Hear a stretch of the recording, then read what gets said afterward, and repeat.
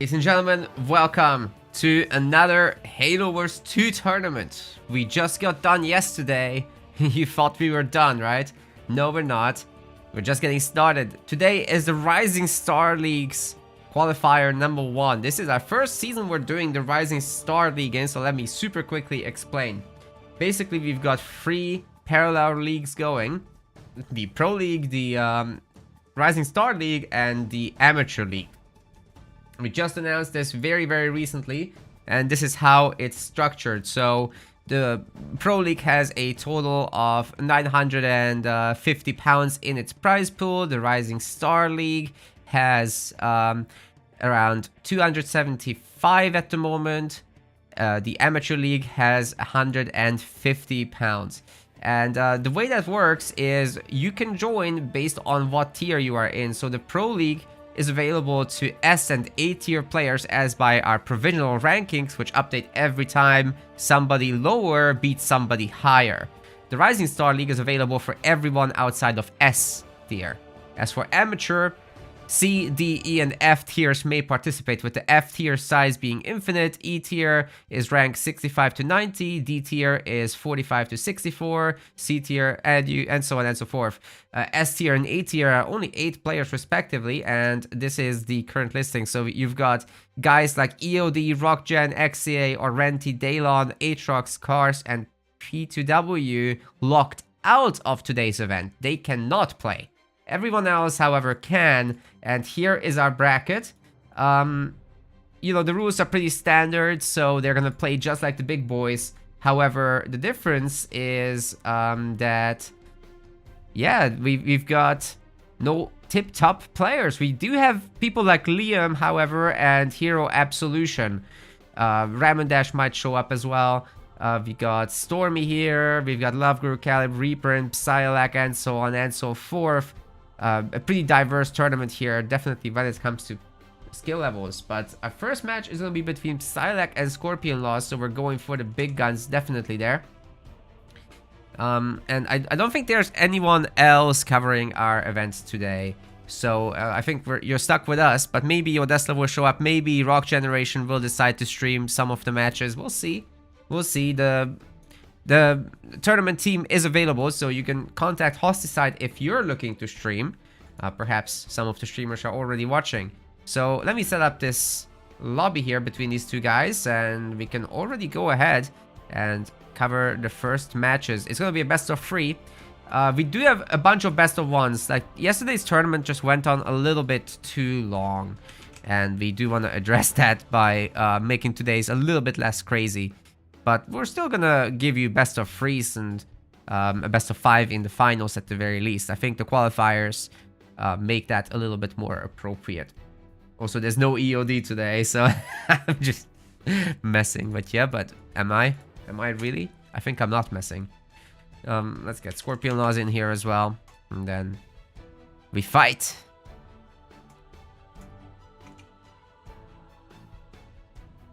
Just a matter of moments. And by the way, our editor will be getting on editing the matches from yesterday as well, so we'll separately release them because live streams just don't reach as many viewers, obviously. So yeah, we'll definitely be pumping the YouTube full of videos come next week. So do look forward to that. Yeah, a good crop of rising stars. I agree. I agree. You know, someone like Liam, if he comes back and actually trains, then he can do great. Hero Absolution is an absolute giga chat. I haven't seen Ramen play, unfortunately. Like, I heard good things. I think I met him on ladder, and obviously he's better than me, for example. But I just haven't seen him match up against these other guys yet. So I'd be really looking forward to it.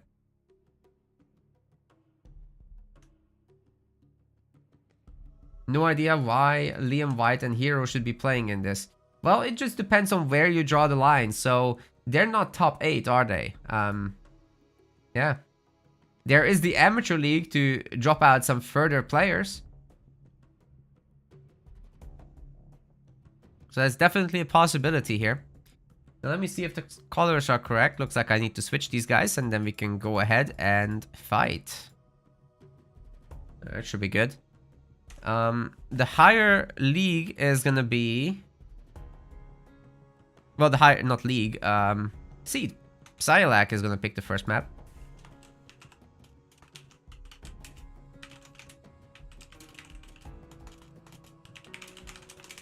The higher seed picks the map, as you know. Did I cast the whole 10 hours yesterday? Oh yeah. There was a little bit of, you know, breaks in the middle and whatnot, but in general, oh god, I need a haircut. But yeah, I did. It was very, very long. I went to bed at 6 a.m. because at 4 a.m. the tournament ends, and I'm like, yeah, how about we have some dinner / breakfast? I don't want to make a habit of this, so we reduced the match lengths overall. We're gonna have a lot of best of ones today. Just look at the bracket again. We've got losers round 1 through losers round 5, all best of ones. I'm sorry guys, I know you want to practice, but this is just not feasible to cover. If any of you are playing like EOD, then then we'll be here all day and all night, and we would need to make it like a 2-day event, which people don't like very much because a lot of people work on weekends. So, you know, making 1-day events is, I think, crucial. Loser semis is best of 3 though, and so is the losers finals, and then best of 5 for the grand finals. That should cut down significantly on the time, and all the big rounds in the winners bracket are going to be best of 3. So there is that. Now, our guys in the lobby are actually assisting, but Scorpionlawz says he's all oiled up now, and we're ready to go to Rift. So I will send you... Hey yo, Tesla, good to see you. Let's do this.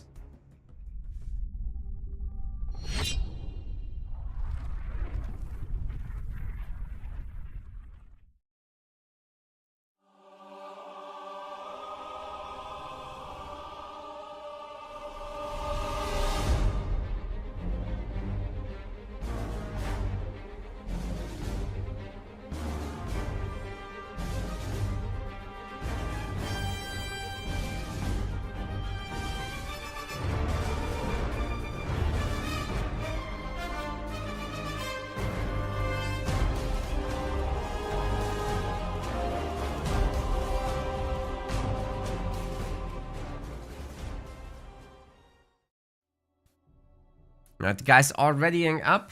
Spectre saw the VOD length during dinner. He was like, I'm gonna catch up. He's like, no, I'm not. That's funny as hell. Oh, I love it. Hey man, we're gonna edit the videos and then it's gonna be way more digestible. Go for that. Let's see. Let's see how that goes. Game's ready. Let's do this. Ladies and gentlemen, welcome to the Rising Star League by MetaPlays. This is the tournament for the future Halo Wars 2 pros. Today they might not be up there in the top 8, but maybe some of them one day will be. In the blue color, trying to get there, this is Scorpionlawz playing as Atriox. And on the other side, Psyalac in the red color playing as Colony. Let's go for another 11-hour tournament just like yesterday. This total league has a prize pool of around 350 British pounds at the moment, plus whatever community donations will be made available. So thanks everybody for supporting, and anyone in the future supporting as well. Scorpionlawz is actually one of our supporters. He's a tier 6 subscriber on our website. That also really helps us with running the project and hosting these events, so thank you very much to him. And Psyalac is actually one of our moderators, helping keep the chat clean, deleting the spam bots and whatnot. It's great. Thank you very much to Psyalac for helping as well. There's so many ways to help us, even if you just press the like button on the YouTube live streams or videos. That actually pushes the algorithm. Anyways, for this matchup, we've got Atriox will be typically just going for a hero and probably grunt mines, right? Like that's typically what it's all about. And you know, a tier 2 play wouldn't be the worst. You can still get out the hero, definitely in tier 1. or try to expand. But Colony could be pushing this really, really hard with the Hunter Captain as well as Goliaths. So I don't think the Atriox mass expansion play is advisable against Colony. You just get smacked on the nose a little too hard, in my opinion. But we'll see exactly what path they go down on. Scorpionlawz is either tier 2 play or just a Trox with tier 2 would all be really, really neat.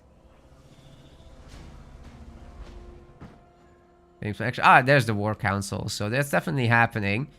And you know, the Chosen doesn't have to do much more than just take over some power nodes. Then you get Plasma Mines, and you can play with that so that you can protect yourself against any potential chopper business. But I don't think there's going to be chopper business here from Colony. Although choppers with skits are absolutely bonkerinos. But one thing the Chosen can do is actually kite this guy. That said, the Hunter Captain does have immense range. So that is something to think about. Right, Atriox's Chosen is now coming out.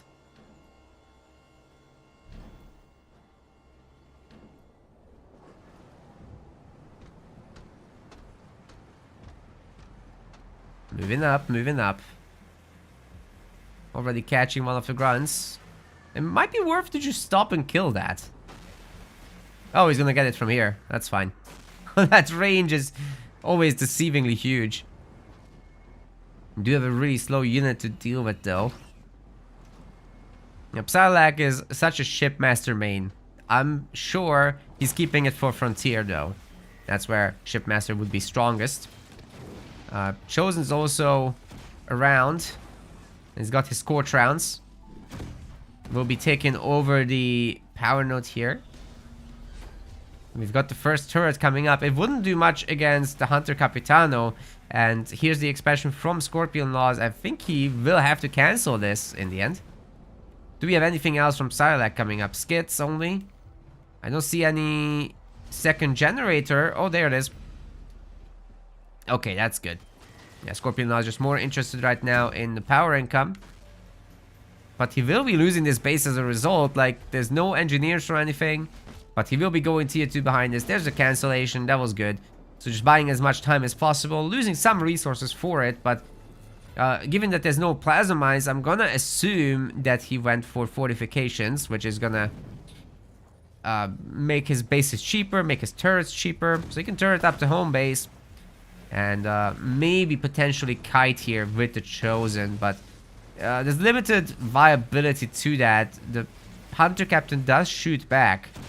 That's something to bear in mind. Although, of course, the Chosen gets in the garrison, that's good. And then you get these odd shots where he's shooting something else, and then you just get the freebie. I don't think he wants to take it. Just get tier 2 instead. Get tier 2 upgrade for the hero, that is.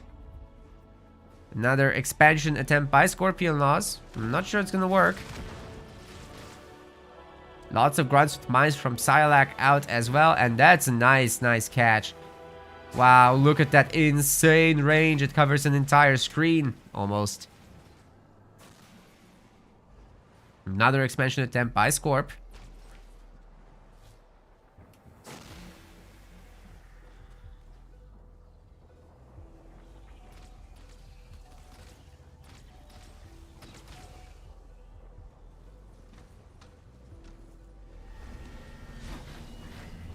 Alright, we've got the Elite Rangers pumping. It's looking good, it's looking good.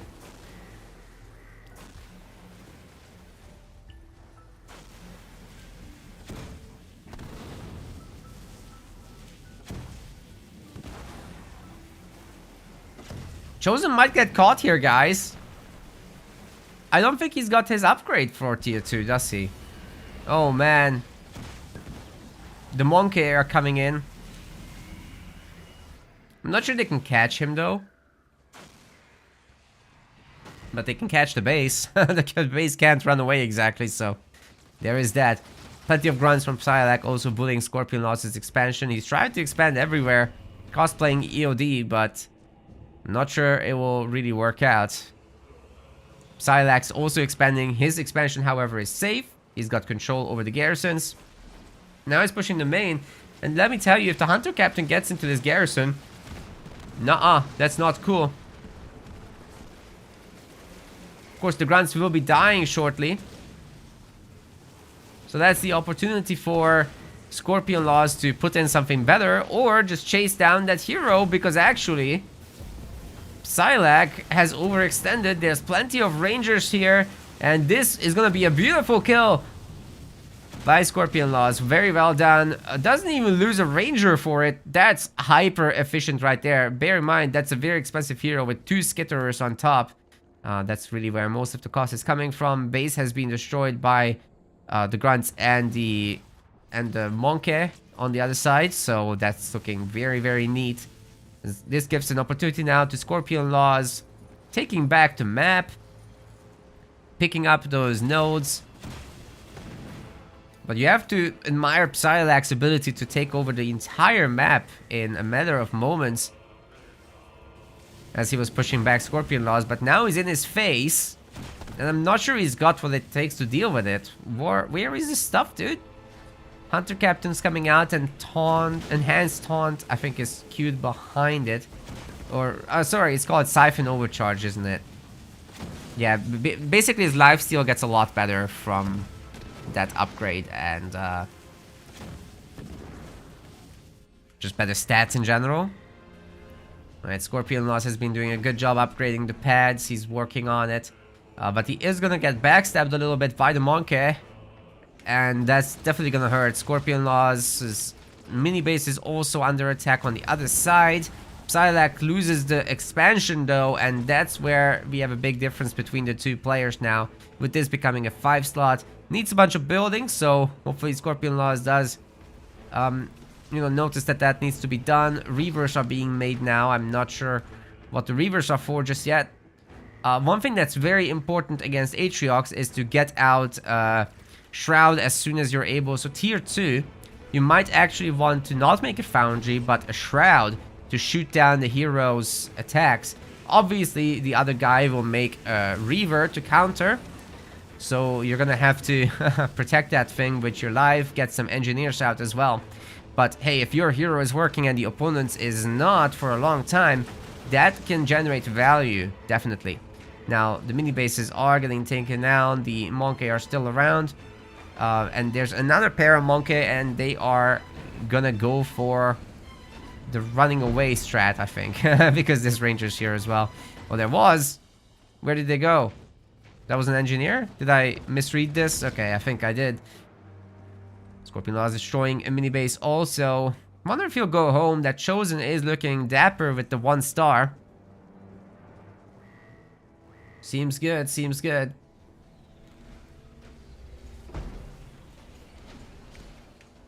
Psyalac saving up a lot of power. Not sure what he's gonna do with that just yet. Okay, there's the Rangers. Yeah, they're dealing with the Goliath just fine. It's annoying for Scorpionlawz that he doesn't have the mini bases, but as long as he can get the main expansions going, then he's gonna be just fine. Plenty of turrets on the home base. They're super cheap, bear in mind. And, you know, here he could get a shield as well if he wanted to, in case he's worried about the big drop from Colony, but it looks like that's not the pick. He's gone for combat repair, and that's gonna regenerate everybody on the field.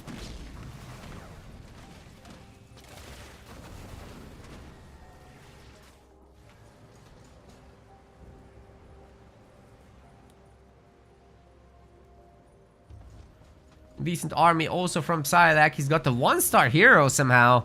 Must have picked off a bunch of grunts while standing still. It does generate that experience pretty quickly. Scorpionlawz looking almost set for tier 3. I wonder what the plan is with that. Is he gonna go Wraiths already? Could do that. A little surprised we don't see jump back brutes with Dark Skies from him. That could be pretty decent, but I guess you're going up against Colony, and dealing with the big drop is in fact very difficult, so you know, you gotta do what you gotta do.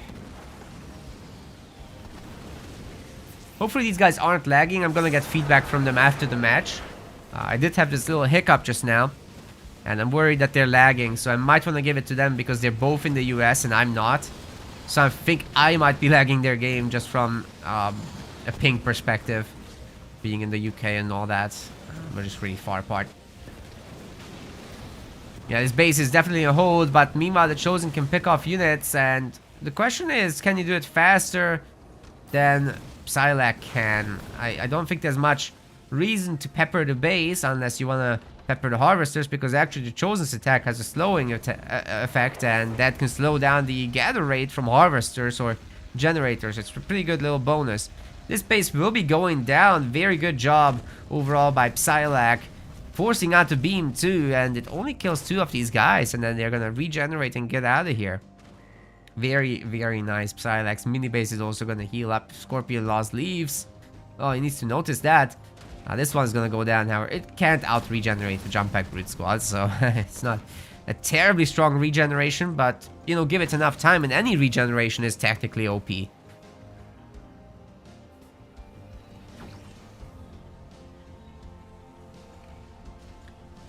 It's a good amount of Reavers. I'm guessing Scorpionlawz is like, oh, what if he makes a Shroud? Yeah, fair point. Fair point. Also, these Skit Engineers are ripe, I think. Can go after them. Psyalac, is she shooting for tier 3 or does he want the population upgrade? I think population, because ultimately you want to get to the next point, leave the power point, the big drop. And that can do a lot of work. What's with the suicide grunts though? That's confusing.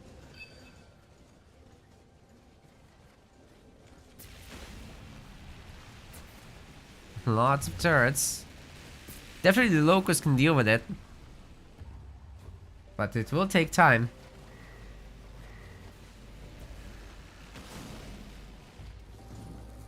Where's Scorpionlawz going? He's got all the mini bases around the map, so that's pretty sick for him. Gaining leader power XP from this. That's an easy base kill as well if he goes for it. Well, I will be stomping on these, that's for sure. Especially with the regen, it will definitely outdo it. It's more expensive, so makes sense. Oh, a sensor tower. And yeah, we got Wraiths as predicted. Nothing too surprising here.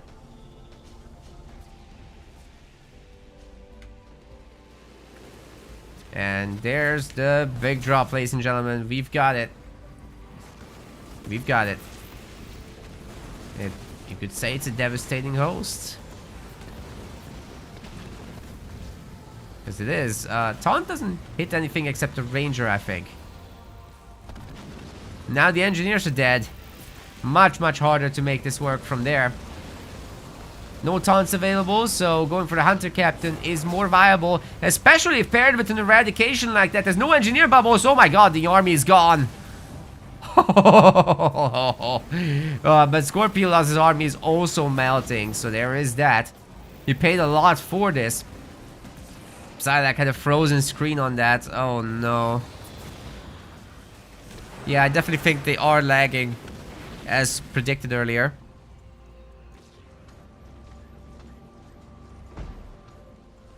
So I'm gonna give the host to them for the next game.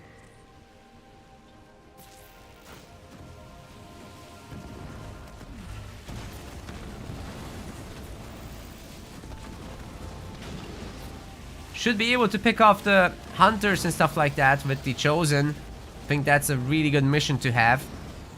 Yeah, just go for the easier kills. Ignore the Hunter Captain. He's not worth it. Oh god, that's a good taunt. He's still moving. What? That's nuts, dude. The taunt didn't work. And Beam's gonna kill him. Oh, he's dead. He lost his star. He's worked so long and so hard for that. Psyalac's gonna lose the mini base as well. Scorpionlawz now on 4 main bases and working on the minis still. Has had an advantage for a long time with that. Brutes are gonna get the augmented harvester for sure. Probably not any more than that though. There's 4 turrets here after all. Should pick up the mini. Still got some monkey.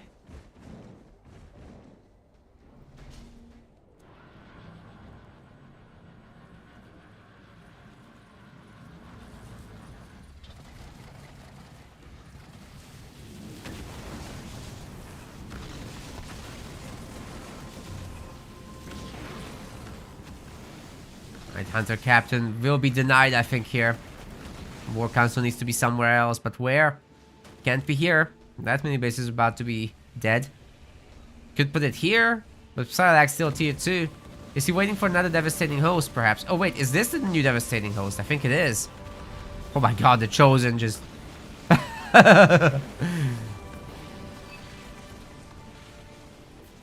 He's like a sniper, but he's banished, so he can't actually use that weapon. Needs to fit in with the boys.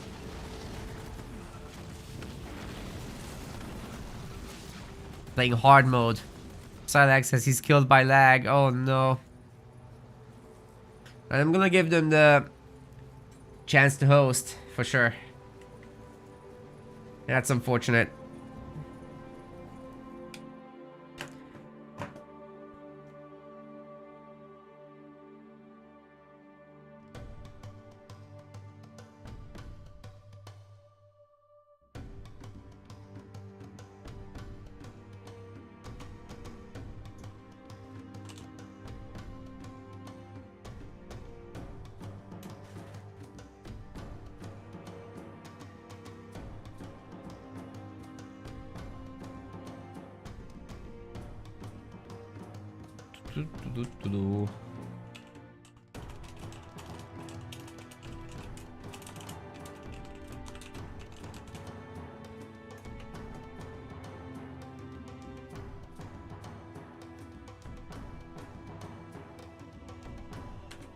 Need to join them.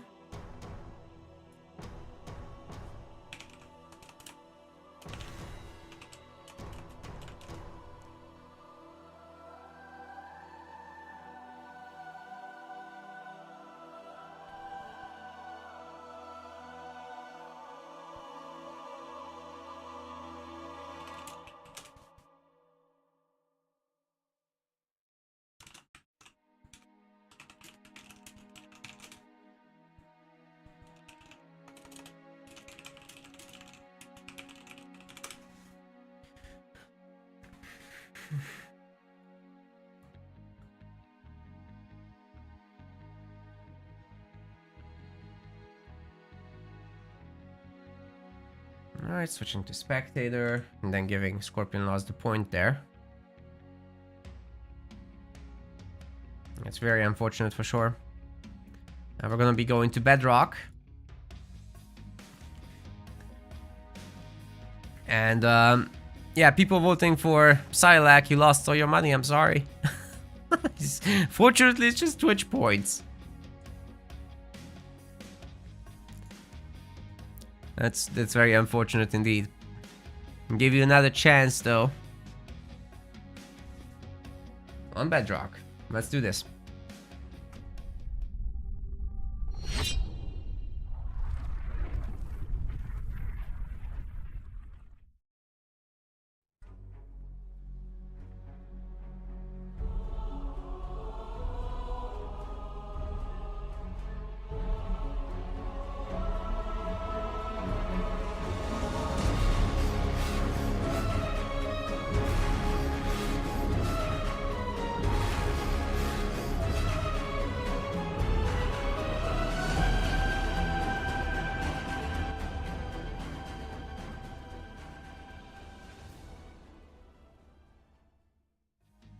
Alright, guys.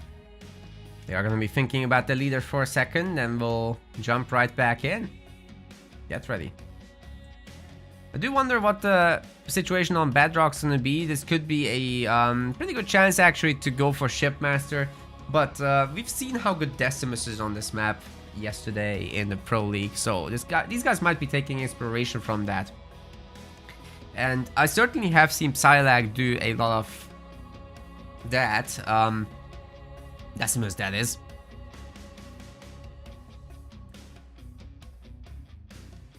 So I'd be really looking forward to see what he can get done with that.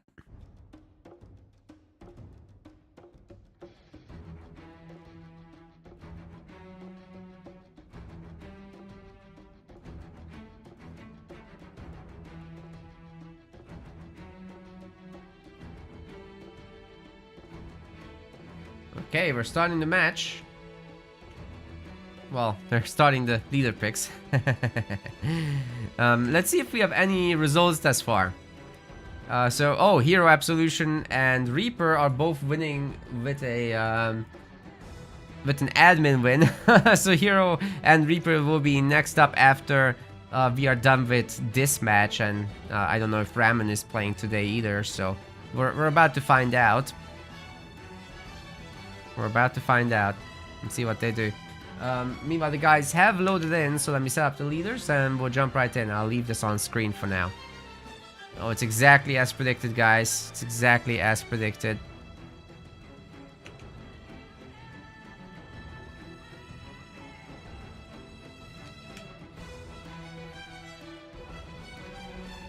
Welcome to game 2 of this best of 3 here in the Rising Star League. Scorpionlawz will be playing as Decimus here on Bedrock. And on the other side of the map, we've got Psyalac picking Shipmaster, his best leader personally. At least last I checked it was. And this should be a pretty decent matchup for both sides. Like, Decimus just on this map because the late game is almost guaranteed to happen. Unless there's something hugely upsetting happening.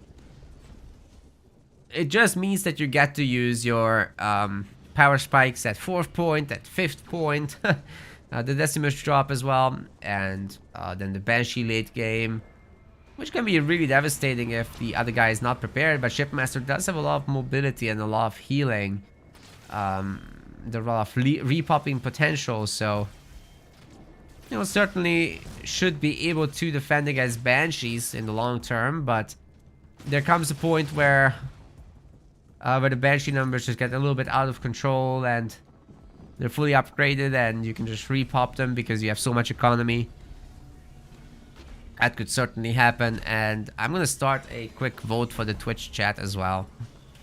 Sorry, YouTube live chat, you guys don't have that feature.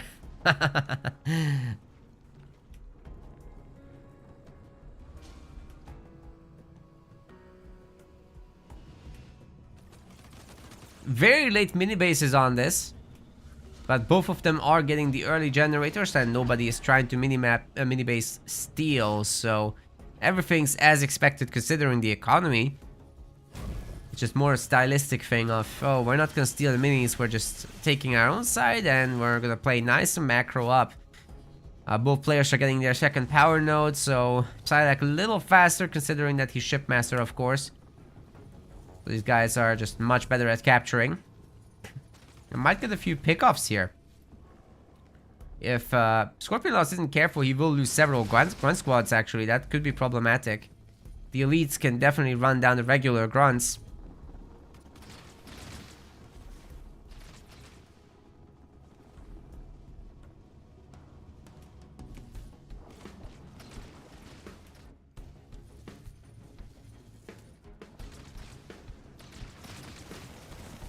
This is exactly what I mean. They're faster, they're harder hitting, but they don't get mines. So they get cloak instead. Scorpionlawz is gonna just build up. If he can have a big fight and use Vortex in the middle of it, then his grunts will be crushing this. Like, that's not even close. Then both have access to beam, of course, so you gotta be really careful with when you use that and how you use that. But I think he's just gonna be going into a bunch of rangers. Starting this raid camp early, I think that could have been just the mini bases, but that's fine.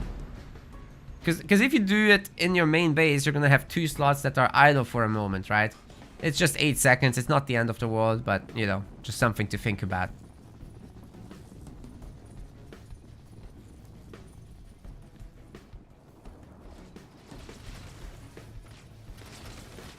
Yeah, both players are looking pretty good as is. It's gonna be an elite ranger war.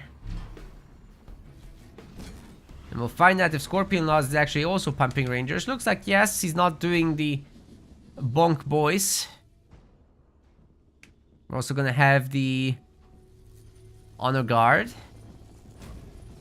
But the honor guard gets targeted down by rangers, so he really has to use the mobility. Can't really get to fights directly too much. That's just not safe.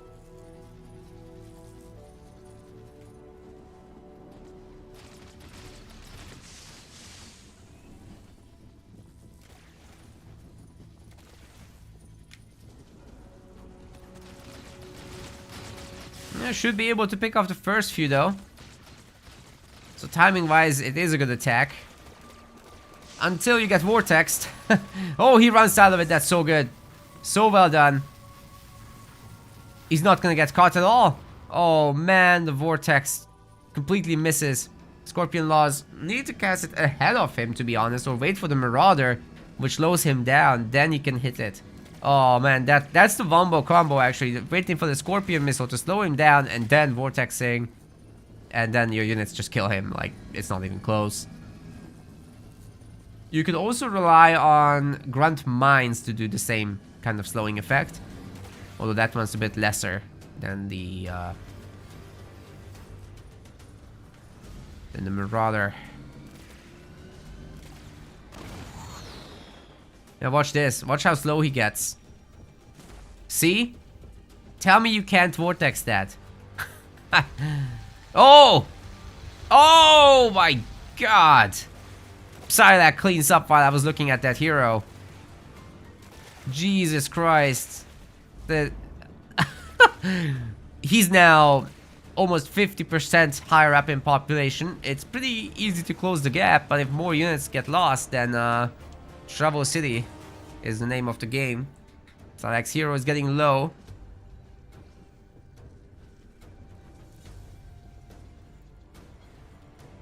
Oh my god.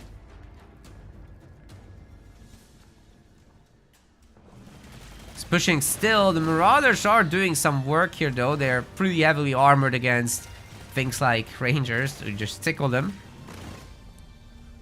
So I think that is Scorpionlawz' way back into this. Really needs Boundless Siphon soon. There's another way to get back. Well, I guess who doesn't care about this heavier armor? It's the hero. Oh boy. Is he gonna be able to catch the hero or what? There's plenty of Rangers now. But we got the Shipping Mac ship phase drop. With the unicorns, with Steve. Yeah, Steve is doing pretty good there.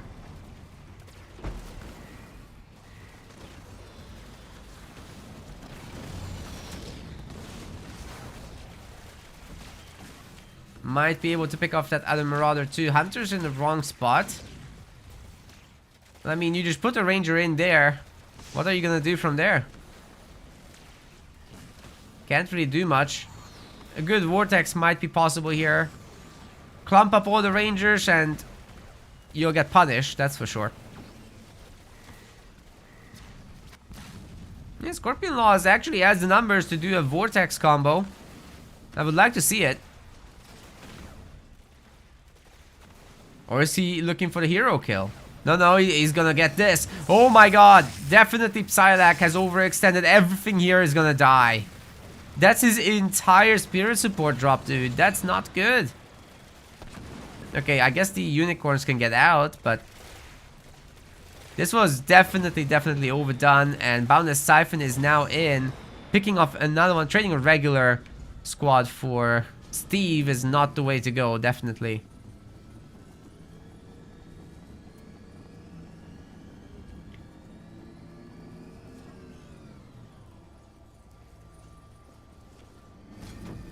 Now it's Scorpionlawz' turn to strike, methinks. He doesn't need no engineers anytime soon. He's healing by himself. Still, the engineer bubble is useful, but I mean, there would be also the Reaver to deal with, so, you know, you give and take. Hero's actually in a pretty good spot still, but suddenly his health bar disappearing is not good. Oh, man. Oh, man. Woo! I thought that last shot might get him, but no. The healing just saved his life.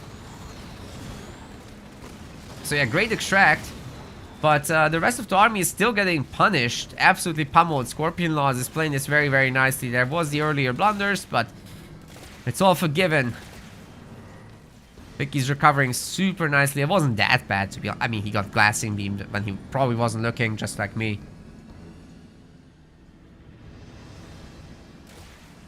We are pushing into the main base with counter units versus counter units. that counter each other. Very, very high risk. You get into a bad spot and you immediately get deleted.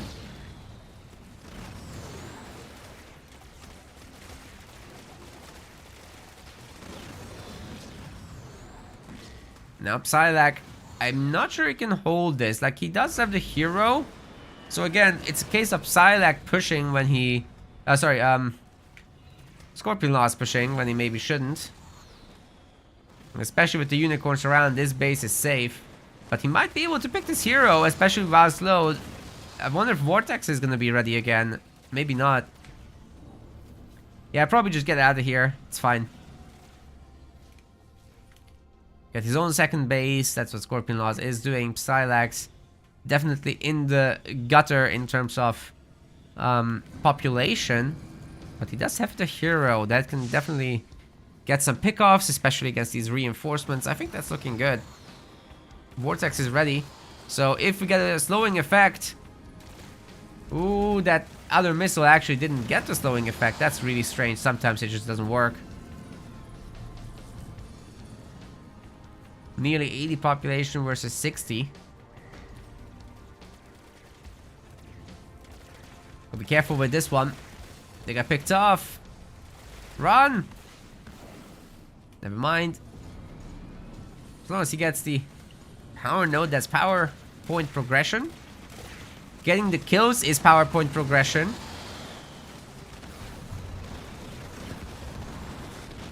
And the Reavers are absolutely deleting the unicorns. This is actually a super good fight. The choke point plus the beam is a hell of a wombo combo as well. Psyalac trying to micro out of it with the split, but it becomes an anti-split and he's trying to do the revenge beam. Oh, that's actually really good. But guess what? Scorpionlawz is getting leader power points for losing units as well.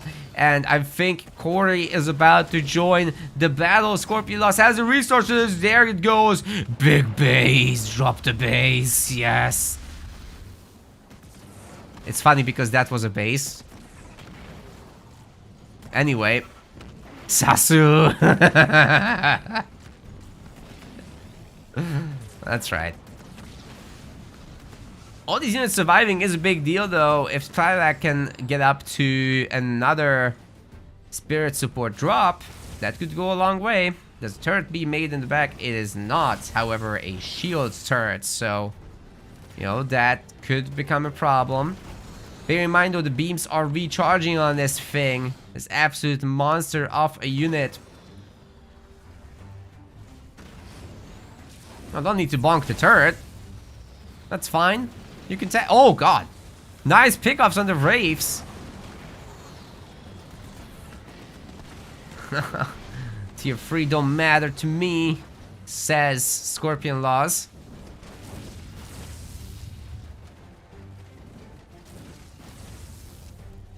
Ay ay ay. If he loses the Reaver as well, that's really expensive, but not gonna happen quite. I wonder what's next for Scorpionlawz. Guess he's cleaning up that Marauder, that's nice. But it's just an early Banshee switch on tier 2, which is gonna spend a lot of his supplies, but is gonna build up his power at the same time. So that's pretty good. All things considered, I really like the Hunters on the ledge picking off the Reavers, and there's gonna be another beam. Whoa! Everybody eats it. Oh my god. Picks up a building. The turret's super weak. Spirit support is going to be problematic, however. So maybe Scorpionlawz does need to leave. But I'm not sure he's got the point build up just yet. Yeah, time to leave, man. You can't. Maybe he has Siphon or something. That would be useful. Or even just Vortex Lightning. Anything at all to save this hero. Gotta do something. Oh, it's not enough by itself. At least Vortex would have slowed this down and given him an opportunity to get some kills, but it's not gonna happen.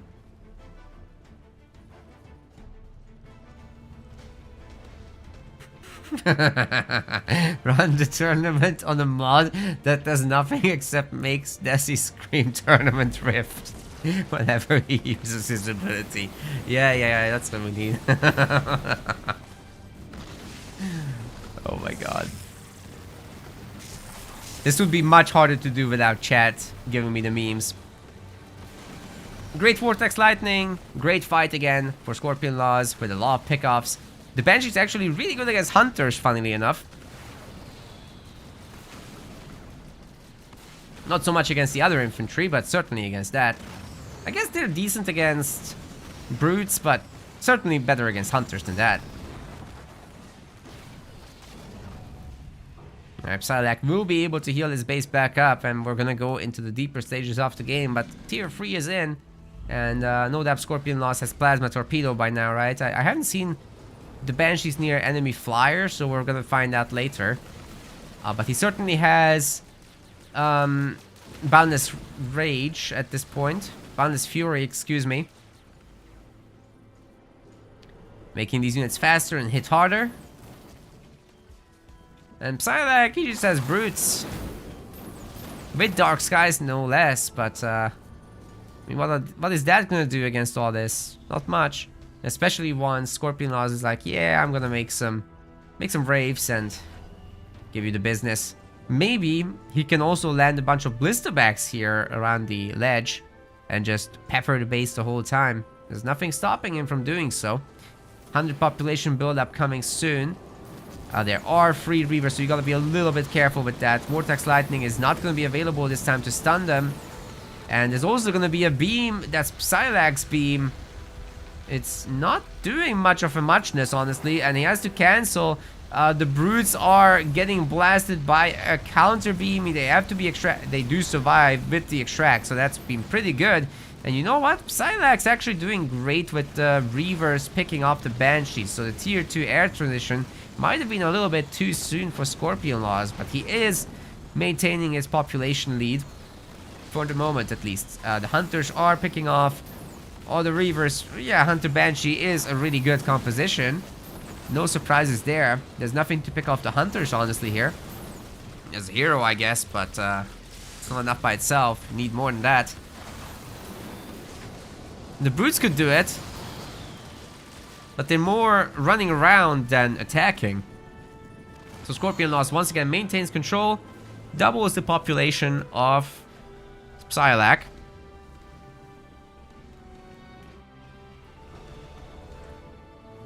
And I'm not sure what the way back into this game is. I mean, Scorpionlawz, he can just build up to 1,000 resources, right?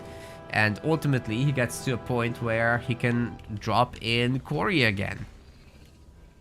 That's entirely viable.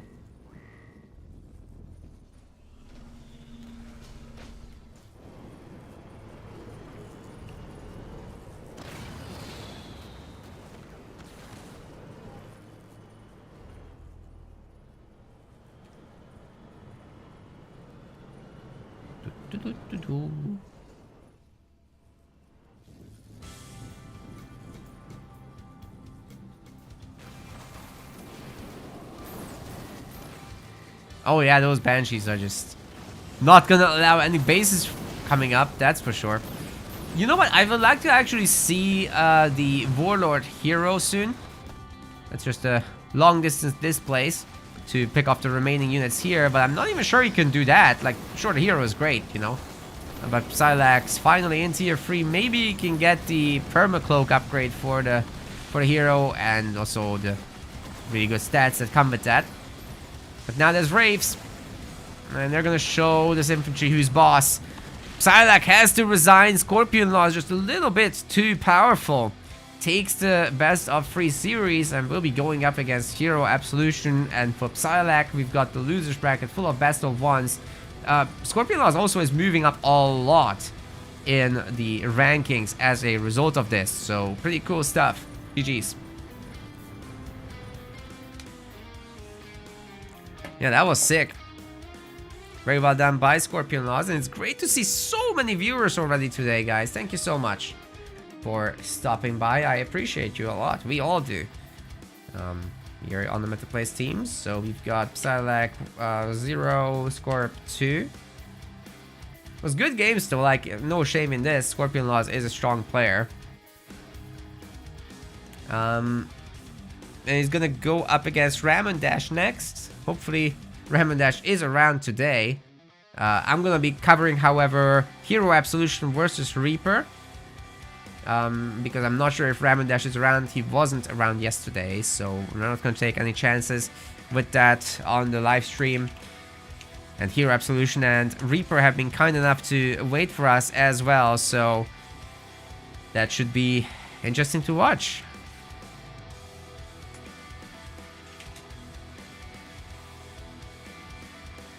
So let me go and set that up.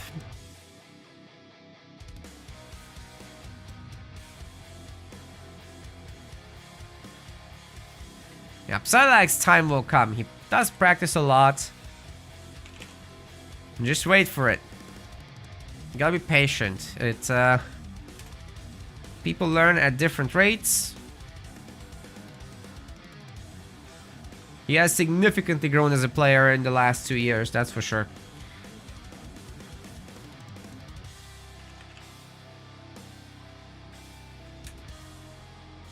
I need to see Reaper's gamer tag. I have no idea what it is. Hold up. Reaper Pastrami. Let's go.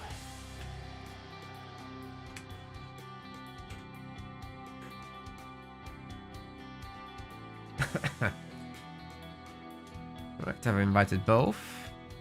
They're both American, aren't they? So we should probably just join Hero.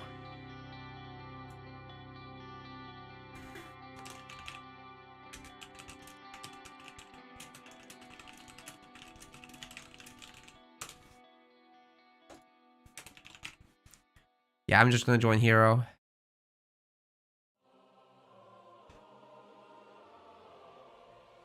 Hey, Stars, thank you for subscribing. Appreciate you. Would be good to see you playing in the future as well.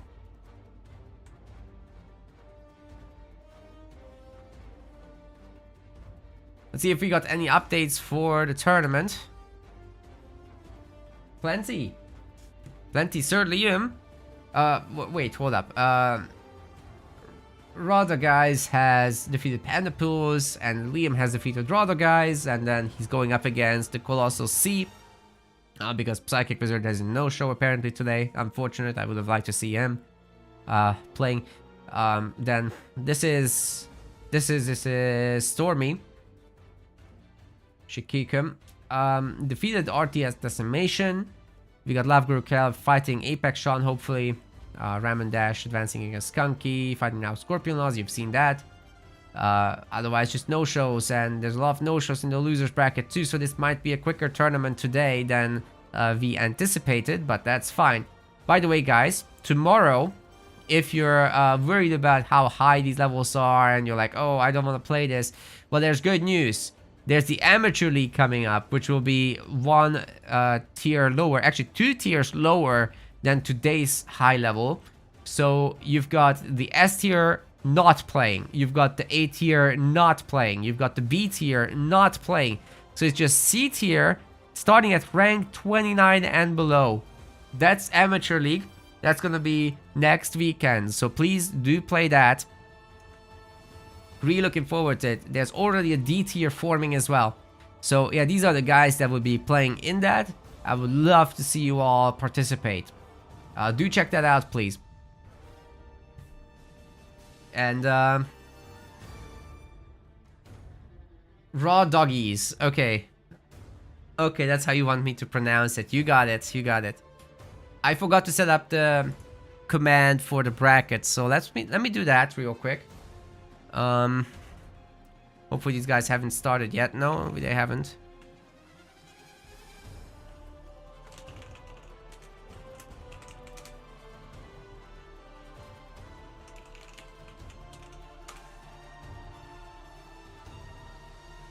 Give me a moment to do that.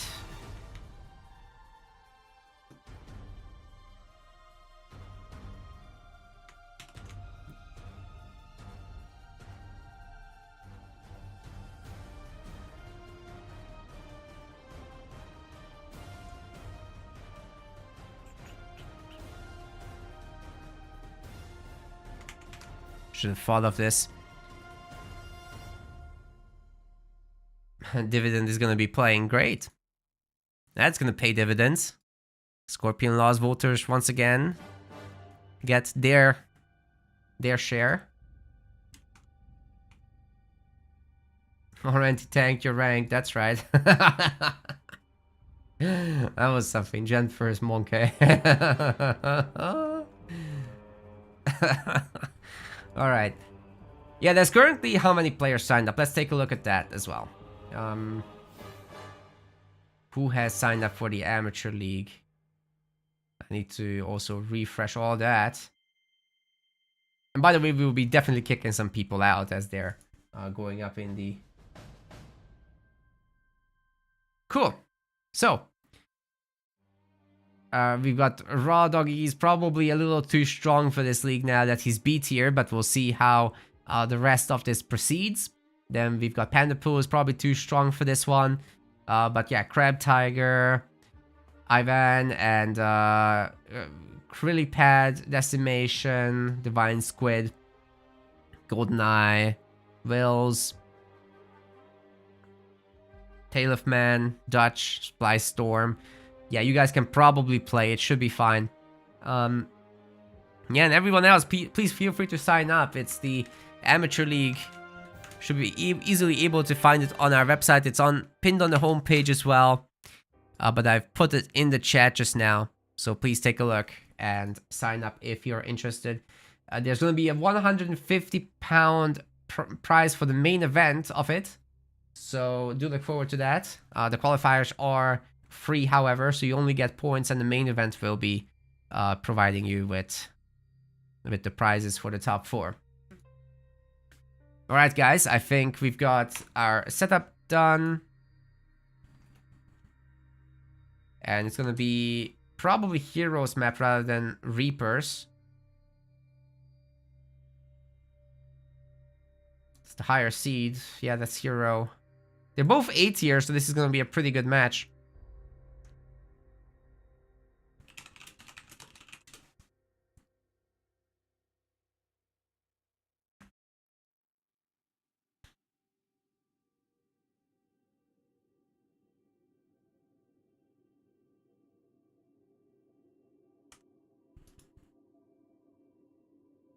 Yeah, I think we're just gonna go Bedrock if I've seen that correctly.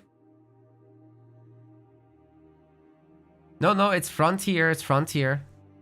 So I'll send you guys there right now.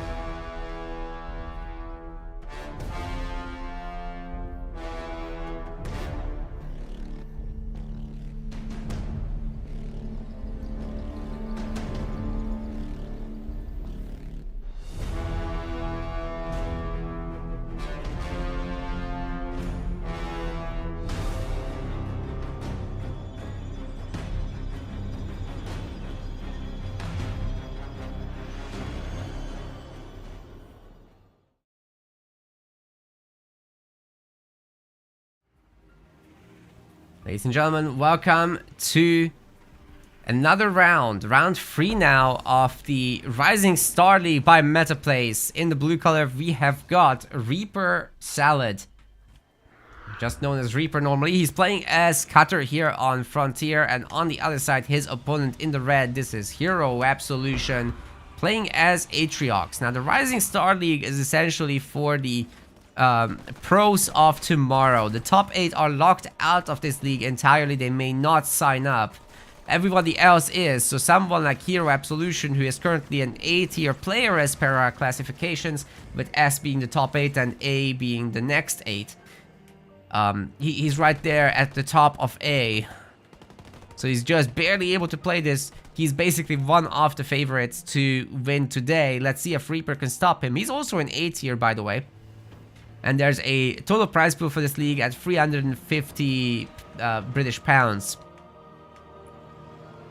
So let's see who will take it all. This is just a qualifier, however, today. So 50 pounds for today's event. And then another qualifier. And then we do the main one. Plus whatever the community contributes, of course. There's donations open. If you guys want to increase the prize pool, you can also play yourselves. There's no bottom limitation, so anyone can play if you're not in S tier. Now, this is just the box art matchup, right? Like, Cutter versus Atriox, it doesn't get more classic than that. Atriox's Chosen is coming out, the Spartan Hero is gonna come out as well. For Reaper. And if there's gonna be some snipers, that will be probably the right thing to do for Reaper, but having that front mini base is a little bit risky against Atriox's Chosen. He could just camp there and pick off any unit that comes out of that thing. So that could be quite problematic. We'll see how that goes. Jerome's out. His upgrades to follow. And there's a barracks. But as I was saying, the Chosen, well, he could camp outside of that, and he's gonna have suicide grunts to back him up. Very important against Cutter. Maybe not ideal though if the Cutter's micro is impeccable. And these guys are certainly capable of impeccable micro. Like, don't let the initial commentary about who's top discourage you. A-tier players are really, really strong, and sometimes they can beat S-tier ones. But it's the longer formats, the best of 5s, the best of 7s, that's where they probably wouldn't be able to, and there's just a pretty high skill gap when it comes to having multiple good leaders. So anyway, as I was saying, the Atriox gets on top of the front barracks. With choppers, with the hero, it's very, very difficult to hold against. And supposedly, oh, did he go fortifications? There's no mines getting dropped out of the jump back brutes' butts. So how does that work? Do you expect to spam expansions on this map? I guess it could be done. Alright, the gun's gonna sacrifice himself, I think, there. Oh! There's another mine left still, and Suicide Grunt got taken down with it. Pretty big deal.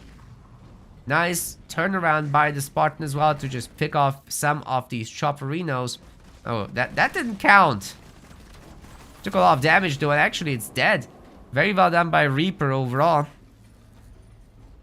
He's also up a mini base actually against our Atriox player. Yeah, Hero's now upgrading all the pads. And that should put him in a position where he's like, okay, I'm producing a lot of resources, I might be able to expand, or maybe just slaps down another generator and goes tier 2. But it's hard to do against Cutter, especially when Cutter is advantaged in some way, army-wise. And without plasma mines, this is definitely a difficult battle.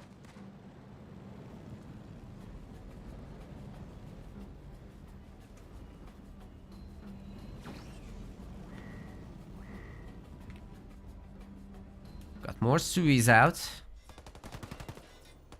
I really like this Marine starting to work on that, but it's still an armory here. I don't know about that one. Could be a pad by now. Nice Spartan Slam. Okay, we do have the plasma mines, and the infantry is actually quite stuck here. Definitely one Marine will go down, and then the other choppers. Oh my god, the suicide grunts right in the middle of all of this. Yikes, there's gonna be an ODST drop to try and clean up. The Spartans getting slammed by several choppers. That one might detonate. Oh god.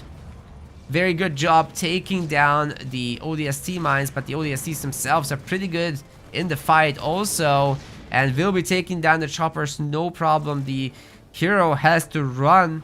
And now Cutter has not only a mini base advantage, but also a power node advantage, going for the next one already, while the Marine is still working on cleaning this up.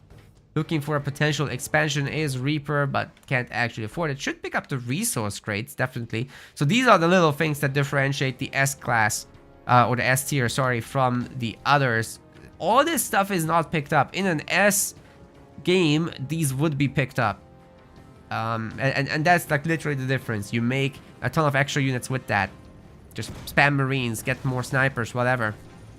Second generator sooner. That's the difference it makes.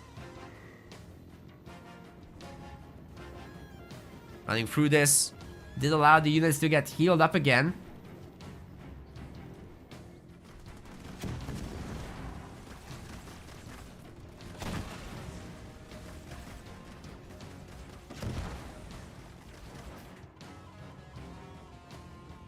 Lotus Mice are back.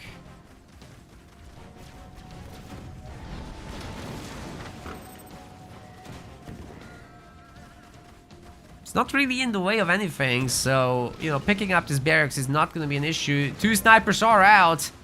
They're going to try to lure the choppers into the mines. Hero thinks better of it. Oh, that needs a suicide grunt into the base, actually. And, oh god. I think that's a Reaper win. Yeah, Hero just gives up. Didn't have anything to defend his base with, so... yeah, that advantage from earlier just too much to bear. Not sure what happened with Hero there. Like, he definitely was missing out on the countermeasures mines, both on the power nodes and in the fights. That would have been very useful. Void Slays is struggling with the signups. Please go to our Discord. We will help you. If you have an account on the website already, the tournaments have a big join tournament button below the rules. You really can't miss it if you look there. Alright, that's gonna be a 1-0 in favor of Reaper. Moving quickly in these best of threes for sure. No other results just yet, I don't think. Love Guru Caleb has been defeated by Apex Sean 2-0. So he's gonna be going up against Shikikum, who is Stormy. Yeah, we're moving fast. We're moving fast. No actual matches have been played in the losers bracket just as of yet. We've got Mirage coming up. Let's go.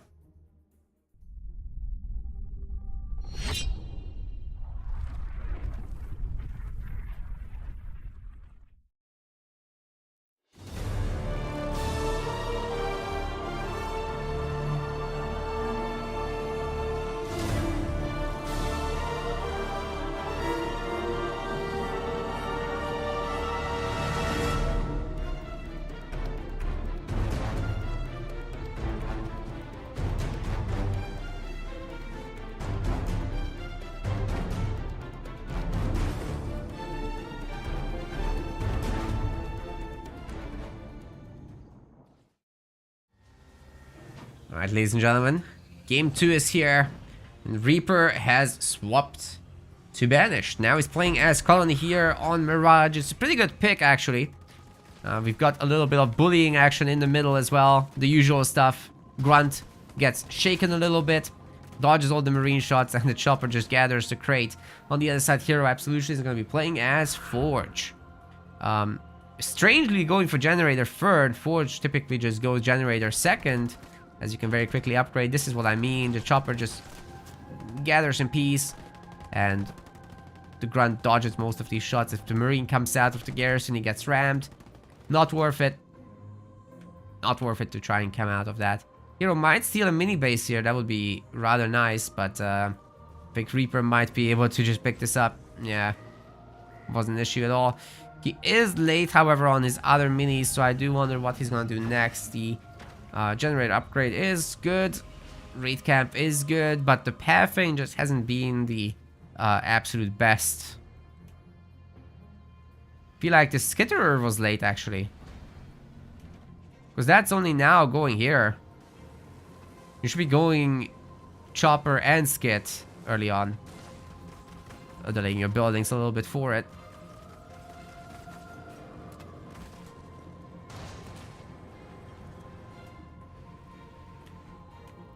Reaper's not picking up the resources. The chopper doesn't need help against the jackrabbit. Like, you can just chase that thing down. It can run away. It definitely can't fight you. And it looks like Hero will have the mini base advantage. Unless something comes here to scout. The jackrabbit should be the one doing so. Forged Warthog is soon TM. Mini base in the middle doesn't produce anything at the moment. So I think he's looking for potentially the 5-6 jackrabbit opener, so that the Goliaths can't do anything. But if Reaper just went for a Hunter Captain, I think he would be so much better off in this matchup in particular. Or just choppers with skitterers as well. But Goliaths cannot take the Fortrog. That's just not gonna happen. So gotta be really careful with this. Right, the resources are getting picked up a little bit better this time, but yeah, that's what I'm saying. The Fortrog can just kite forever. And even with the skids, this isn't gonna work. Especially when Jackrabbit is coming to defend as well. And there will be Envor. Oh, Envoran actually misses there. We're also gonna have barracks. That's looking pretty good in theory. Don't tell me you can take the chopper. That's ridiculous. Oh, sorry, the Fortrog. That's ridiculous. Here's the heal. Chopper's dead.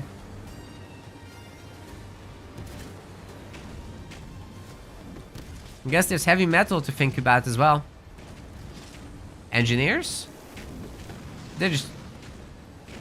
3 of them are working, the others are watching. This is like, reminds me of home, man.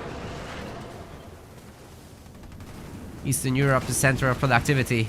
Not.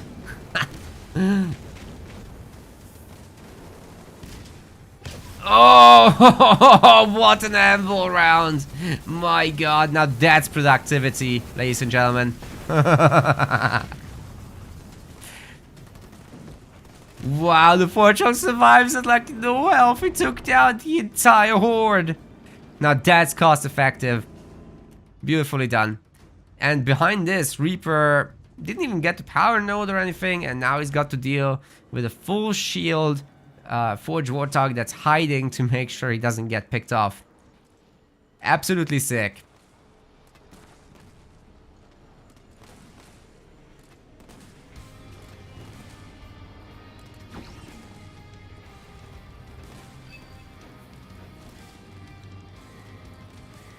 The mini base is probably toast. Honestly, I don't see how you defend this with Goliaths. Chopper skit would do the trick, because you can ram this thing down. I mean, the Goliaths almost did it, to be honest, but... almost is not good enough.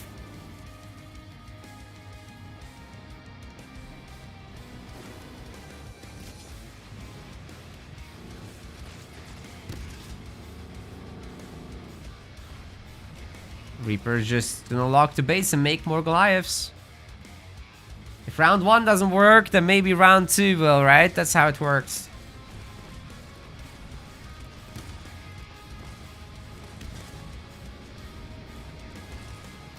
Behind this, I'm sure Hero Absolution has a second generator, by the way. Do we even need to look? I'm certain he has it. Yeah. It's long been upgraded. Tier 2's coming, and then he's gonna get defensive aura.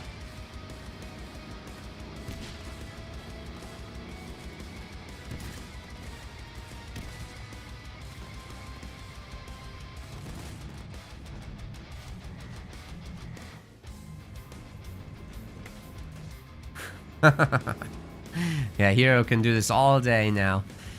This is a better army because it has 2 choppers, but that's literally the only reason. Goliaths are getting a little chunkier from all the skits.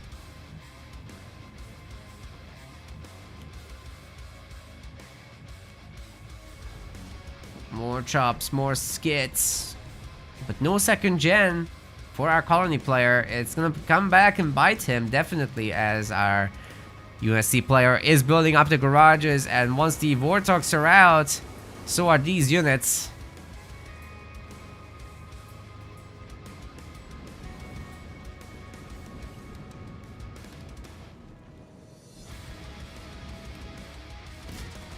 To be fair, the counterattack on the main base could work out. That I could see working. Because you're gonna pair this with another colony drop, right? And that's gonna distract one of the turrets at least. That's not too bad. Go for the turrets, go for the base. Engineers are working this time.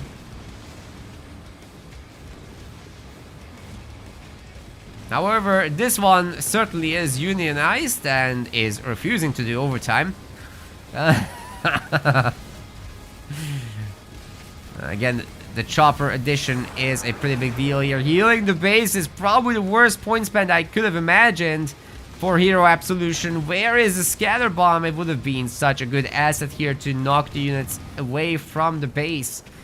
Maybe he's gonna get out the Hornet at this point. I don't know, dude. The Fortrog has to do all the work by himself, but he's pretty good at it, honestly. This is not too bad. The Nightingale might be able to smoke the gen in the back. No, it's too late. It's too late. Reaper's actually producing some value for himself here, but bear in mind, Hero is in tier 2, So he's going up against a significant advantage. Can kite this all day. Hey, the ammo round actually didn't hit most of these guys. So that's a problem. He's gonna lose both of the generators, but there's another base coming up for Hero. So it's not all bad. He can queue up the gen back there. Oh! Oh! Oh! Oh! Very beautiful catch there. Well done by Reaper. Certainly is playing hard mode here in terms of play style. This is not what you're supposed to be doing, but it's kind of forcing it to work by just trying real hard. I guess that functions. Tell you what, if he bonks Hero out of this game, the series is actually over. So that's the craziest part of this. If he can get the middle mini, where the Forchog will be remade, that's also a pretty big deal. Is the main still locked? No, it's been... The units have been released, in fact. And for Marines getting made now. And, you know, the next Goliath drop, as well as the heal, actually shouldn't be too far away from now. Those kids are kind of doing the job. They're taking out the hog. Maybe these boys can even smack down the generator, although it's highly unlikely with all these Nightingales around. Nah, the Hornet is actually pretty good against us, isn't it? The heavy supply pad is an easier target. Should go for that one. Still pumping choppers. But you know what? If Colony goes like, yeah, I want the Hunter Captain now, then that could actually go a super long way. But of course, Hero has been 2-base this whole time. He's got the heavy supply pads. He's rebuilding the gens. I don't know why he's not building a sneaky gen on the other side, though. That would be great. Lose another heavy supply pad. That's problematic, dude. Where's the hogs? Where's the Forge Hog? Oh, he's now buying it back. Is there a loser's bracket? Yes, there is. There is a loser's bracket, so Hero isn't like dead if he loses. It's fine, but it's gonna be several rounds of best of ones. That's never great. I mean, never expect the USC Tier 2 Hornets, but sometimes it just naturally occurs. I love them so much, but my god, they need a buff. Gotta be careful though with anything like that. Oh, nice. You gotta be careful because some instances of Hornets are just too good. Like Jerome's, for example, can be really devastatingly powerful. And they're definitely good for this situation. There's nothing that shoots up here. So heavy metal is absolutely gonna own the grunts. That's 4 grunt squads. Not gonna work with 2 Nightingales around.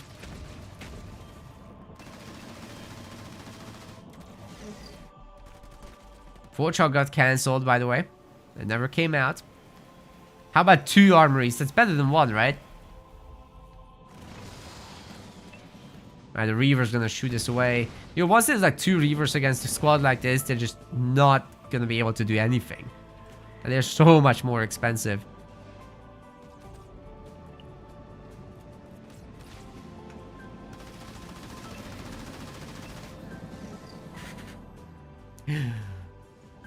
I can't believe Creeper bought this game back. And he's probably gonna be on 5th point, so he can do a big drop in.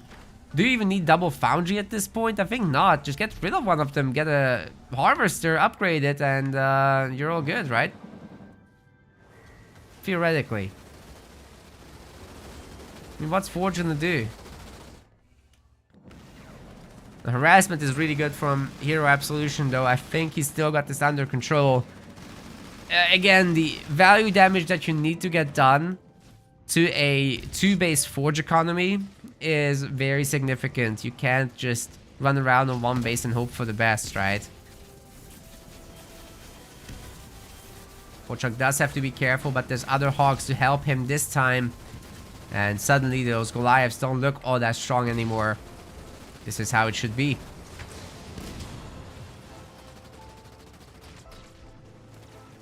But they have skits. And Reaper's ready for the drop-in. Losing his mini bases now.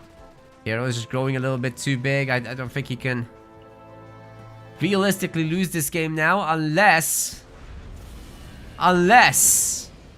that happens. Uh-oh. You know what's better than 1 drop? 2 drops. That's right.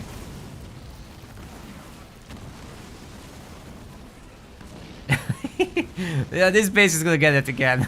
And this time there are 2 squads of 2-star hunters.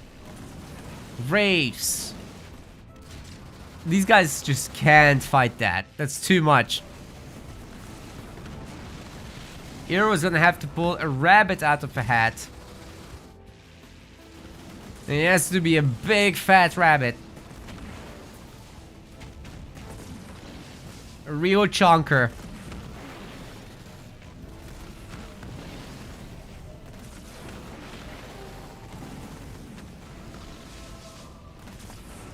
Hero Absolution's main is toast. Oh my god, Reaper just did it. I think he did it. That's too big of a loss to suffer right now, right here. No way, dude.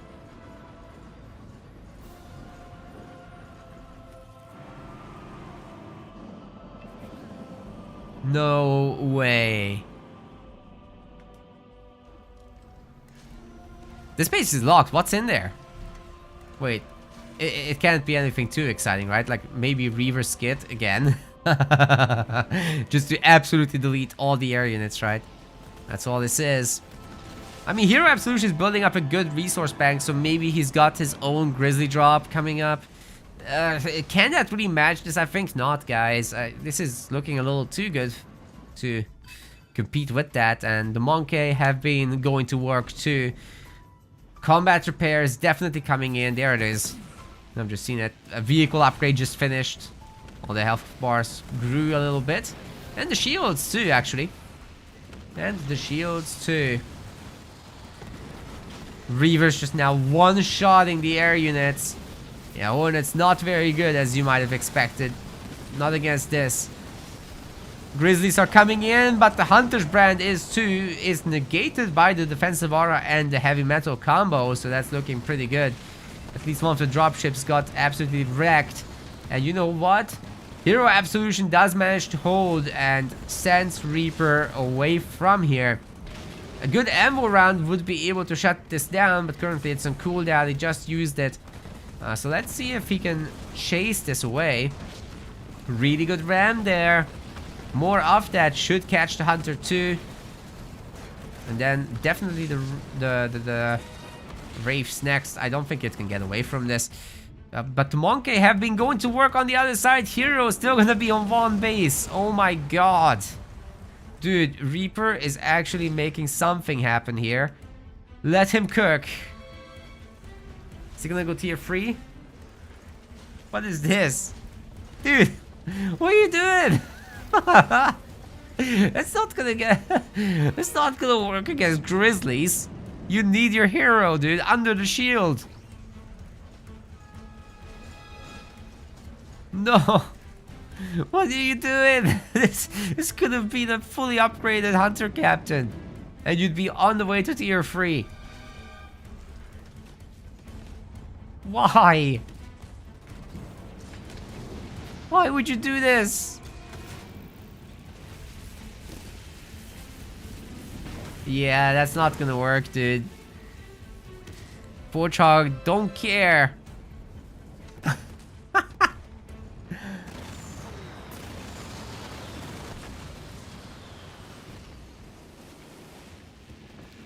Alright, here they come. Eventually they'll get there. I mean, Hero Absolution should probably pick up Pelican Transport, because you're gonna get the mobility from this. You know, transporting these around definitely could result in a good base trade situation coming up. And ultimately, Colony goes teleport anyway, so you need something to match that, mostly. They're so slow, but they're so strong. They have 2 guns. And they have missiles. They're so cool. I love Grizzlies.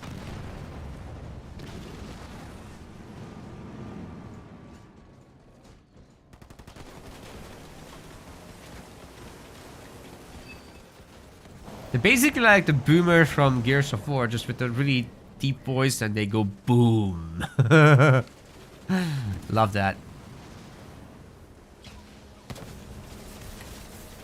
Really good ammo round in the middle of all this. Gonna be difficult to escape. Of course, you have access to the jump. The Reaver skit meta is alive, ladies and gentlemen. Buildings are getting picked off left and right, but can Reaper actually escape from here? He can't fight the tanks. They're not that good, but he does have teleport. As suggested, you would need some way to get your own mobility, and they might be able to scout this other base. They'll be healing while they're running, and nothing was lost ultimately except the buildings of Hero Absolution. This gives Reaper time to make more of the same. Are you kidding me?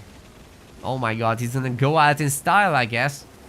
These guys are definitely 2-star now, right? I mean, the health bars are pretty chunky. Hero loses the middle mini again. My god. What are we watching? This is ridiculous.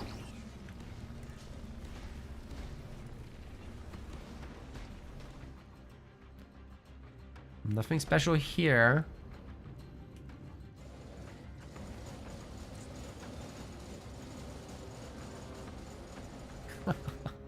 Alright, it's time. It's time to attack the main. Are there anti-vehicle turrets? There's 2 anti-vehicle turrets. Why are there not 3 anti-vehicle turrets is my question. Because Hero Absolution might be just able to throw in the... No, he can't. He can't afford the drops. He's gonna have heavy metal, but his vehicles are getting wrecked. Oh, man. Okay, shields down. Reaper needs to do something about this, and soon. Turrets are getting picked off by the tanks.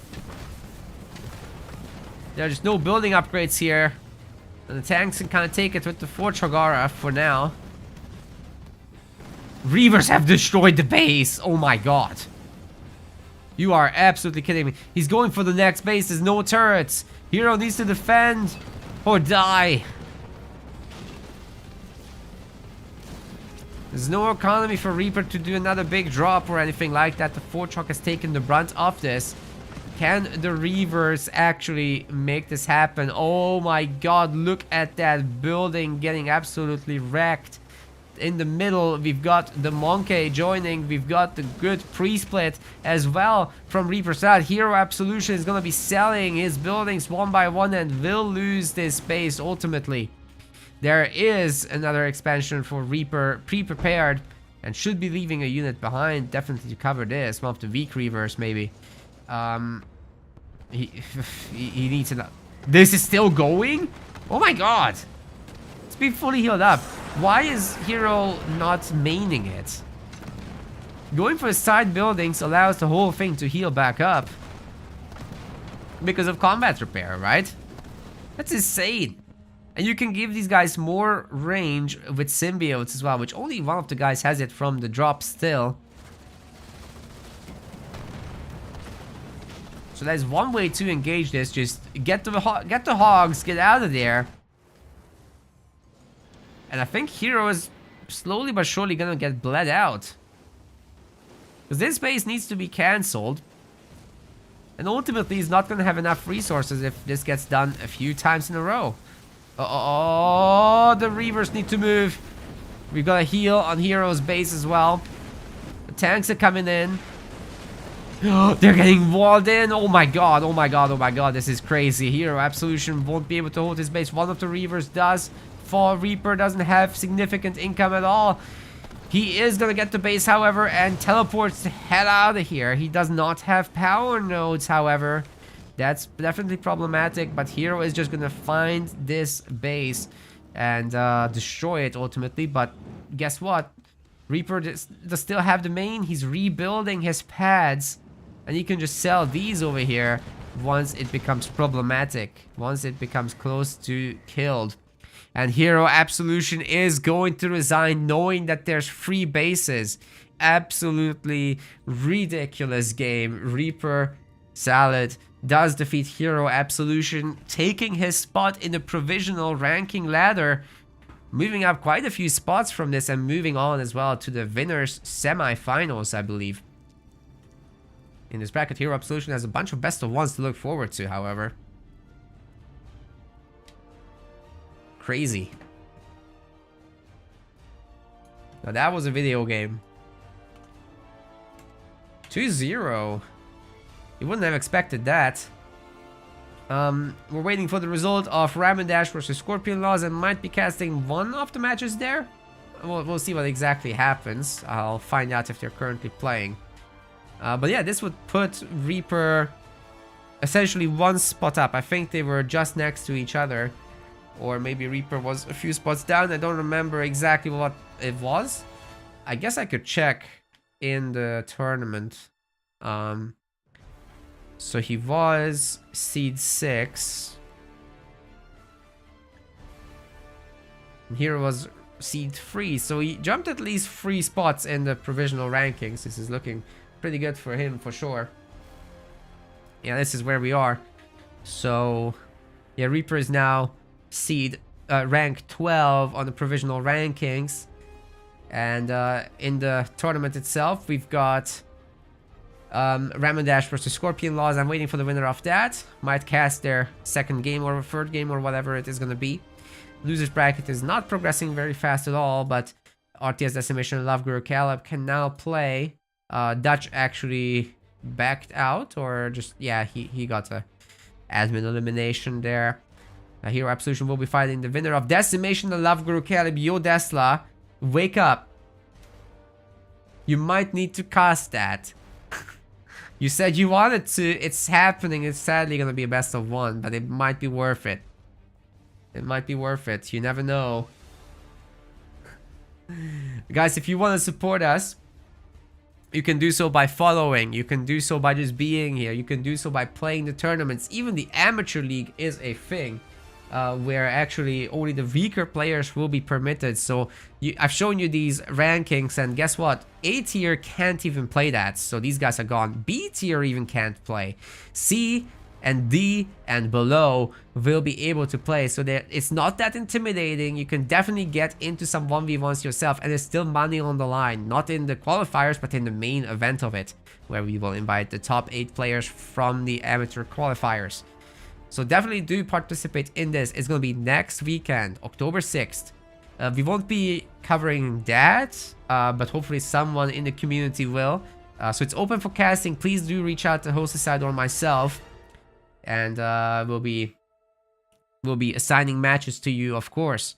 I'll be personally busy that day casting Age of Mythology, but yeah, we'll definitely cast the main event of the Amateur League still. And otherwise, if you want to support us, liking on YouTube for our live stream is super, super useful. It actually gets our stream in front of many, many more eyes. And we currently have this affiliate program with HelloFresh, so you can check that out on our website. There's this banner linking it. HelloFresh provides you essentially meal kits for some quick cooking action. Very good quality, very good value. I've used them before myself, definitely could recommend it. And yeah, we'll be getting a pretty massive commission from them if you're a first-time subscriber. So do check that out. It's the best way to support us financially at the moment. There is also, if you have already been their subscriber, there's the other best option, which is subscribing directly to us on our website. Now that will give you perks, just like Twitch subscriptions, so YouTube memberships, but better perks. And we actually get to keep the entire share of the money minus what PayPal takes. So it's a lot better than taking only 50% or 70% as Twitch and YouTube would respectively. Then we've got the donation page as well, where you can contribute to the leagues directly. We've got the Pro League already having received £280 of community support, as well 150 for the Rising Star, and you can tip our staff as well directly. There's a lot of great supporters we've had throughout the years. So thank you very much for doing that. Now let me find out what's going on with Scorpionlawz.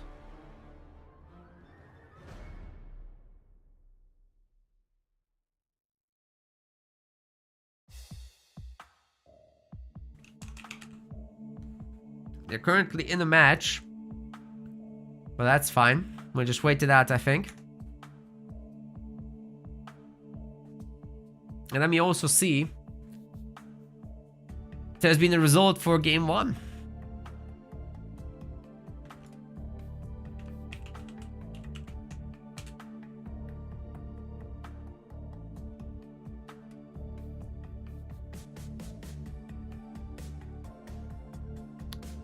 Yes. Looks like Scorpionlawz has lost. What?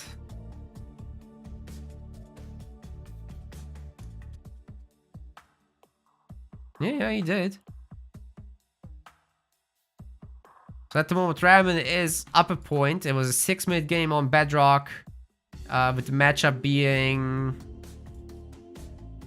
I can't tell. Colony versus something. Sadly, it doesn't show the leaders correctly at the moment. Maybe I can find out what heroes. Forge. Colony versus Forge. With Ramen being the Forge.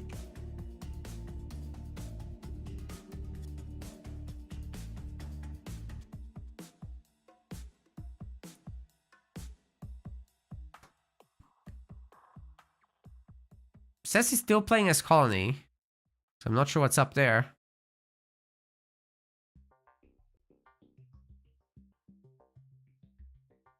And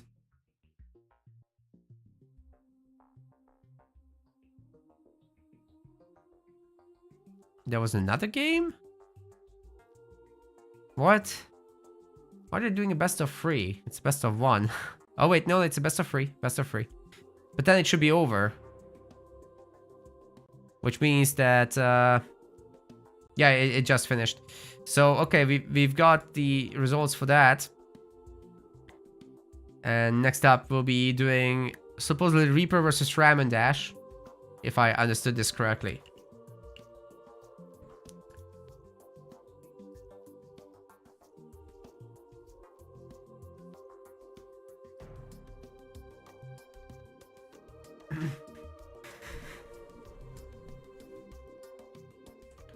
Dark Knight is asking if he can join the amateur league. I don't know. Depends on where you'd be seated. Sorry, I don't know your rank off the top of my head. But yeah, Ramen Dash is victorious. And then I'll be joining Reaper's lobby supposedly here.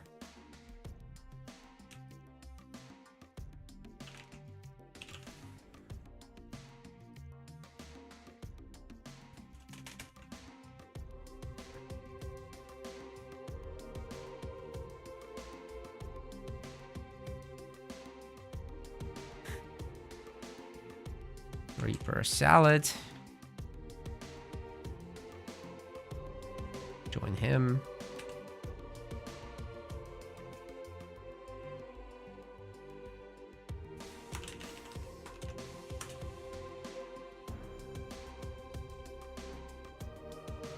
And then Ramen Dash has some weird name.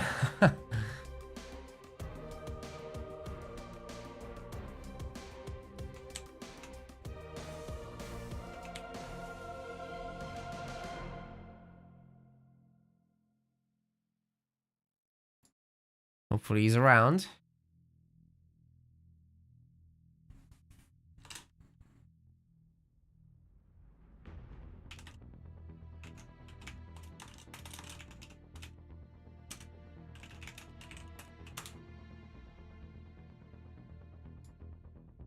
Wait, I'm unable to connect to...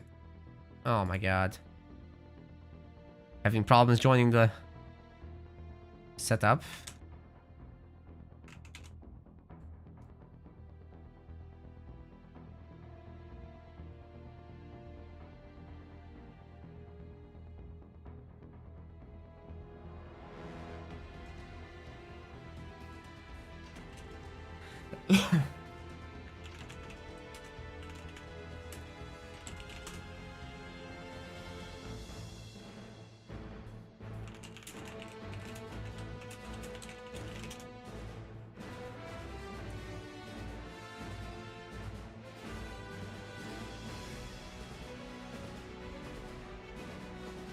Alright, we got the invites. That's good, it's working. Alright guys, we also didn't give out the points yet for the previous match, so I've done that just now.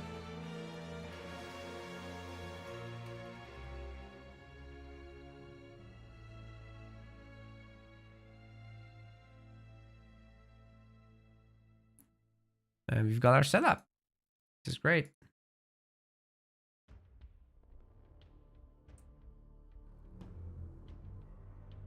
And colors are correct. They already picked a map. Didn't see it.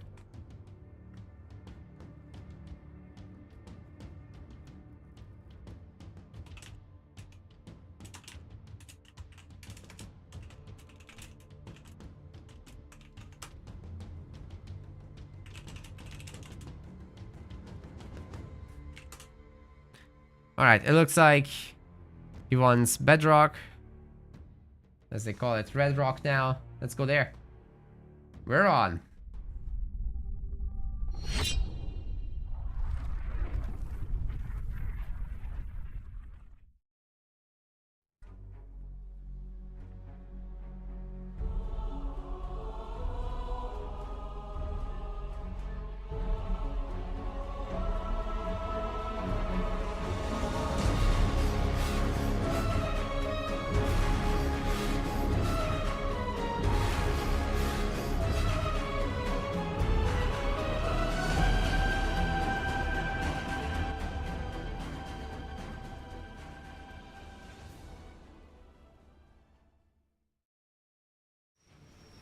Ladies and gentlemen, welcome to the winners semifinals of the... Oh my god, what is that build?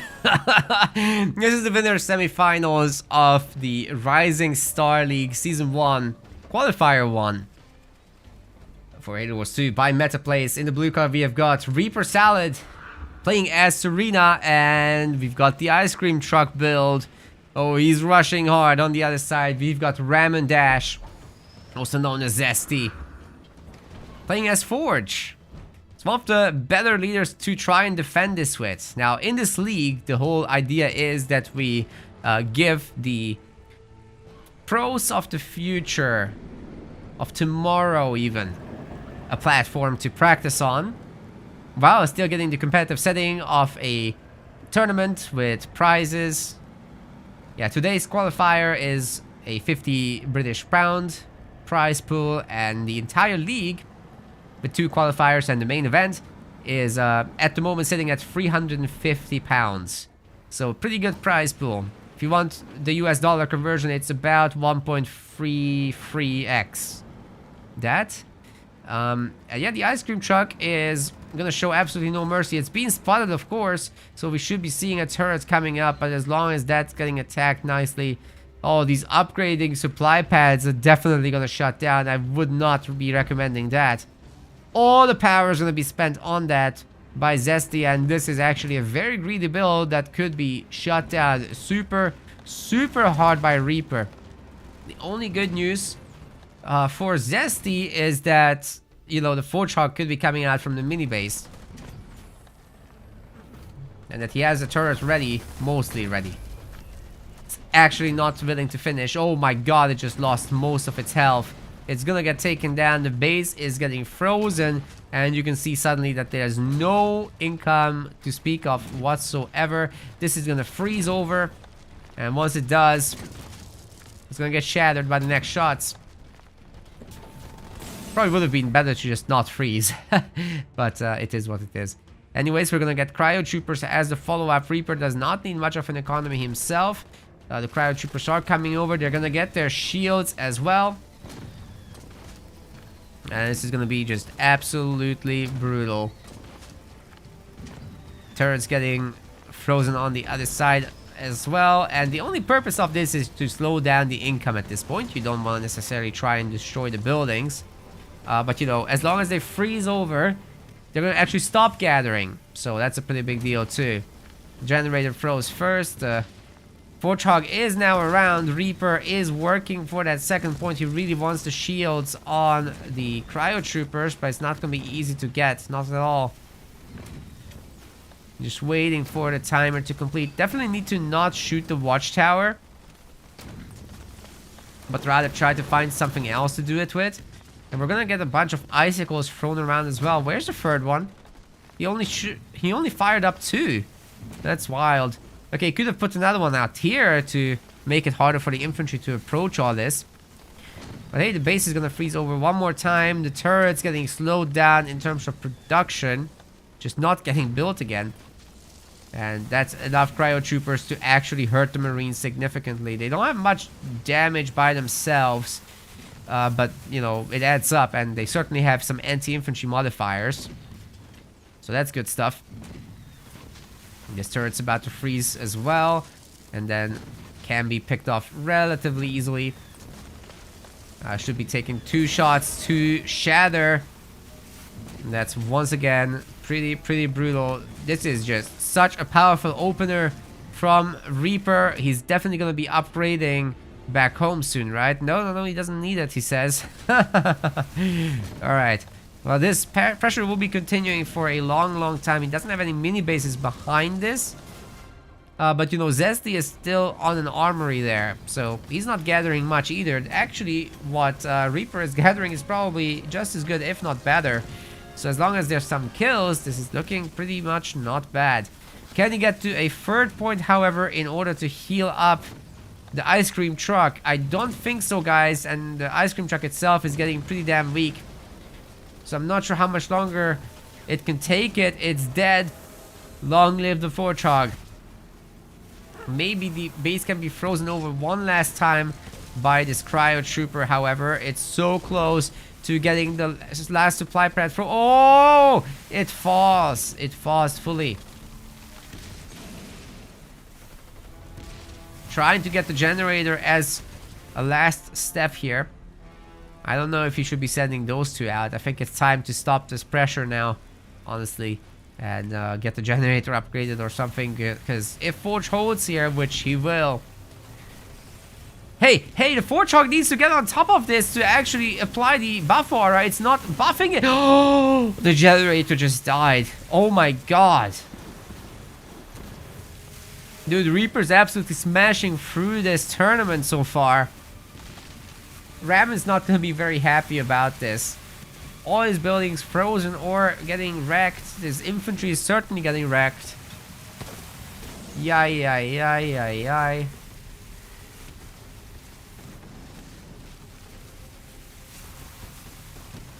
This is brutal, dude. Definitely another set of freezing. These guys might freeze that as well. The Fortrog is trying so hard. It really needs to apply the buff aura. It does there. But what about the turret? Needs to do that too.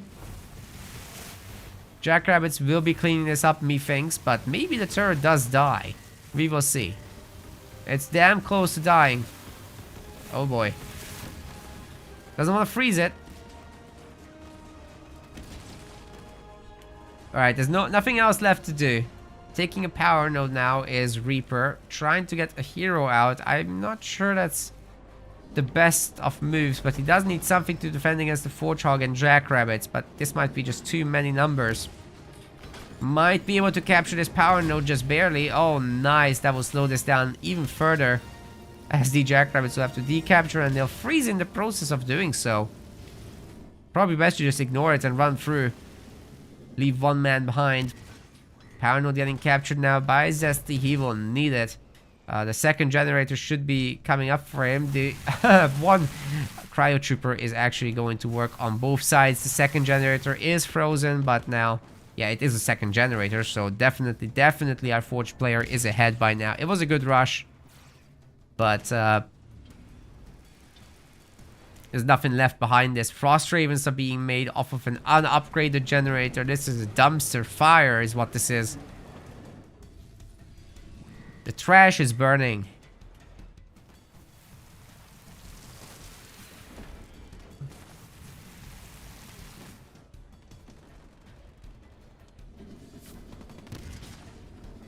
There's just no way to come back from this, I think.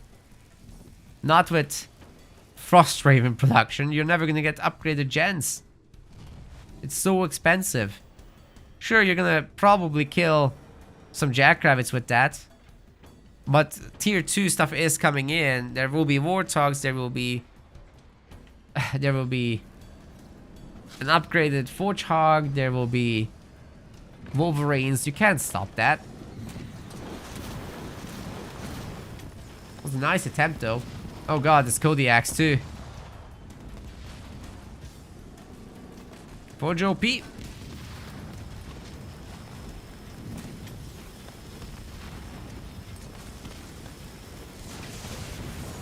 Whoa! The shadow damage on this hero is so strong, man. It's nuts.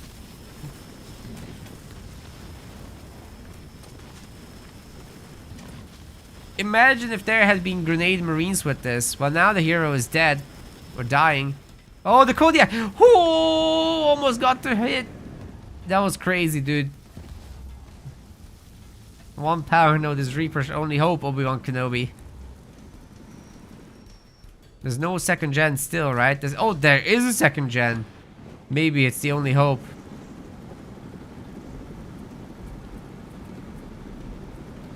Well, these watchtowers are gonna have to do overtime to make this work.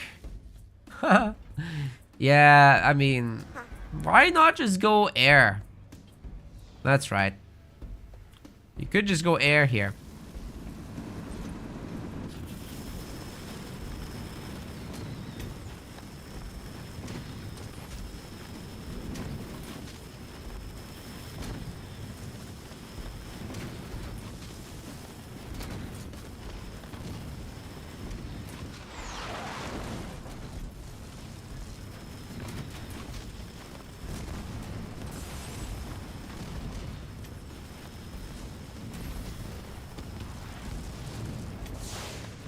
Excuse me, dealing with a slight congestion. But it looks like Zesty is dealing with our salad. That ice cream truck just can't hold against all this firepower. Sure, it took down one of the Kodiaks, that's pretty good stuff. But the rest is still here. You would need something much more dramatic than that. Even with the drop turret, wasn't enough to take all this down. Uh-oh, you need to leave. And he does leave. Not. I was just kidding. That ice cream truck is toast. Oh. Good attempt, but not strong enough. So Ramen will be taking that game 1. It's still a best of 3, so again, we're moving pretty quickly in this.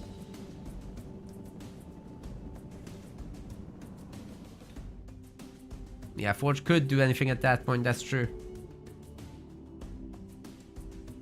Next map will be Reaper's Pick.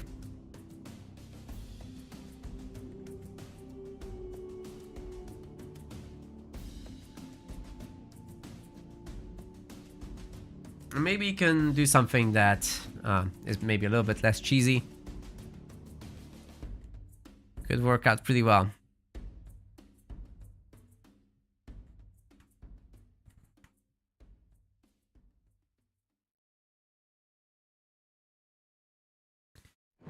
Zesty is definitely very happy being up there.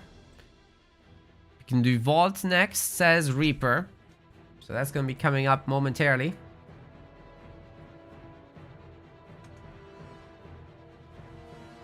Match between Stormy and Apex Sean is still going apparently. And we have no new results from the loser side of the bracket, so yeah, I think we're gonna finish the winner side maybe faster than the loser side, which is crazy because it's all best of ones there. Alright, let's go to Vault. You guys are ready to go.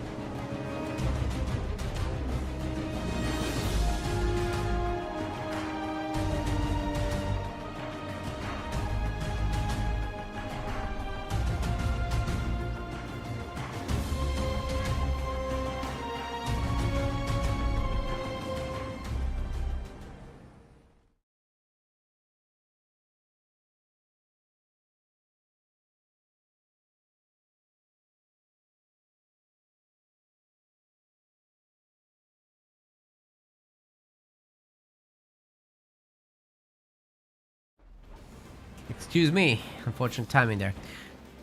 Welcome to game 2 of this best of 3. Reaper Salad will be going in with Forge here on Vault. And on the other side of the map, we've got Ramen picking Arbiter. So this is a little bit more suitable for Vault. Definitely, Arbiter is a very, very good leader here. The Grunts are hunting, looking for a Marine to pick off. But they're only going to find a Jackrabbit, which is a much, much tougher target. Especially if it makes the Sentinels angry, which is exactly what's going to happen. Then the Grunt can no longer stay here to pick up resources and might be taking some shots on the way out, but that didn't happen. Anyways, Reaper's looking for this mini base so that he can pressure that one, as well as this mini base is a very critical one in general.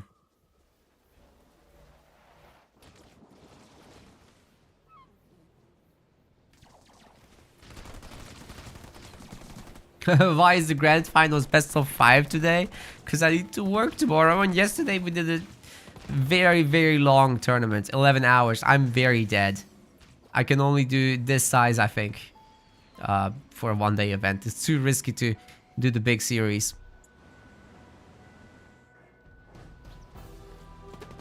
Like I could imagine we could upgrade it to best of 7, but we'll try this format first, see what it does to the time.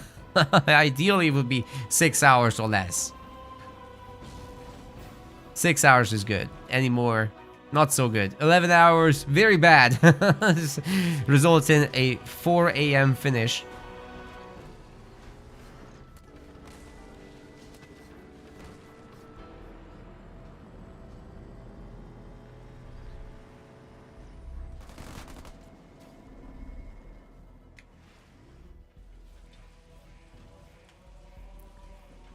Forge's Warthog is coming out. Now we're providing a lot of mobility, and then really the objective for Forge is to get a bunch of Jackrabbits out to guide that Forgehog around, but it's only gonna be from the main base and these two minis. Our boy Zesty is gonna have quite a few mini bases to pump ghosts from, and that's scary. Good ground wiggles as well, but you can't really beat the Jackrabbit. Wiggle, wiggle, wiggle. Oh, sacrifices this mini. That can be picked up very easily by a Reaper once he spots that. He is checking for it and finds it empty. That's crazy, man. What's going on? Easy pickings. Do it. Buy it. It's very beneficial. I swear. Do it. It's going right across the map. Oh my god.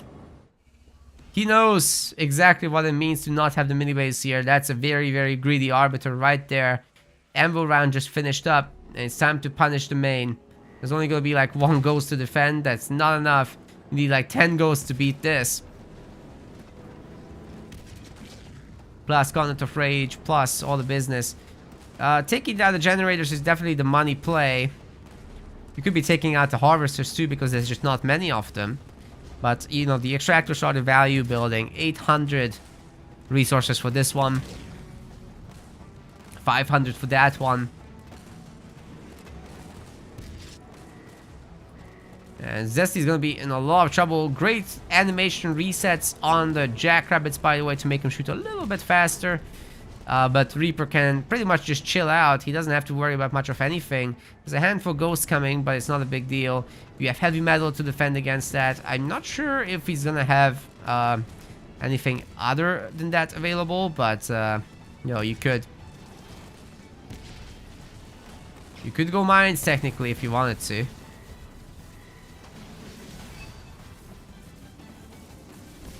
A great amble round to open this up, and Ghosts are dying as predicted. They are climbing a little bit in numbers, but as long as the Forgehog is around and actually hits them, unlike that one.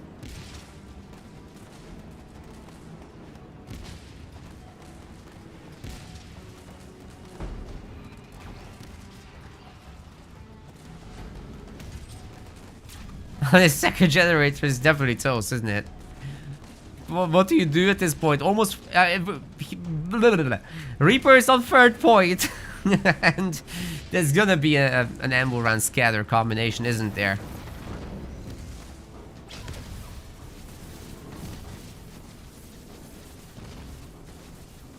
Where is it? Why hit the thing when you can just not? Holy shit! Everything evaporated! You can't make this up. Oh man, he waited for that ram and it was so good. It was so worth it. That was insane. Reaper punished that hard. We're going to game 3, ladies and gentlemen. Beautiful play by Reaper. He recognized the weakness, he exploited it, and he punished it. Greedy, greedy boy, this Ram and Dash. It's gonna be his map pick next.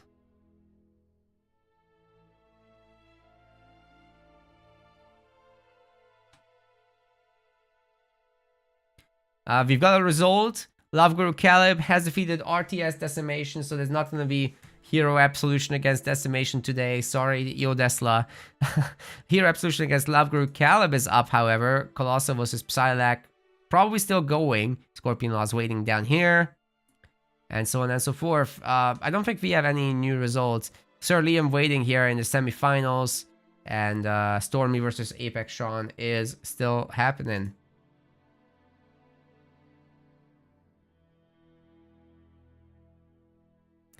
Next map is gonna be freaking Badlands. Let's do it.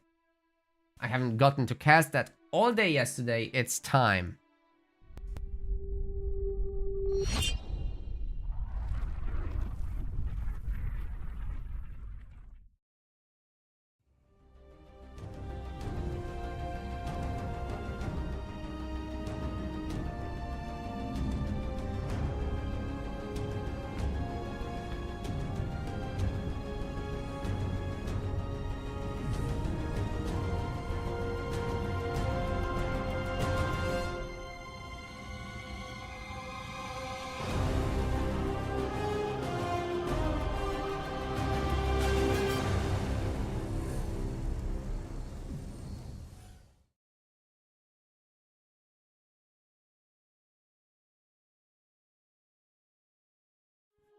And waiting for the guys to pick their leaders. Looks like we are loading in now, so that's gonna be pretty good stuff. Let's go. Actually gonna get the start of this match now. Ladies and gentlemen, welcome to Badlands. Not a map we get very often, but it is in the pool. Reaper Salad is gonna be playing as a colony here. But I need to actually advance the scoreboard. There it is. Colony, as I was saying. And on the other side, Ram and Dash in the red will be playing as Atriox. Looks like he's setting up for an early hero, even on this map, which is really a lot about the mini-base control. We're gonna have the Skitterer Chopper, supposedly. No Skitterer just yet from Reaper. He's happy enough to go and fight for the upper resources, and when he's gonna see that there's nothing there, the Chopper can just go and find other stuff. But there is a Chopper actually. However, Grunt plus Chopper beats Chopper pretty easily. Should be a mutual ram in a second. The Grunt gets targeted by default by the Chopper, so you know, it refuses to listen. Actually, it's kind of bugged like that. You should have memory on what you're targeting. But it just refocuses on the Grunt, so this combo always wins. And I think Reaper should punish it with the ram and finishes it off. Still, however, there's going to be the top base, so I guess Reaper should be getting the raid camp as well up here for the raid camp versus raid camp battle. And if it's Goliaths, those just win that kind of situation, so that's something to prepare for. Might want to get a hero there for Ramen, but no, it's going to be a raid camp. Definitely gonna be very late to hero stuff. Surprised if the Chopper didn't go for these crates. There's some pretty valuable power down there.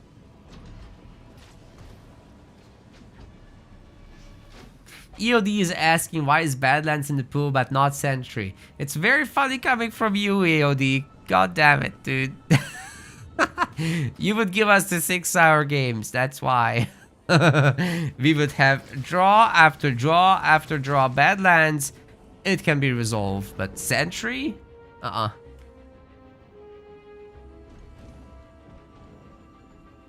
We've had so many quite short Badlands games actually, but Sentry just resolves too often in the long games. That's why, really.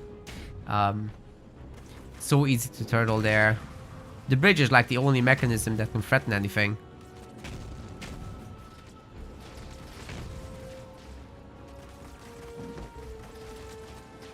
Like, if you look at this, there's some pretty significant distance to the second base. That's not true of Sentry. Granted, this is quite close, right? But then it's exposed to air attacks. So things like vultures are really good on this map. Or even Banshee flybys. Whereas on Sentry, you'll see that from a mile away because you have garrisons around the sides of the map.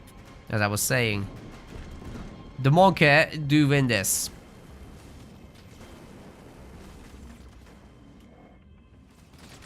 Now he's in the main. Now there's gonna be a hero. You probably don't want to attack the base because the hero will very easily defend it. He's only got the pea shooter for the moment, but no more. It's upgraded. He's strong now, so you gotta respect that for sure. Probably don't want to mess with this with any more Goliaths. It's not worth it.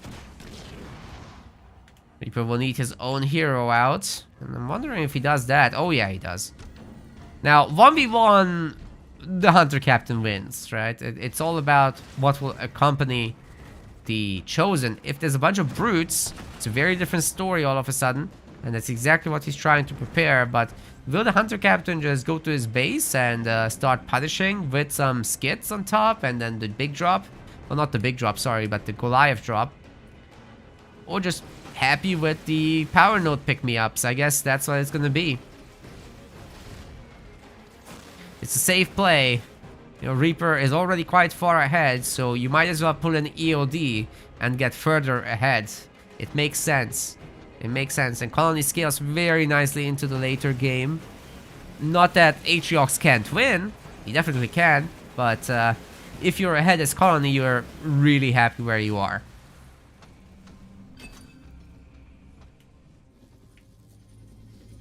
Now, definitely Grunt will die here. And this is a power node to take over. So one after the other, Ramen could come over and punish this. But now, heading to the main base is Reaper. With a skit on top. I think that's just the one. But another one will follow. And there should be more following, to be honest. I would like that a lot. Shrapnel Mines is getting researched as well. So a hard commit now onto the main base is definitely the way to go. The Chosen is aiming to get home. And I think he should be able to secure the home base for the most part. But it will be tough. There will be engineers. Very important.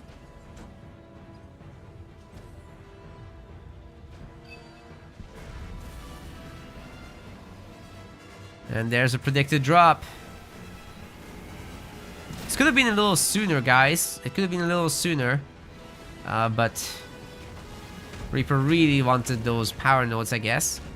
Now, as long as the Hunter Capitano guards these guys with his life. Oh, he canceled the taunt. What? It didn't actually trigger. He got out of it, and he still has the ability ready to go. Oh my god. He could just shoot at that hero and create absolute chaos. Ramen will be losing the generators, both of them. This is irrecoverable damage. There's just nothing to hold here with. And like I said, the heroes, like, you can do a little bit of kiting with this guy. He's faster, right? But you're gonna take as much of a beating as you dash out, so... dish out, rather. So it's just not worth it, honestly.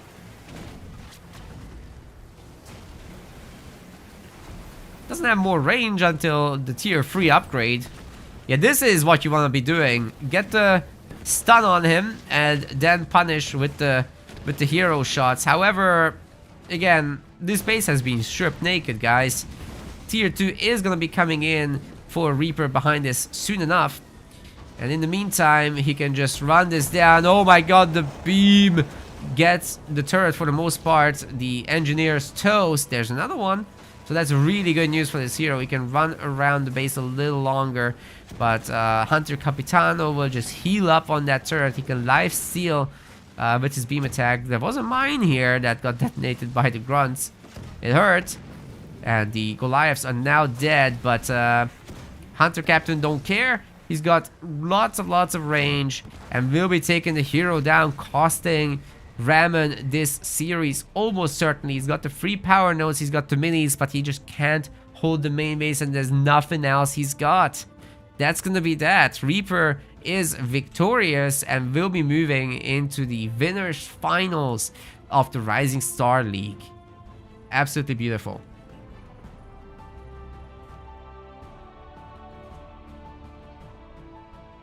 If JPBs are defending, it is Jover, that's true. So yeah, I'm gonna enter that score now of 1-2. Really nice to see that, and I'm thinking we have time. I've seen Liam in the chat just now, so I think we can cast his game as well as a result of this.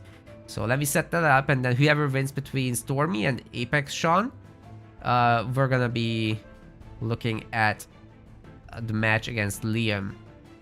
That's pretty good stuff. Match 15.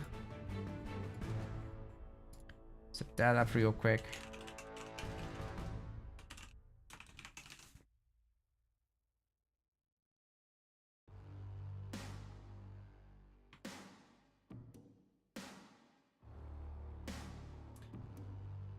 Love Guru Caleb is reporting to me. He's eliminated hero, but it's also being reported on the Discord, so that's good.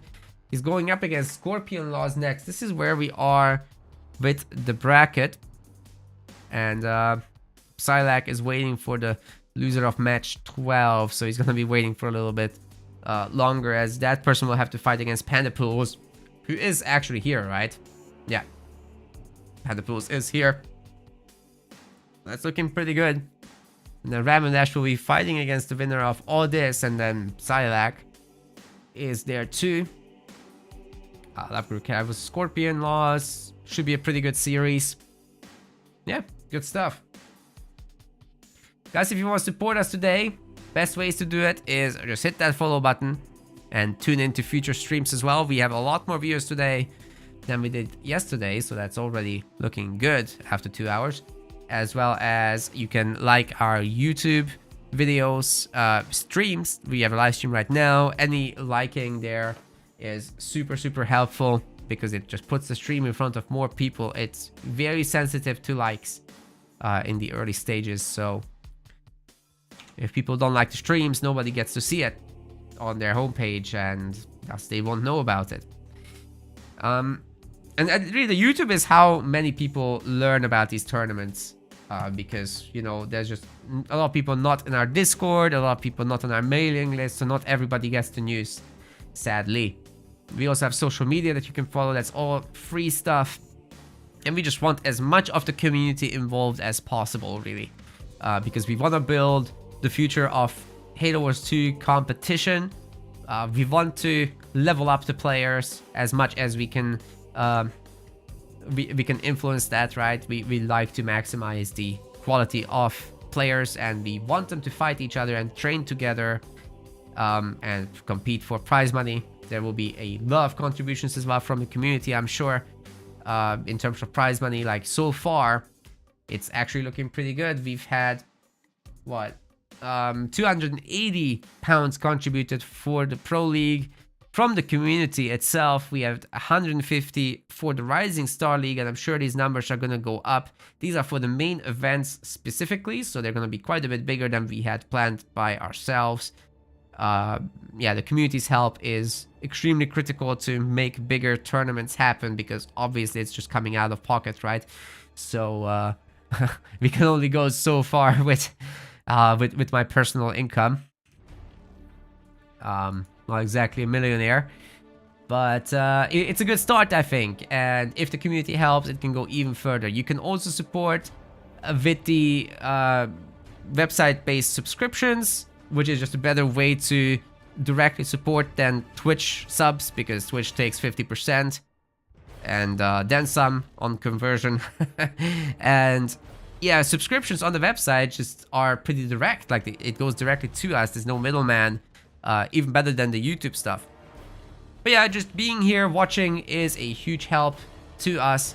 Really appreciate it. And you can join the amateur league actually, which is for absolutely anyone and everyone, right? Except the top guys. So we will be locking out everyone in S tier, A tier, and B tier, so that everybody else gets to have a good time in a competitive setting and still take some money home at the end of the league. So I would highly recommend joining the amateur league, which currently does not have a lot of signups actually, guys. How many signups are we at right now? We are at 13 signups, so it's actually not that bad. We're gonna have to take out some B tier guys from that. Tell you what, I'm gonna go and edit this now and give it some more spots just in case we can fill it up. Stormy won, very good. Then we can go into the next thing. Yeah, guys, I'm gonna expand the amateur league to 24 in case more of you join. And please, please, please tell your friends that this is happening. Some of them will just not know about it. And it's a huge help to us if you spread the news, because we can only reach so many people organically. I will put in a lot of effort personally to try and do that as well. And I know Hosticide is doing it. That's pretty much his role with MetaPlace and helping with these brackets to keep everything organized. That's also what he does, so really appreciate you guys. And lastly, the best way to financially support us today and for the rest of this month is actually with a HelloFresh subscription. So we're gonna be giving you a link. It's at the top of our website, but I'll also be putting it in the chat. You just look at any page on the website and this will show up with this little green thing up top. You click that, you get taken to HelloFresh, which essentially you get to buy food packages, right? It's pretty high quality stuff as well. Pretty healthy stuff for the most part as well, depending on what you pick. And yeah, I can highly recommend it for sure. US subscribers will be particularly helping us out with that, because we get $200 for each subscription that we can refer. So huge help to making this esports business happen, guys. A lot of that will go towards the prize pool, but also to our staff, because a lot of people are actually helping. And they also deserve to get a slice, right? So if you want to get dinner and support us at the same time, that's a good way to do it. I'll put all the links in the chat now, so there'll be a combined link for all the ways to support us, and a separate one for HelloFresh. Please check it out. The majority of the West European countries are also in the support list for HelloFresh, but that's $50, not 200 for for supporting us. It's still really good. It's still really good though.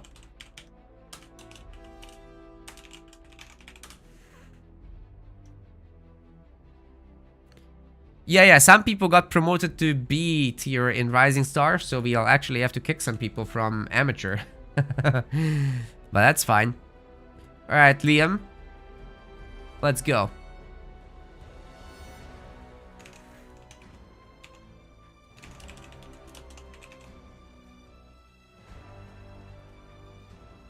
Where's Liam?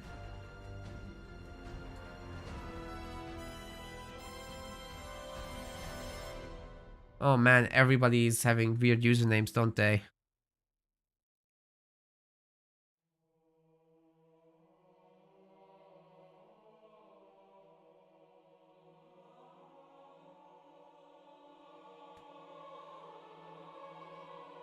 Yeah, Liam is using once in his username, that's right. I got him.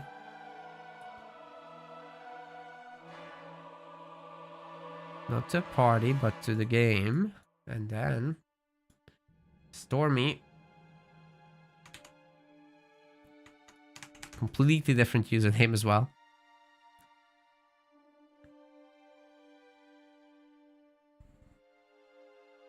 And hopefully we can set this up.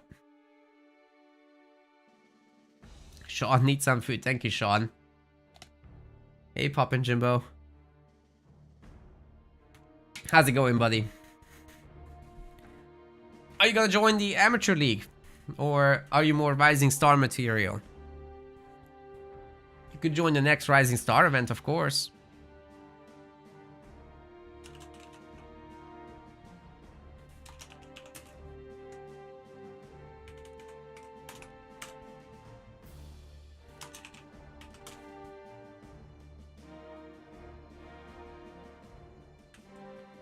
These guys aren't joining me, dude.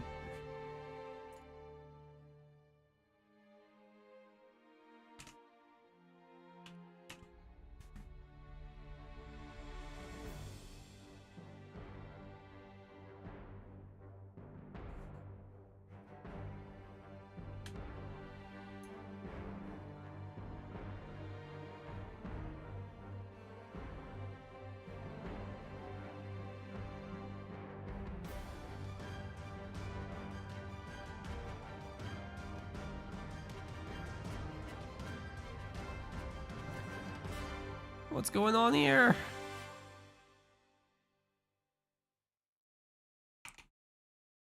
Alright, I'll join Liam, I guess? What's going on, man? Ah! Stormy's trying to join and is stuck on load. Great.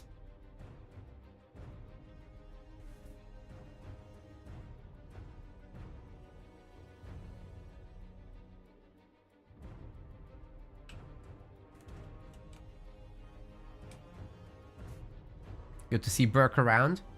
Man, you should have played the tournament, dude. This one and yesterday's one, both.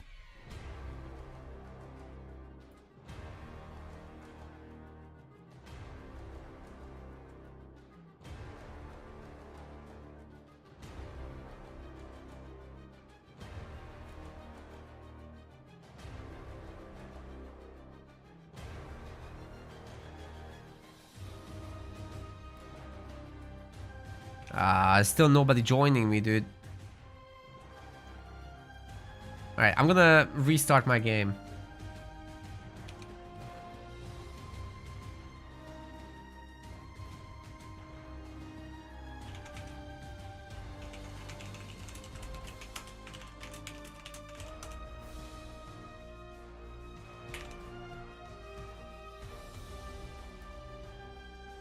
Such a struggle to just get in sometimes. Hey, I didn't give you guys your points. Nobody told me.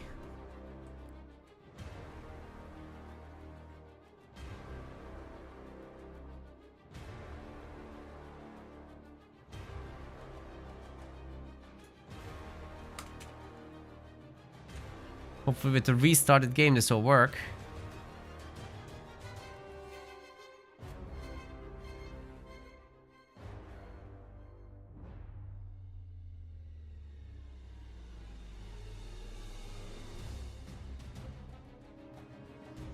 This Xbox app is so unresponsive. It's unbelievable, dude.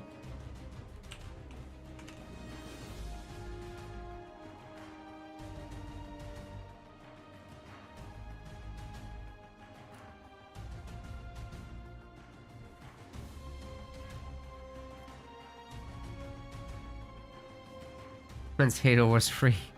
Oh man, I wish there was.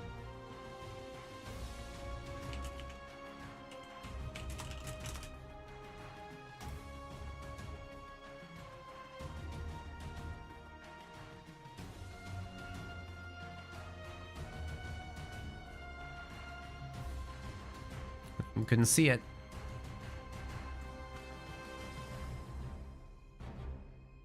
Alright, so here the higher seed is going to be Liam, so he picks the first map.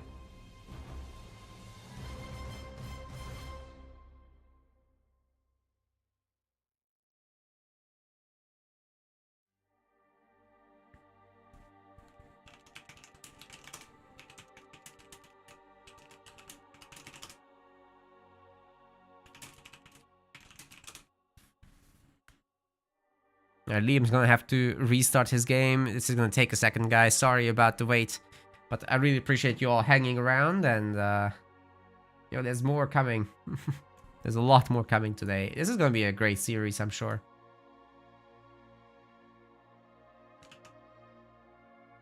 Then we've got the winners finals after this, as well as the losers semis and losers finals. Maybe some other series in losers round 5. We'll see. Plus the grand finals. There's plenty left today. So we're like halfway through maybe.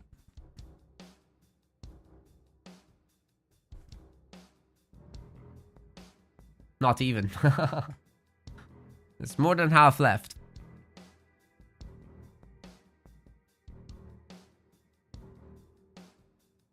Hey, Liam's here. Very good.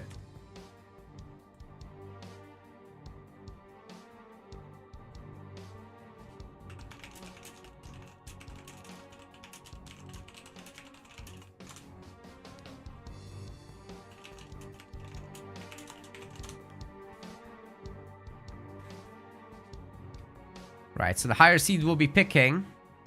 We're gonna get the map information in a moment. And then we're gonna do the map intro.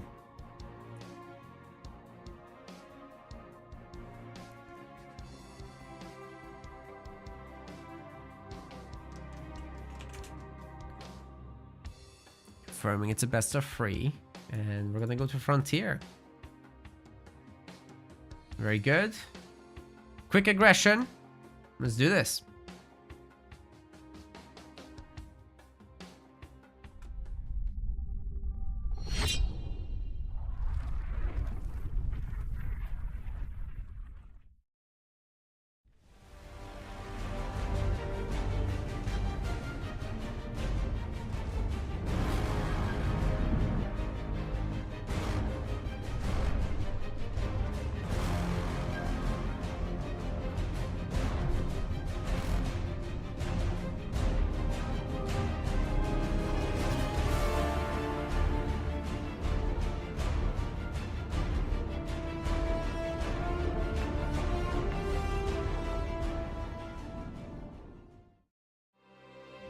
About to get there.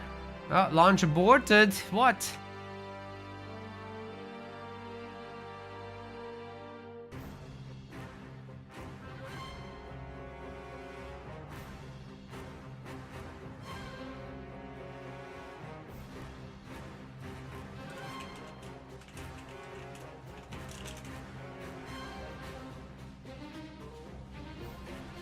Alright, we're loading in and we've got the leaders.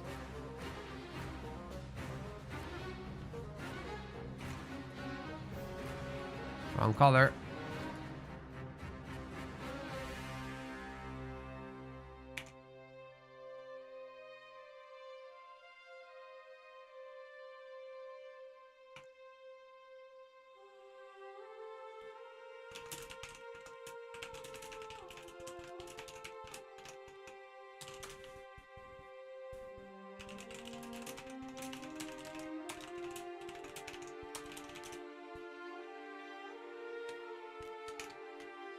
Okay, excuse me. Had some important messages to reply to.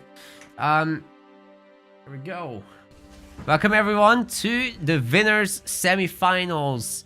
Second one, actually, of this Rising Star League here with Meta Plays for Halo Wars 2. This is for the future pros. The pros of tomorrow. In the blue color, we have got Stormy playing as Atriox, and on the other side, his opponent, legendary Liam White. Sir Liam. We'll be playing as Colony. Pretty powerful leader here for sure. Liam's looking for some mini-base deals, but I don't think they're gonna happen. Gonna have to kind of just chill at home and pick up his own minis. Wait, I got those leaders right? Yeah, I did. I was surprised because Stormy was actually picking the side minis up first in the back, and that's like very unconventional for an Atriox player, but it's all working out, so it's all Gucci. Liam coming in here to pick up the remainder of the power on the side. That's all good. By the way, this league, as I was saying, is for the future pros, and the top 8 in the world are locked out, right? They just can't sign up. Everybody else can though, so it's a pretty good environment to test your metal if you don't want to get crushed by Rock Generation. Instead you get crushed by Liam White. It's pretty much the same thing, right? Not really.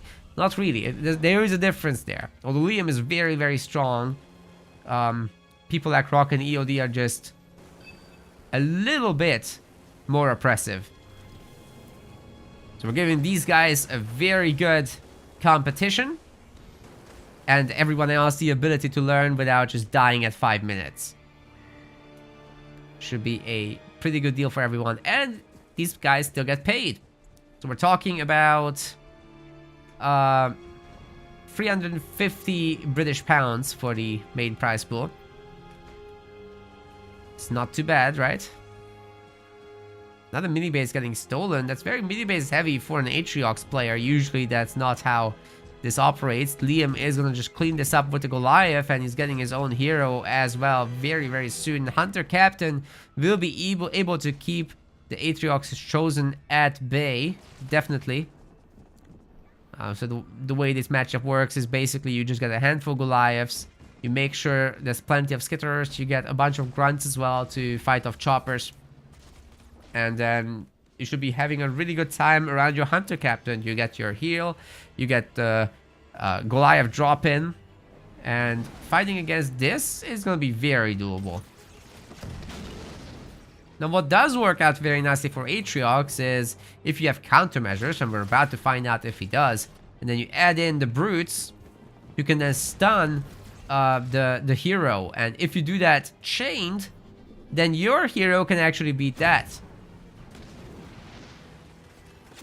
So Atriox is Chosen directly cannot fight this. Like, he can kite a little, he's faster, he can poke, but he can't win. And there's no countermeasures for Stormy.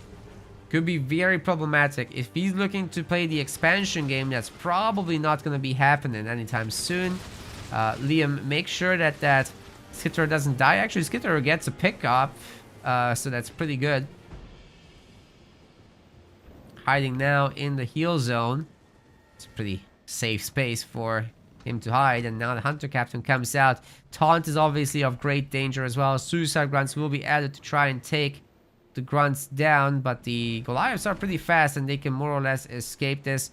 Stormy has lost sight of where they are, but he is going to spread out to try and catch them. And maybe he will, but again, these guys are not slow. The Chosen is faster, but they should be able to get away reasonably well. And you know, Liam is going in for the big fight in the middle now. There are plenty of Brutes, but they should be taken down by all of this. Loses the mini base in the end, so that's overall still a pretty good deal for Stormy, who's currently at 51 population versus 43, so that's a good number, right? Wrong. This guy is worth almost 2 Chosens. It's very, very hard to dislodge that boy. Liam just turned his leader point. He should be able to drop in on this base momentarily, especially at the time when the extractor just finishes up. He can't see that, sadly. But hey, he's splitting up his Goliath, forcing the hero home, which is actually unlucky because then he can't do an easy drop in. However, the Monkey are getting taken down. All the Monkey don't really have a chance against the Skitterer, Chopper, Goliath combination. And many of them will die, but that is a sacrifice that Liam is very happy for. Taking out the Grunts now, going for the main. Again, the weak extractors can't take this for long. One of them is already dead. The other one isn't even upgraded. It's super easy for Liam to take that thing down. And he's all too happy to be finding this base in the state that it is.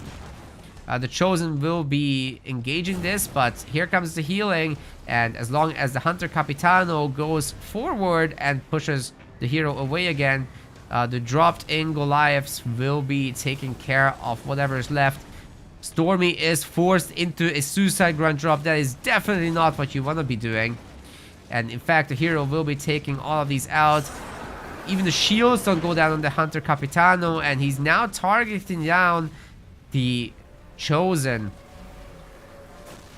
He didn't want to be chosen for this. Siphoning will just out-heal the damage that is being done onto the Hunter Captain. And he will absolutely be winning this 1v1. I wonder if another Engineer Bubble could be popped, but it doesn't even matter as Liam just is victorious in a pretty short amount of time here. 7 minutes is all it took, and this was like Stormy. He's not a bad player, right? It's just a strategic advantage here for Liam. The matchup is hard as well. So yeah. It is what it is, as they say. Liam's OP.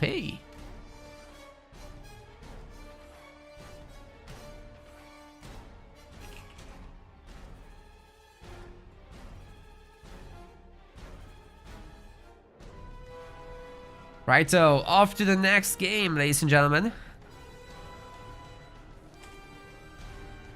And the map is gonna be Vault. I think Liam is the host. No, I am the host. Silly. Let's go to Vault then.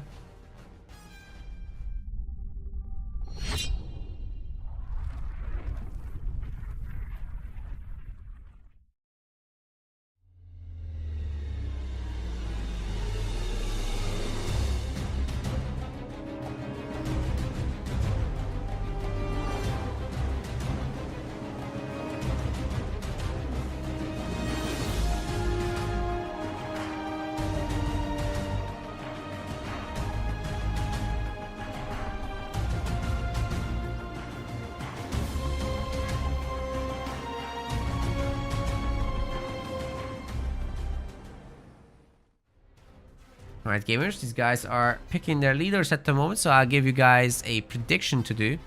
Sorry, I forgot it the last time, but there's a lot going on.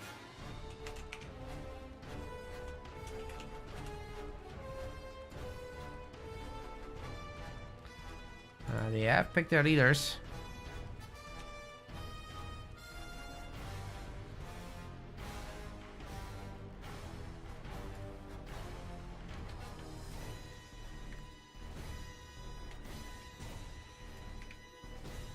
Alright, let's do this. Alright, we've got game 2 of this best of 3 now. Stormy will be swapping over to Shipmaster here on Vault. And on the opposite side of the map, Liam White, Sir Liam, playing as Forge. Should be a pretty close matchup, but Forge has quite a bit of advantage in terms of the army that he can get out early on, and certainly Shipmaster has answers to it, but you know, the late game can be pretty brutal, and it's all about mini bases here. Forge is very happy about that, so I wonder if we'll be seeing some ghost based play from a Shipmaster player. It would be better for it would be better, I think, if he was Arbiter. Like, Shippy is good, but those ghosts just aren't all that. If they're supported by Quantitative Rage, is just so much more powerful, guys. I think that is the way this should be going.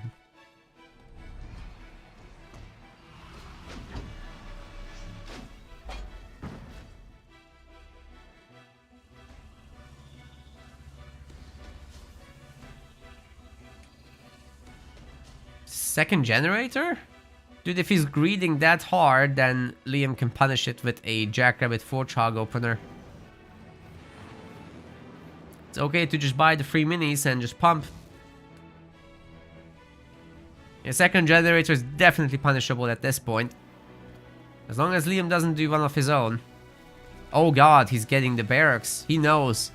Okay, this is gonna be a Jackrabbit and Hellbringer build, I think. Would be very surprised if it's anything else. Could be Marines, but I doubt it. Should be just Forge-Hog, Rabbits, Hellbringers. Yeah, there it is.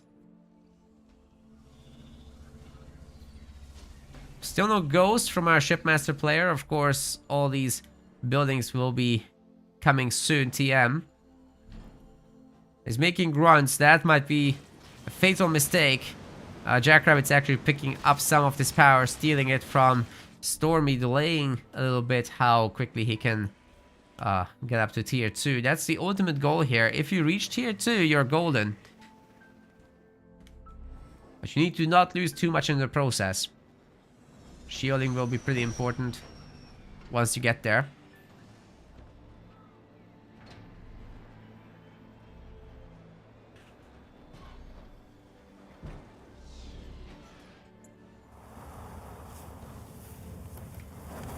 Good work with the Hellbringers. Now, I would like to see not Marines, but Jackrabbits. The Marines are going to take forever to get across the map. To be fair, they have more pushing power against Ghosts, but I think Stormy is going to get off with a safe tier 2. Only losing maybe one mini base, and Liam just working on the power nodes. Off of one generator, by the way, which is now going to be going up to 2. Yeah, it's going to be a very, very slow tier 1 for Liam. I mean, not doing all that much. But, you know, taking down a mini is already not bad. There will be definitely Rangers, and I guess Marines are not going to be great against that, right? You can't push into that mini base. This one might be up for grabs, though. Let's see exactly how Liam will treat that. Definitely once he gets to Hogs, he has the mobility lead. And he will be able to punish Hunter transitions and all that stuff. Which is exactly what we're going to be seeing, I think. A handful of Rangers, then into Hunters. Oh, the Suicide Grunt already getting to work here.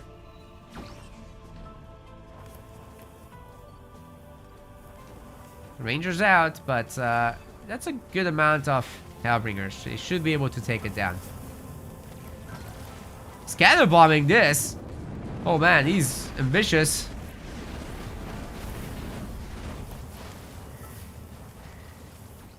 That was very ambitious. I don't know about this. Plenty of grunts and a bunch of Rangers will be taking those down. But meanwhile, Liam can get working on this mini and get on his way to tier 2. He's got 3 power nodes now. Gonna work soon on the 4th. Definitely a good use of the 4-Chog as well to go up there and start working on that.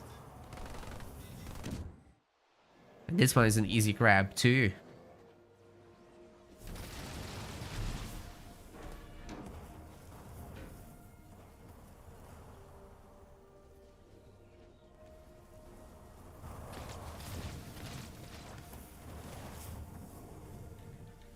It's been cleaned up, but this now belongs to Liam, and he's going tier 2 as well with a much bigger economy, a second base behind it, whereas Stormy is only now starting his own base, and then Liam will be easily able to upgrade all that. All the buildings on that are going to be cheap for him to upgrade after all. Porchok should probably go after the engineer, but there's 2 of them already, and there's going to be the spirit support drop. So, you know, it's not easy to get value out of this kind of fighting. Moments from now, Liam will have the tier 2 base. There it is. And then Warthog is the name of the game. I wonder if he'll add any snipers to it, though. There are not that many Rangers. If you get out like 4 snipers, then this army is toast. You can kite them, after all. It's not like the 4-Chog is completely unguarded. There are Marines here. But now the grunts can just take over the power nodes. They're very easy to just capture at this point. Stormy is working on building up his base as well. The 4-Chog's looking for victims. Helping the Marine there. He's just missed his shot. That's terrible. Liam's base upgrade probably can't happen soon enough. He's gonna make a Hornet here? Now, surely he's saving up for Kodiaks, right?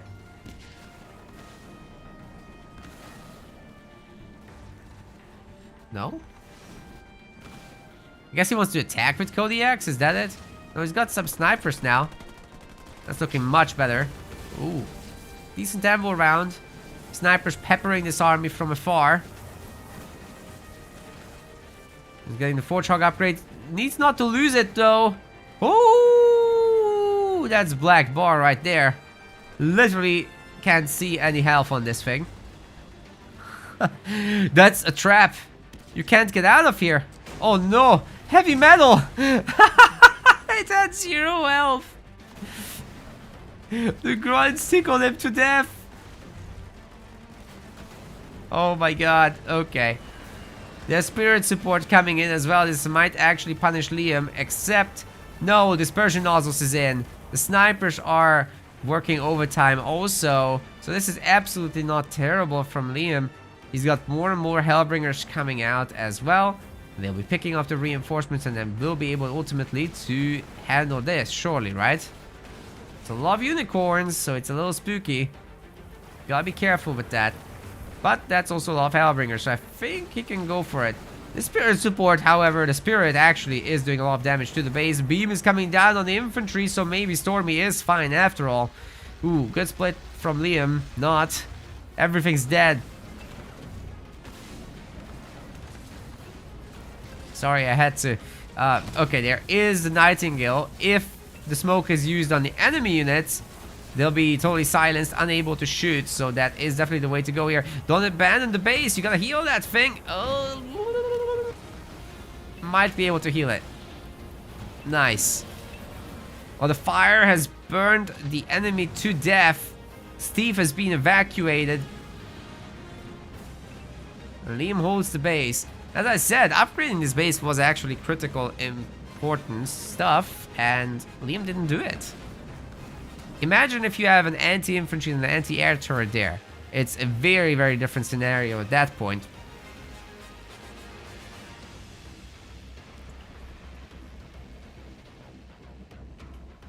Now what's here? An unupgraded base. Man, these guys really don't like upgrading their bases. Banshee?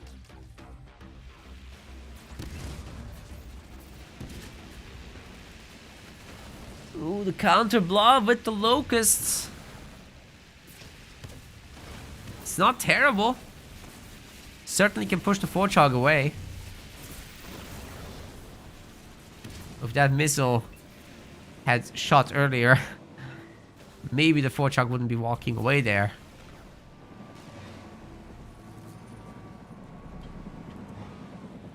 Alright, finally we're gonna have the base upgrade. Liam can get his Kodiaks if he wants. Maybe retry disengagement. Maybe some Marines to defend this. I don't like him moving the Forchog around like that. Unless he's gonna attack with it. Should be 5th point by now, right? I mean, he is toast. What's he gonna do to 5th point? Can't afford a Grizzly drop. There's been no Kodiaks this whole game. Could have some kind of weird setup with restoration drones. Yeah, he's going for the main. I think he wants the big attack.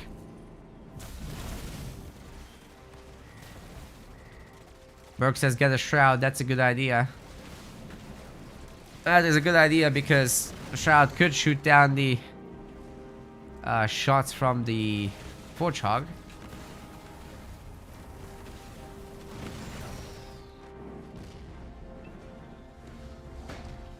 I think Gale just died here. That's unfortunate. They're so expensive, man. He has a lot of resources. He can start working on this base. And eventually there will be a Grizzly drop. And there's just 3 hunters. That's not a lot. Even the other stuff, if they are coming, they are not hunters. My turrets are getting weakened. Maybe there will be a beam or a displacement. So that's easily worth waiting for. Just leave one of the Grizzlies here to kill. And displace everything else if possible. Easier said than done. I think Liam's nearly ready for the call-in. Warthog's also ready to attack. On the side, but I'm not sure they're gonna do it. Forchog will be lost. And Liam's just dropping in the bombs. Destroying these buildings with ease.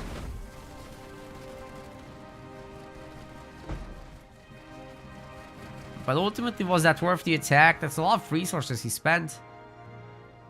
I'm not sure about that.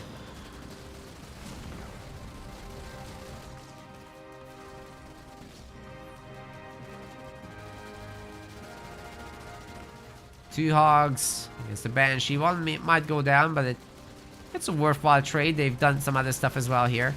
Ooh, good micro from Liam. Might be able to pick it off without losing any. Ah, never mind. I think Stormy was targeting there. 2 armories. Tier 3 from Liam. Alright. Getting a vulture out.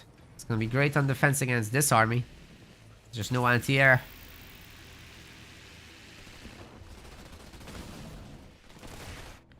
These guys are looking for the business. Oh god, here comes Kodiak. Oh god. Tier 3 is coming in for our banished player also. And those are some combat tech marines, by the way.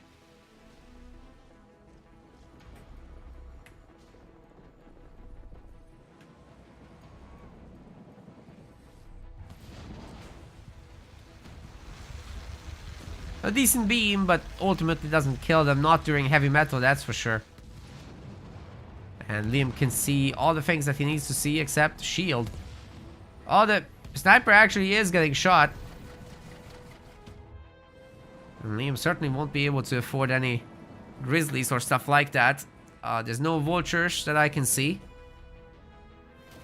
Yeah, there isn't any. I swear I've seen him make one. What happened there? Where's the marine? Oh, he got it into the garrison, but now he can no longer see. So the Wraith, if it lodges itself between these two, will be able to kill both of the Kodiaks, and then the Kodiaks will have been worthless.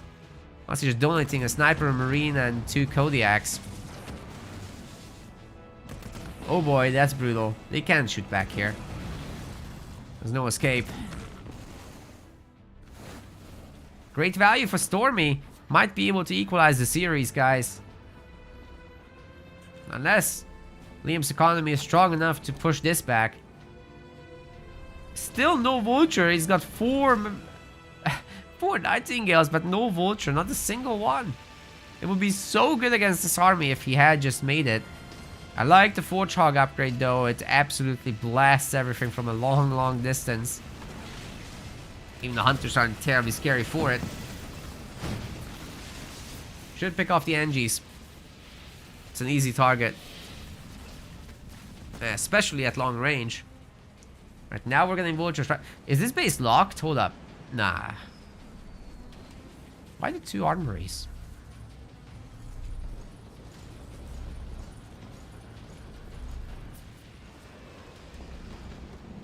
Nice spirit support coming in. I like to bomb on it. Well, that's really good, actually. The NGs won't be going down, but it sure forced them back. Nice nuke.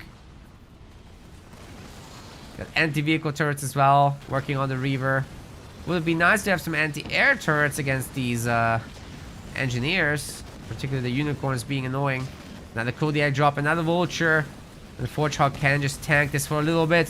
Very nice ammo round in the middle of the army. That will get this army to hurt a lot against the anti-vehicle turrets. The nukes are coming in, and suddenly the banished army is looking a lot less intimidating. There is, however, a displacement, and the tanks are doing the job, tanking. The Forge Hog will be easily able to come back. Not an issue there. Now the anti-vehicle turret is actually shooting at the wrong thing. Heavy metal is back. And that was enough vision to spot the remaining Wraith. Now there's only 1. Used to be 4. So Liam's overall getting decent value from this. Another one should be going down there if Liam targets well. But yeah, he gets distracted by the Steve. Which is fine. Take Steve down, you know, that's a good idea.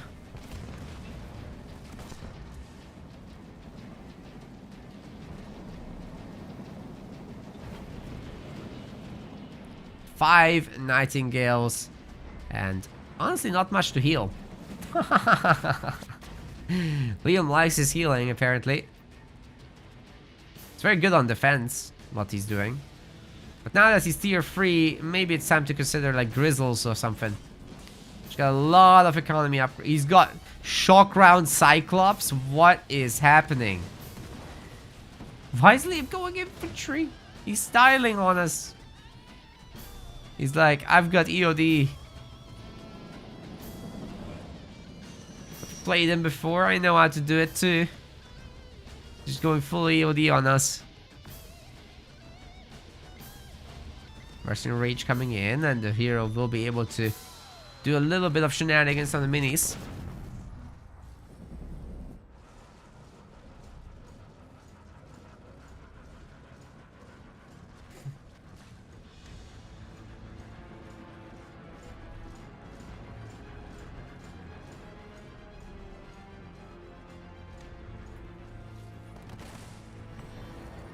Yeah, that's exactly it. Just take out the minis. Be an invisibro. Ooh, those rangers are getting donated, I think. This is on purpose, isn't it? For more Wraiths?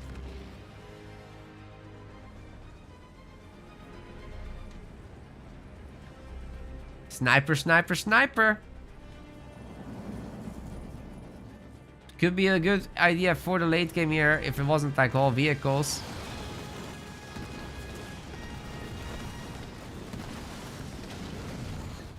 But you know, if there's enough of them and enough of the Cyclops and enough of the Wolverines, this counter blob will be doing a lot of work, and then as stuff starts dying, Liam just drops in the Grizzlies and pushes bases.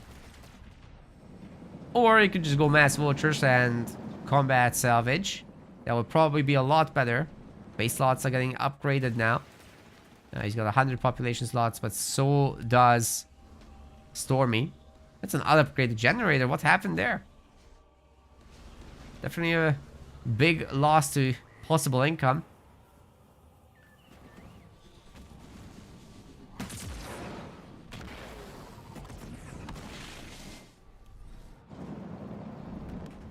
Displaced and beamed. Oh, where's the heavy metal? No, everything's dead already. Oh my god. The Nightingale will go down too. Liam has nothing. He has 36 pop, that's it. Oh, that was brutal by Stormy. I think he's got the advantage now. He sure can push that base, right? With that many Wraiths. I think it can be done.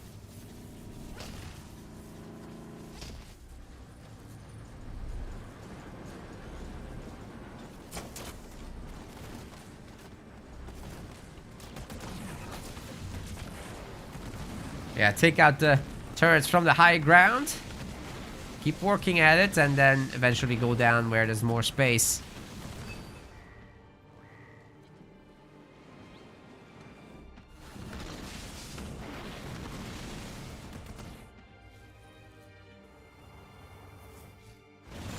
Huge advantage for our Shipmaster player at the moment. This is definitely looking super good for him. Kodiaks are trying to help, but they're so far away from the fight. They're not able to reach this army. The scatter bomb is nice in there. Oh god, Stormy just walked right into it. His engineer bubbles are late to the party. But he should be able to escape it. Use mass cloaking to do so. That's not ideal. That's a pretty expensive way to get out, but he will get out. Taking out some minis as well. If you can get 7-slot bases, that would be even better. Yeah, I think we might be in for a longer one.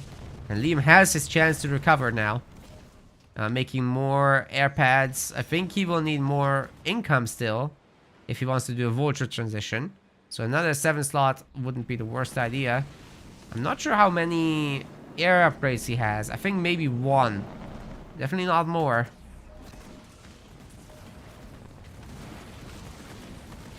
Only 3 Reavers here, so this is very manageable. He walked out the Kodiaks as well.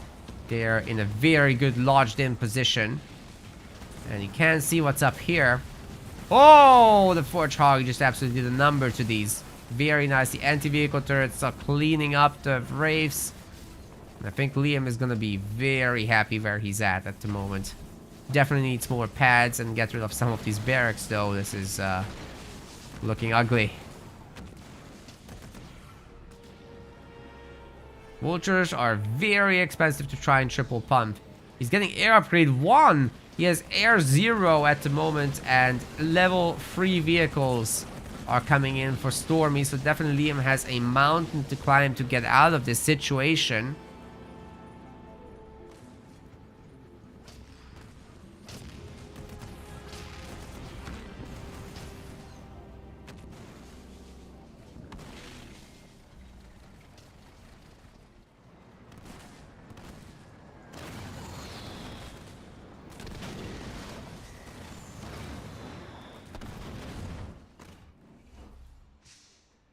This is great. This is exactly what you need to do with that hero. Just annoy the mini bases. Liam is back to 100 population, ladies and gentlemen. He's made it. He's now alive. Stormy is going to build up to 200. Sorry, 120. 200 would be great. That if the game could run it, I'm sure that would be the case. But try a free on an old Xbox One is not going to happen. If there was a Halo Wars 2 Definitive Edition for the 10-year anniversary, I could see it. Just bigger armies. Which would mean a better ability to snipe bases, right?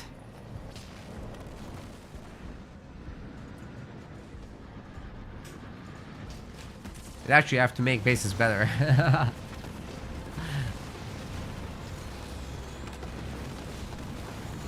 Well, these vultures are very, very dead.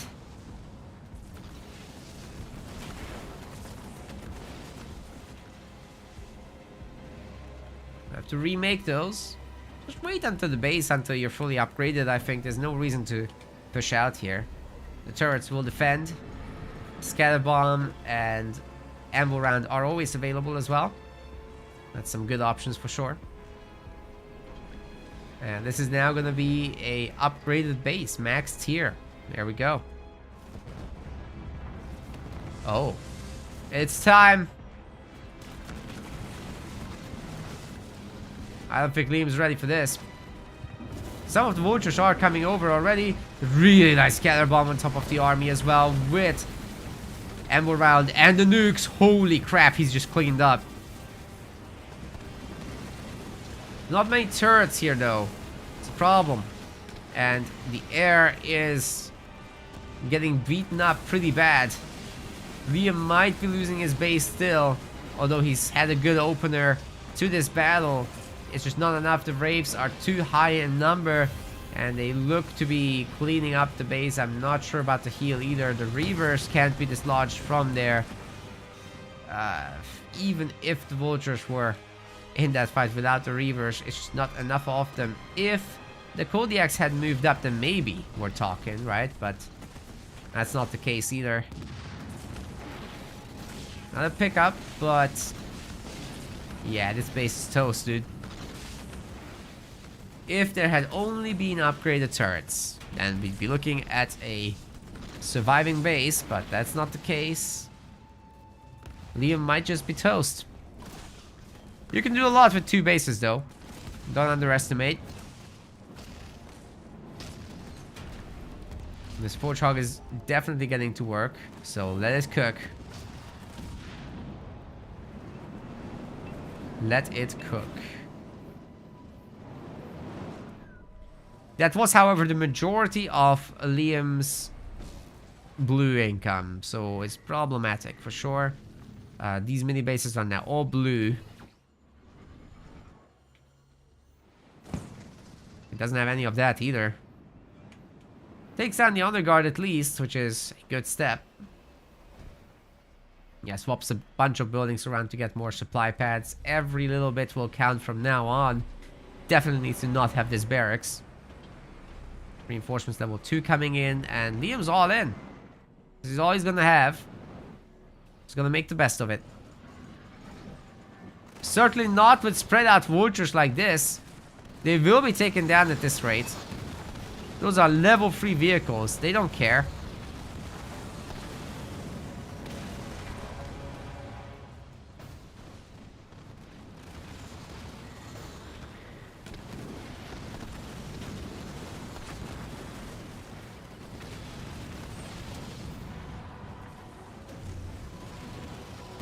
I think those engineers just got upgraded as well, so there's better air now. Maybe a shroud wouldn't be the worst idea. Mentioned that earlier, but it still is a good idea now. Air upgrade 3 is coming in for Liam. Sadly, doesn't have any air units. Save those. Scatter Anvil. Might be the way back into the game if there's no more Engies. The unicorns are getting blasted pretty good, but they're teleporting on top. This is a get out of my game move. And 2 Wraiths will be getting out of the game. Liam's not doing very well though. This is looking painful. Well, the Reavers do end up jumping right in front of a Cyclops, so that hurts. But they take down another... what is this? Vulture. And Liam just doesn't have a whole lot to fall back on.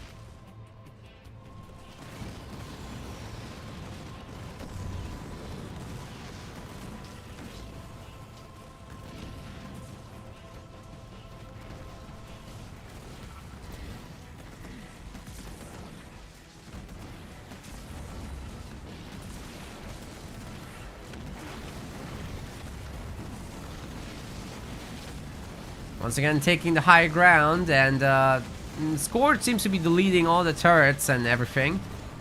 Heroes going after the Forge Hog. Mostly is able to catch it too. It'll be difficult to dislodge Liam from this base, however. It will take a little bit of work. Oh, we're gonna have Grizzlies? We're gonna have Grizzlies ported back home. That's not Grizzlies. That's Hogs. That was a Kodiak drop. Base is absolutely getting cleaned up. Beam of Braves just a little bit too strong. And once Liam loses the last of these buildings here, that's probably gonna be it. Sure, the Kodiaks are shooting real good, but he is starting to lose some as well.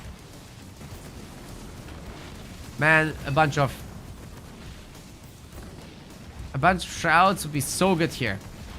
Just taking down the Kodiaks, imagine that. I am imagining so hard right now.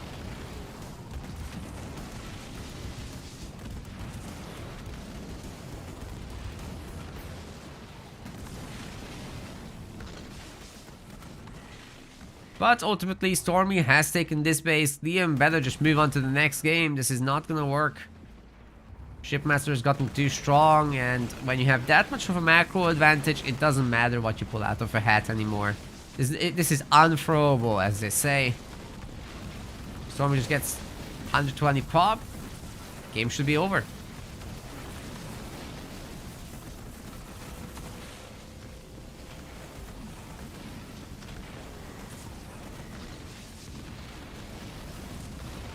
Forge Hog is dodging all the shots, like clears micro, and this is actually really nice. Just gonna cycle the ammo rounds, I'm guessing. Another great scatter bomb getting dropped. He's picking off the Wraiths. He's looking pretty good, actually. Holy shit, he's killing the entire army. What a hero. Okay, I think that might be the end of the road, however. Oh, God. He got taken down. The tracking was just a little too good. And I don't think that Cyclops will be saving his day. Doesn't have any other damaging powers, doesn't have a Grizzly drop that he can afford.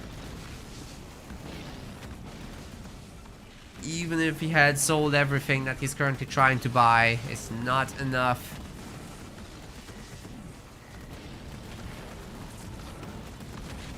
And Liam does lose the base ultimately.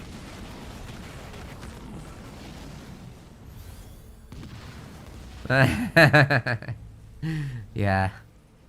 That's okay. He really tried. I mean, you don't want to resign in these tournaments if you can bring him back, but sometimes it's just playing for all to see what's going to happen, and Liam finally agrees. Yeah, that's fine. I'll give Stormy a point, then we go to the decider match, and after that I'll need a short break as well to do my weekly shopping run, because I have forgotten to do so. It's just an online store, so I'll just quickly do a checkout, and we'll be back to casting after that. But now we do the decider first. I do have enough time for that.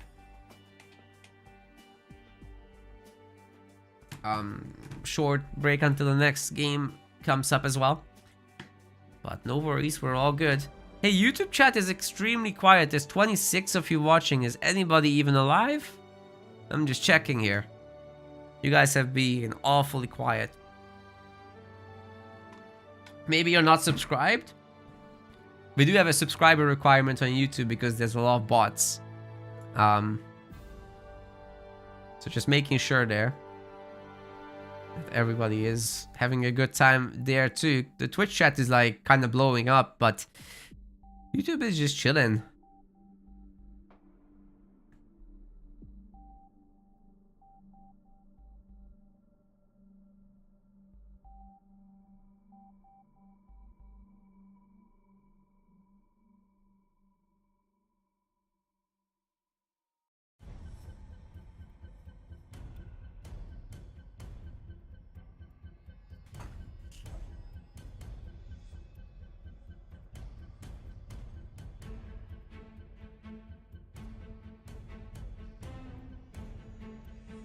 Payout, indeed. Stormy fans will be getting a pretty good return on this one. 2.6x.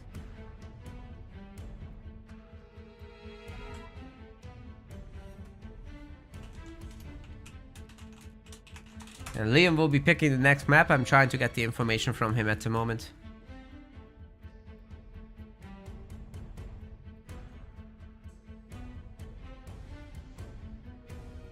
Ben on YouTube says it's all good. Knowledge Comics also woke up. Welcome.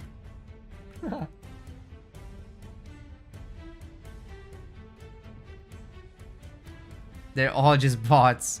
No, I don't think so. I think they're just watching on TV or something. That's entirely possible. I'm gonna go to Bedrock. Just enjoying the stream and forgot to type. Fair enough. Yeah, glad you're glad you're having a good time. We're gonna be moving on to Bedrock next. Let's do this.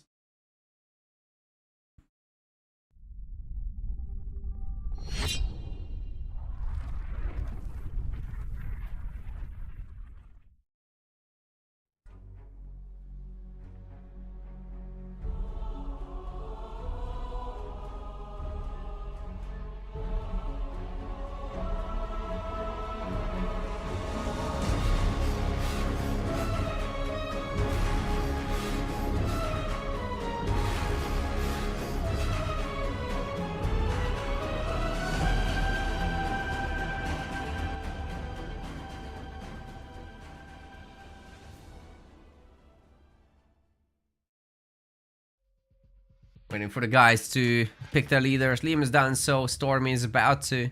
And then we're gonna be loading in. Should be really cool, this decider game. Lots on the line. Being knocked down to the losers bracket just means extra matches with high stress, so probably don't want to deal with that.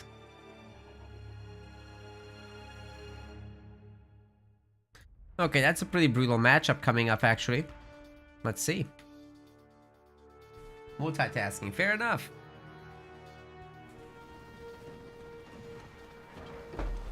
Alright, this is the decider game here on Bedrock. Stormy will be going for Forge.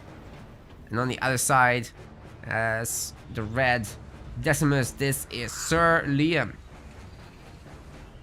Now, Decimus against Forge is pretty damn brutal. You've got so many ways to kill the Forge Hog. You've got your hero to pull, then you do the stun, and then you do a vortex, and then he just disappears. That's a really brutal combo that will be basically available for every time the Forge Hog is out. You can also rely on chopper slams together with vortex. It doesn't always need to go that way.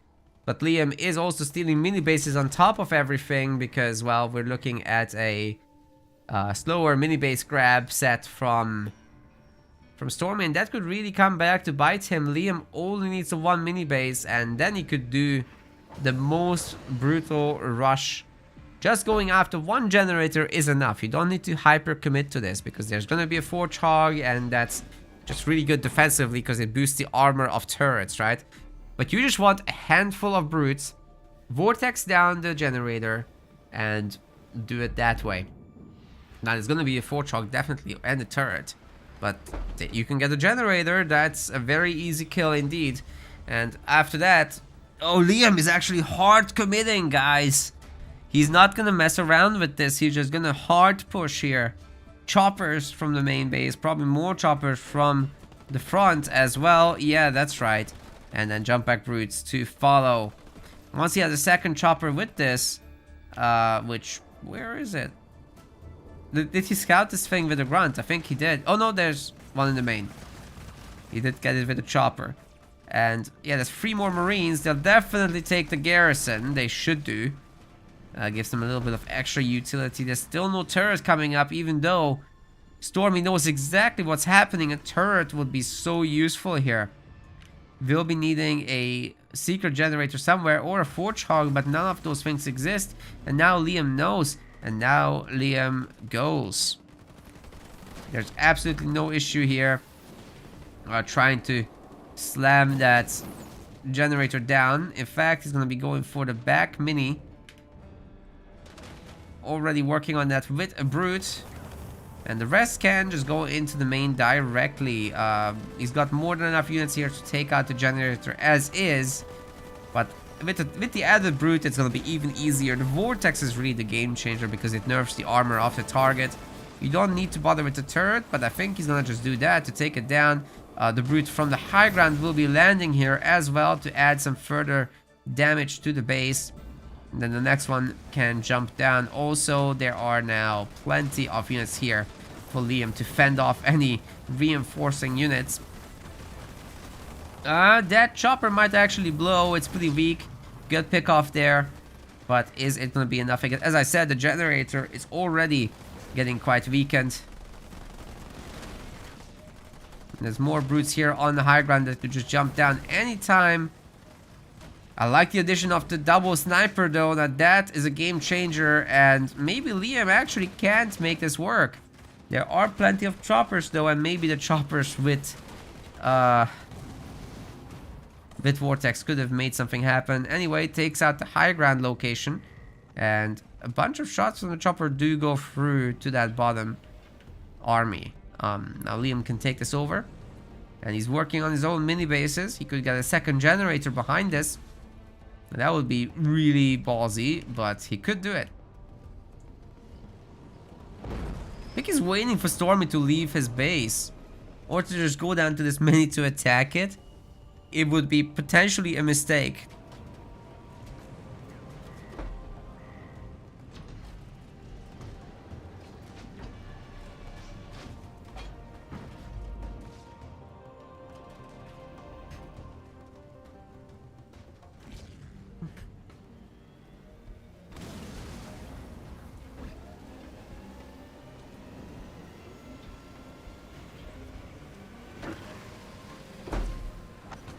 Second generator's coming up. Is this greed? This could be greed. Liam might just punish it. He's trying to pull the army away with the choppers, and let me tell you, if these brutes jump on and there's nothing to defend here, it's good that the sniper is kept around. You know, maybe Liam is actually not getting ahead far enough. So he does have like 800 power. I think he's going tier 2, guys. With just the unupgraded gen there. I don't think he's gonna bother upgrading it.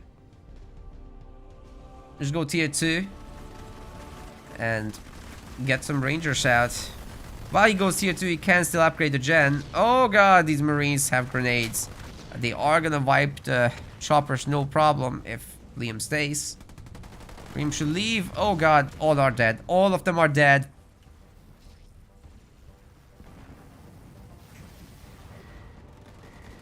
He did it. He did the vortex.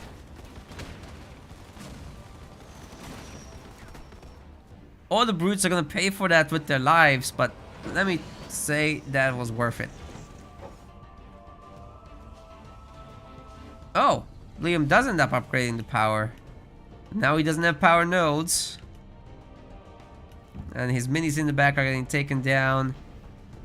Ultimately still looking at the 2-base economy here, so really needs to get something done here.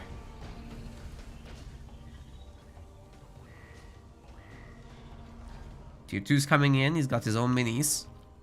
So at least it's something, but yeah, this is a third generator for Forge. And all the Forge buildings are of course upgraded.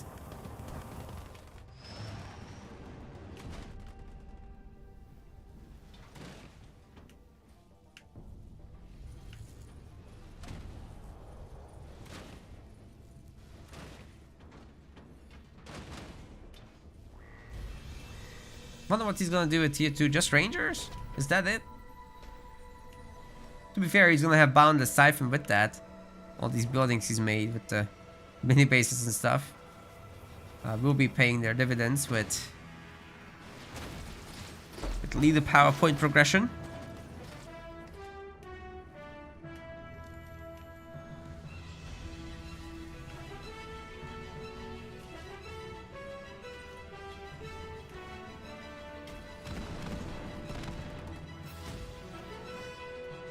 Stormy's doing well. He has established himself. He's going tier 2 now. He's gonna have a Forge Hog. He's gonna have Warthogs. This is looking good, guys. He can just use his back mini to actually start the process off. Ha! The one grunt. Yeah, that's gonna be picked off as well. Good job by Stormy. He was working on the expo. And double raid camp is happening. Power extractor in the back. So the man's catching up, right? Like, this is not terrible. It's gonna be hard to do anything to this base, though. That's probably not happening. He's got boundless siphon now. I've just seen it.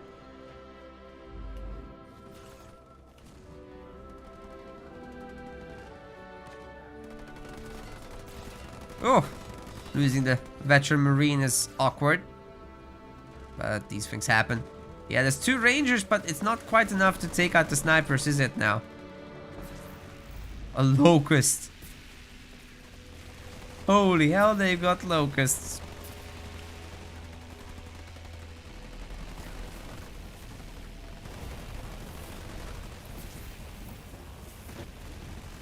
It's just the one.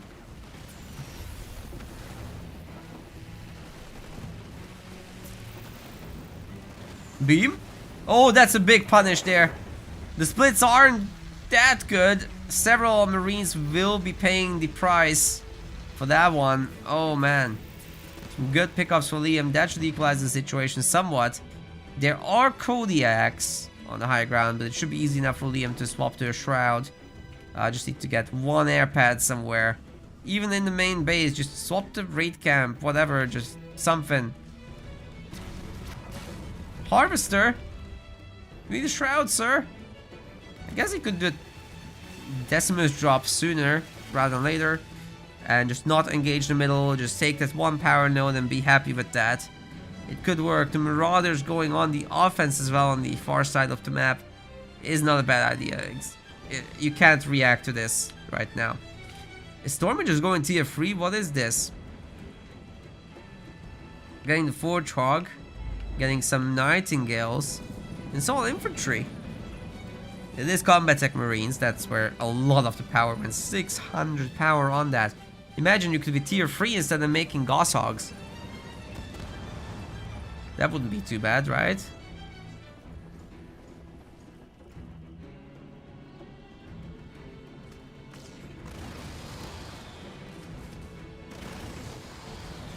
Right, going into the Marauder group. Just 2, so it's very easy pickings for the Forge Hog. Not a problem at all. Should be running this down, no trouble. Especially with the turret support. Nice hit. And then off to the next one.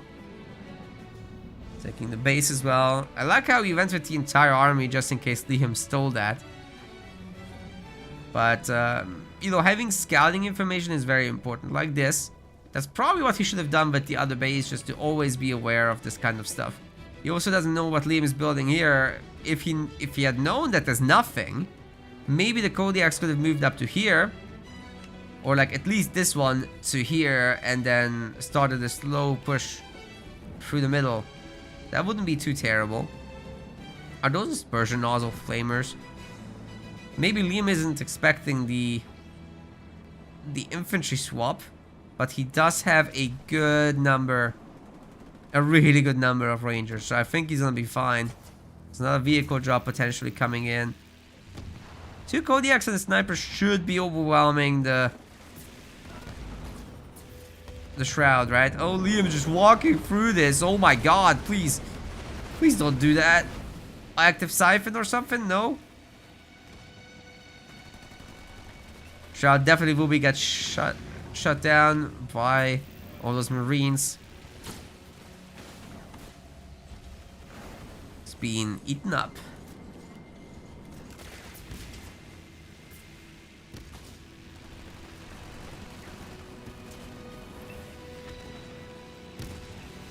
Chug in the middle of all that. Can't see much of anything, but you can still aim around the ground. That works. Reaver needs to get out of here. It's gaining back a lot of health while shooting. Probably won't get the Nightingale with this, but good effort. Oh! That's a really good Decimus drop. We'll be taking a Nightingale down immediately, and then a bunch of Hellbringers are next. Just keep fighting this. You can take it. You can so take it. Going under the shield. I think that's unnecessary. There's gonna be a glassing beam available also. So maybe he's just waiting for Stormy to go through the choke point. And punishing that where you can't really split. Might as well just wait for the shields to come back, right? But Stormy is now getting a 4th base upgraded. And that could be a huge issue for Liam. I don't like that he didn't pick off more units there. He's getting the Warlord out as well, finally. Which will be really good against the... that's great against the Forge Hog right there.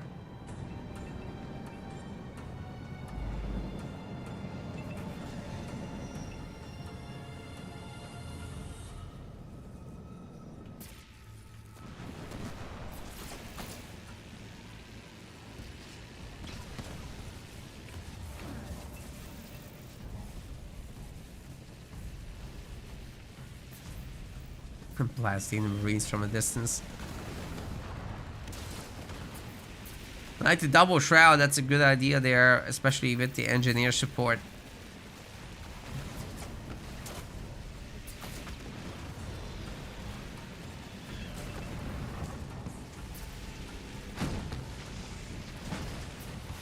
Okay, Warlord's looking for something, but I think he just needs to get into the middle of this army somehow. Forchog might be getting the business. Oh, that's a 6 stun. Where's the beam? Where's the Desi beam? Oh, the Forchog's dead. Nightingales are going down. And even the Dispersion Nozzle Flamers aren't gonna be enough help here. There is, however, gonna be a Grizzly drop from Stormy. Could be really turning this around. Scatterbomb is here as well, and Liam will be walking right into it. Oh my god, his army is getting punished super hard. Ay, ay, ay. Warlord trying to fight back, getting a little bit of stunning action going on this. The double Nightingales getting beamed to death, and next up is gonna be one of the tanks at least. We got a big stun coming through on all 3 of these vehicles. The Warlord will definitely go down to this, right? Should do. I think. Oh my god, don't tell me so. Yeah, that's what I thought. Okay. Liam cleans up anyway, and his army's healed itself back. Especially the thick boy. Oh man. This is insane. Stormy gave it his all. He still has 4 bases, guys. He's fine. He's tier 3. He can make vultures. He can do whatever he wants. He's already got 45 pop of it. Liam doesn't really have a transition from this. He's gonna be making infantry, and let me tell you, hunters can't shoot up. He's about to lose his back mini base to a Dispersion Nozzle Flamer and 2 Marines. Now that's a sad sight, and I'm not sure it's savable. Even with 2 engineers, this is looking a little rough there. And more vultures are coming in, along with air upgrade level 2. The mini base is toast, along with the generator. That's really expensive.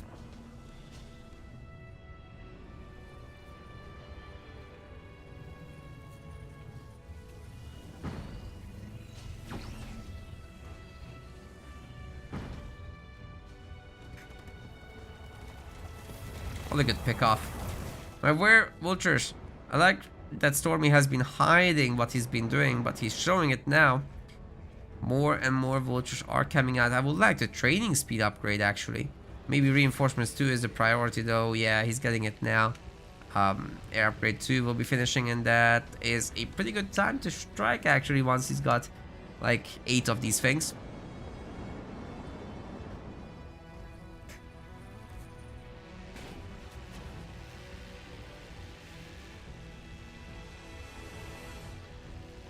Liam will be cleaning this up, but some expensive losses for him for sure.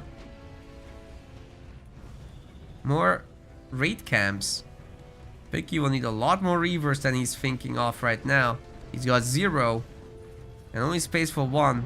Oh, these are gonna punish hard, dude.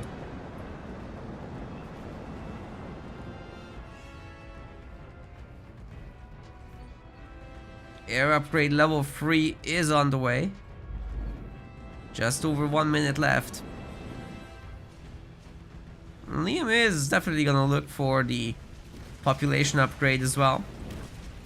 Warthog will get wrecked here. Ay ay ay. Yeah, you can't run through that. Reinforcements is coming, but so is this. And I don't think you can take that, Liam.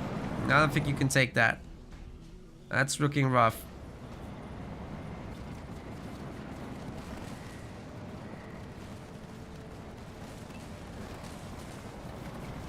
Here it comes. Oh boy. It's getting healed. But scatter bombs helping as well. Oh my god, Liam saved it. Engineers are nuts. I can't believe it. Liam saved the base. He's got 1 Reaver and the Dream and the Beam. That actually did a good amount of damage, but now his units are getting picked off. Actually, that's gonna help Liam by allowing him to make more Reavers. I'm kind of messing. I mean, his engineers are getting picked off. The next set of nukes he can't survive against, surely. That would be ridiculous. His base shields are back. And the Reaver is getting to do some work. But yeah, the next wave of nukes is going to take this down. There's no engineer bubble this time.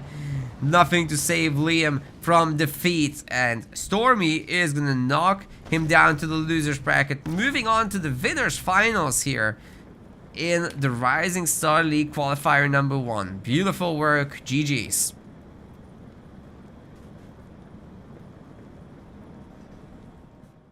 Now, that was epic. That was really epic. Great series between these two. And I really hope you guys had fun. Now, we will be continuing momentarily, but I do need to get a quick chore done, which is to make sure that all my groceries are ordered for tomorrow. I need to check out before the next 2 hours are over, and the next series might take 2 hours, so I'm a little worried about that.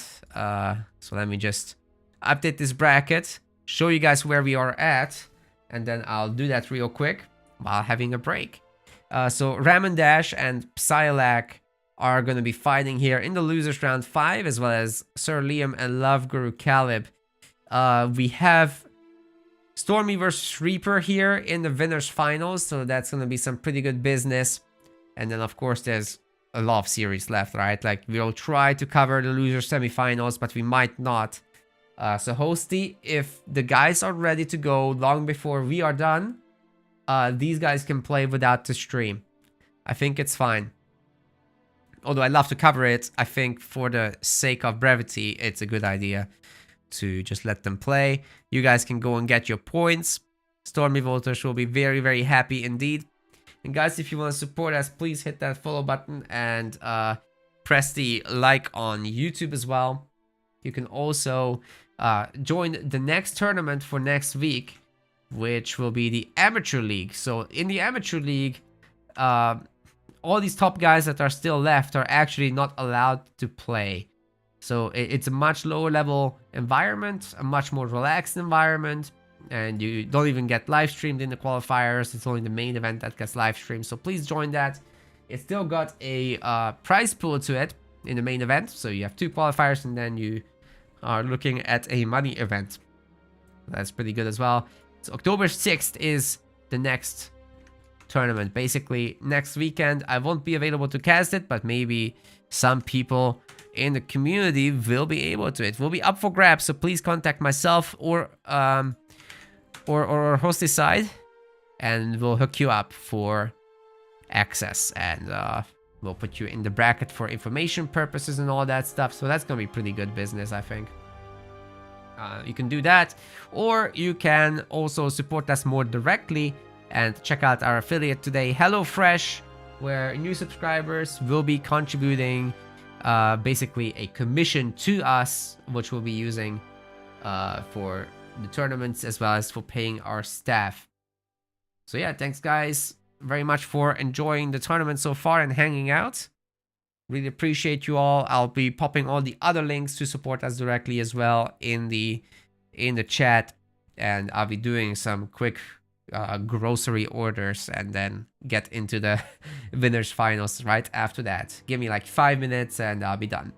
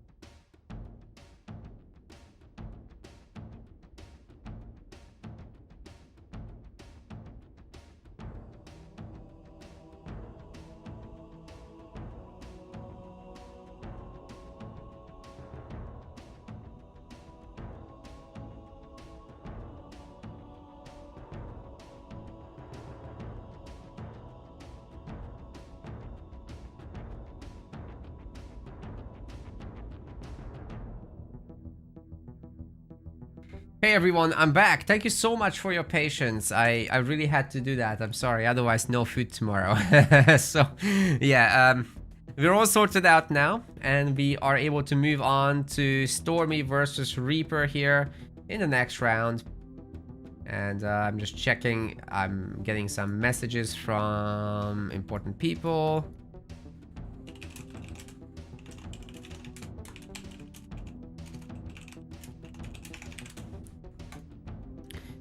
But we're all good, it looks like. Yeah, let's get Reaper and Stormy in here, huh? I just forget the usernames because they're using weird usernames. So Reaper is... I wish people just use their normal usernames, man. Or match it on MetaPlay so it's easy to find. That would be so helpful, guys, if you please could do that in your MetaPlay's profiles. It's very, very tough when you have a different Discord name from a different Xbox game name from a different MetaPlay's username. It's just, how are we supposed to keep up with you, you know? But I'm trying. We're making this work, guys. We're making this work. Wait, are these both Americans? They are, aren't they?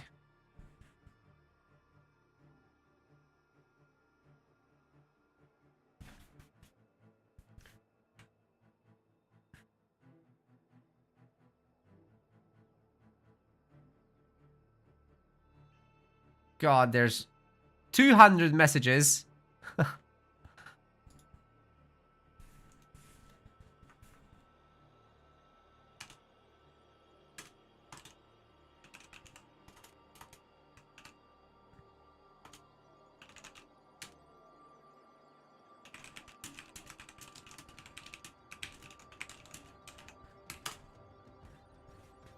It looks like Liam is not getting his match. He's waiting for Love Guru Caleb. So please, if you're paying attention, if you're here, then help us out. When is the next Rising Star qualifier? You can check that actually on our website. We have an article that details the entire league's timings and structure. So I'll show you that now. It's Rising Stars particularly is on October 13th is the next one. And the Amateur League is October 6th and October 19th. So I'll send you the article that has the schedule in it. And you're absolutely welcome to participate in either or both. Now also pop it into the Twitch chat so that people can see. Alright, Stormy can host. That's what we'll do.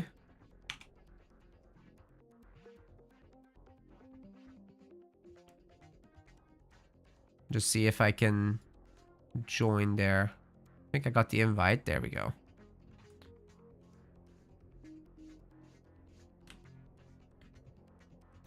This is still going to be a best of 3.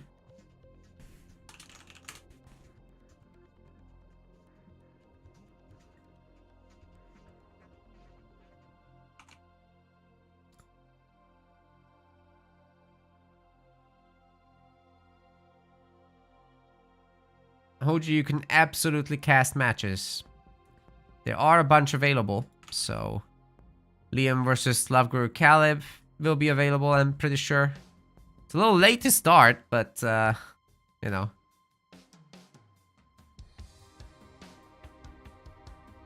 It's best if you guys clear it with host's side. Don't ask me while I'm doing commentaries and whatever, because obviously I can't sort you out. I'm busy. But if you guys do want to cast, then you know, get it scheduled, get it sorted out, and we're gonna make it happen. Who is picking the map? The higher seed. So that's gonna be Stormy.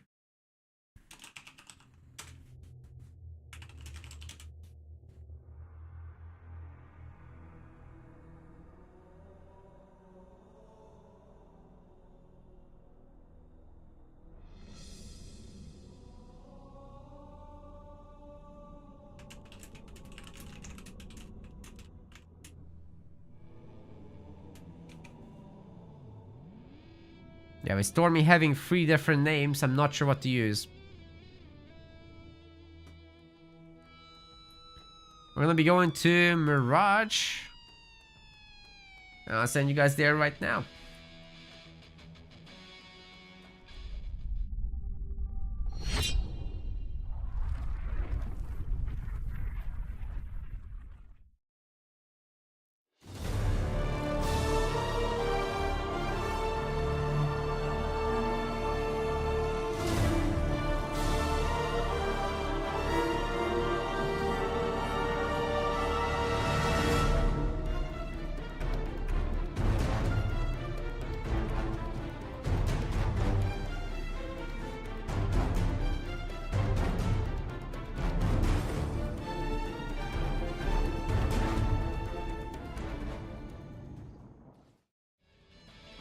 Alright, we're currently getting into this match. The players are picking their leaders. We'll see where that takes us.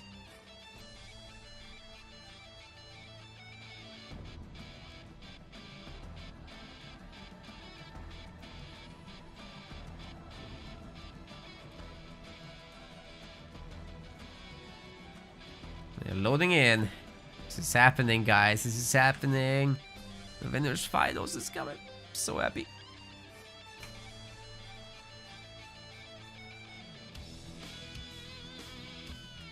Let's go.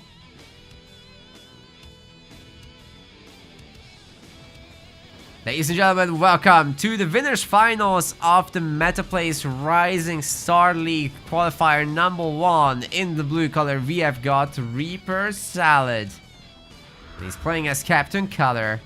On the other side, playing as Shipmaster, this is Stormy. Red color for him. We already got a fight in the middle over this power crate. Both players want it. Only one can have it. No ghosts. No jackrabbit. Very interesting start. Very infantry heavy. Curious where that will take us. Obviously, the Marines taking a bit of punishment here. By the way, for this league, the idea is that the very, very top players are not allowed to sign up. Right? So basically what we've got is the top 8 are locked out and everybody else can play in Rising Star, so it gives the pros of tomorrow a really good platform to practice and still have their chance to earn some money playing tournaments, whereas obviously in the pro league it's way harder, even for these A-tier players like Reaper and Stormy. You know, you face an EOD, you face a rock generation, it's just a little bit too much. But these guys could definitely get close over time. So let's see what they're capable of. There are a total of 350 pounds, British pounds, on the line in the totality of this league. For today's qualifier, it's 50 pounds. The main event is the big deal, right? There's 2 qualifiers and then the main event. Now, Shipmaster versus Cutter is a pretty classic matchup. It's going to be all about how much Cutter can do damage early because, well, you got drops, you got some pretty good ability to switch unit compositions and some mobility through that, but Shipmaster in the deep late game is just going to be much better, so you need to do something in the early to mid game to Ship to get ahead. Whereas for Ship, you just really need your tech, and it's a really good start, a really good chance to do so with the 4 mini base setup against 1. So I'm really liking Stormy's chances there, but of course you can counteract this to a degree with the power nodes. Question on YouTube is what's the best place to donate?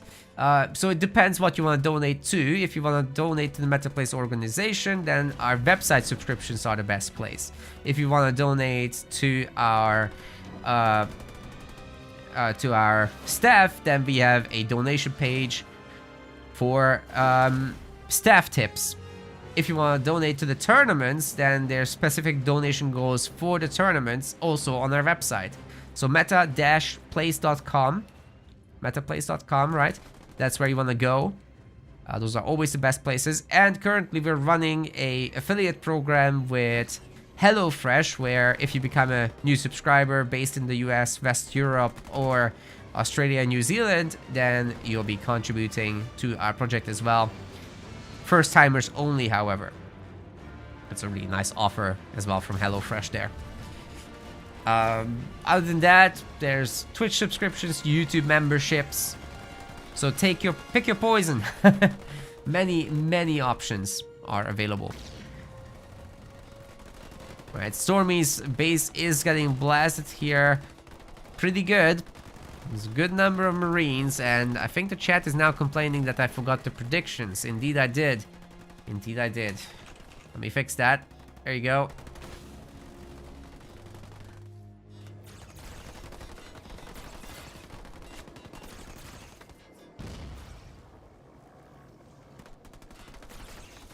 Sentinels. Getting a Marine kill actually is a pretty big deal. Every Marine there is highly valuable. Reaper Salad with the early expansion to try to offset the 4 mini bases while cleaning up the mini bases himself is actually a pretty good move. And then the Spartan Sniper can go to the middle. They are mostly able to take care of the Suicide Grunt, but still take it on the chin, and that does hurt.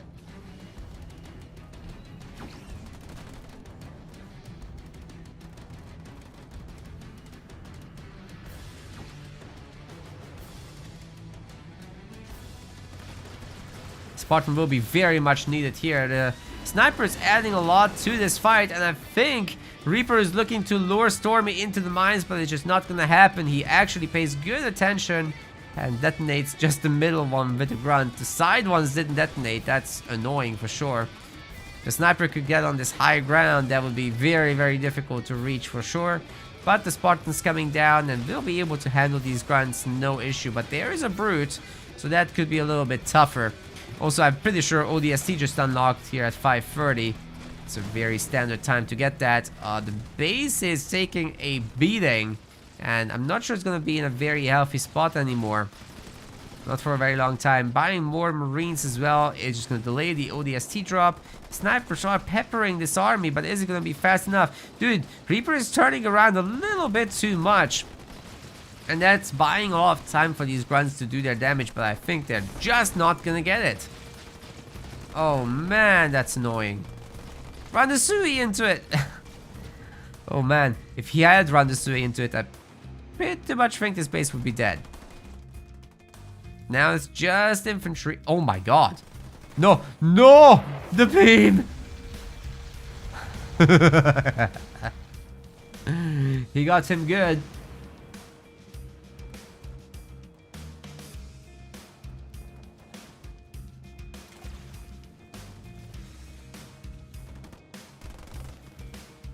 He got him pretty good, and now it's Stormy that's doing the expansion. So yeah, the Shipmaster play is just Stormy's favorite, it looks like. Good stun, as well as mines that kills 2 Ranger squads and another Grunt as well. We still got ODST to look forward to. There's snipers in the garrisons. Another Ranger has been picked up, but now the snipers are the target. And yeah, that Ranger just picked off 2 sniper squads, easy peasy. A 3rd one on the way. My god. Yeah, that was really good.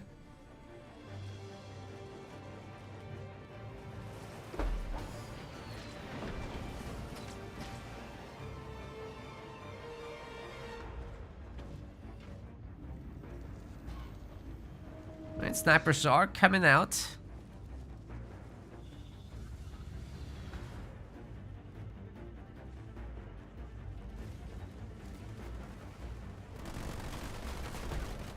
I'm not entirely sure that Stormy can hold that base, but he does have the unicorns. A good ODST drop could turn this around completely. Like, you drop in ODST, you slam it with the Spartan, you throw down your mines, and then this army might just get deleted by that. But also, you have to think about the fact that the Marines actually have the speed advantage here against the Rangers, so they can just run around the map and not really engage. But the build-up unit count is definitely looking spooky. Why is he sending out that Marine? He's gonna get picked off. Oh boy. Not sure what he was trying to do there. Certainly has to stop making Marines. This is not working anymore. We need dispersion nozzle flamers. And we need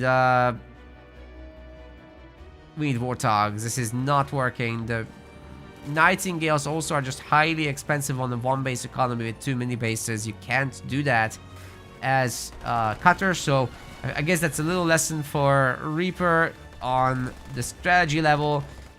You know, he's very solid in terms of execution, but he's doing the wrong thing right now. It's very, very tempting to go for those nightingales and combat tech marines in this situation, because you already have so many marines. The upgrade is highly valuable when it affects this many units, but yeah, Shipmaster can just run around and pick them off as well, slowly but surely. And ultimately these guys can't do any damage, and that's gonna be a resignation from Reaper because of that. What? A disconnect? I mean, that was extremely heavily in favor of Stormy. We are gonna have to give him the win. There's no way you turn this around if you're Reaper, unless you're pulling a rabbit out of your hat. That was really strange. I'm really tempted to give the win there. We'll see what exactly happened.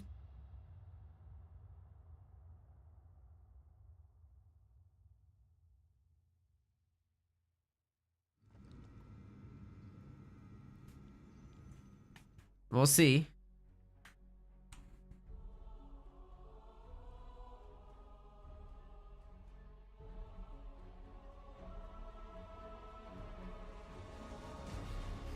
I'm not sure what happened. Nobody's saying anything.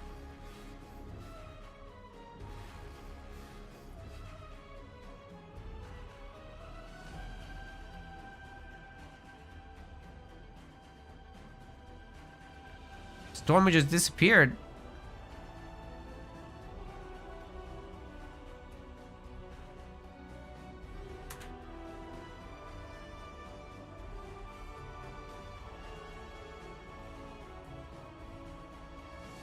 Oh my god, the Xbox chat is the worst thing on the planet.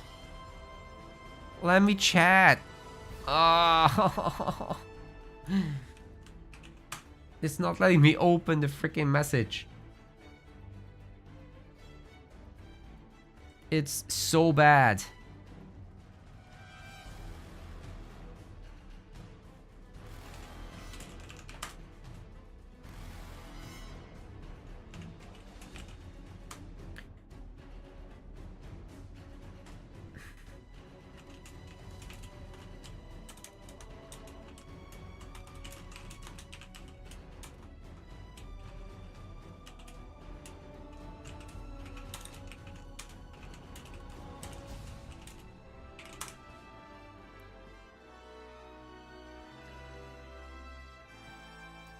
So yeah, we're gonna be giving the win there.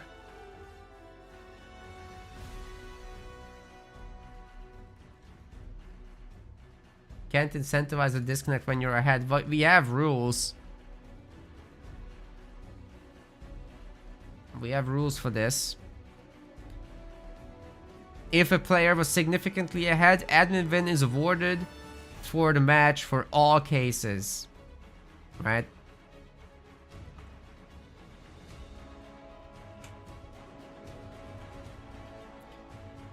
So that's just the rules we've got.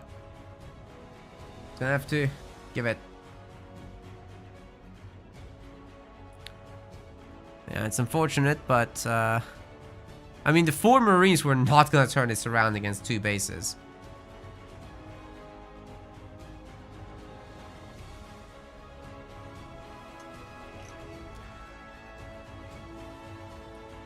Gonna have to clarify the rules in the chat.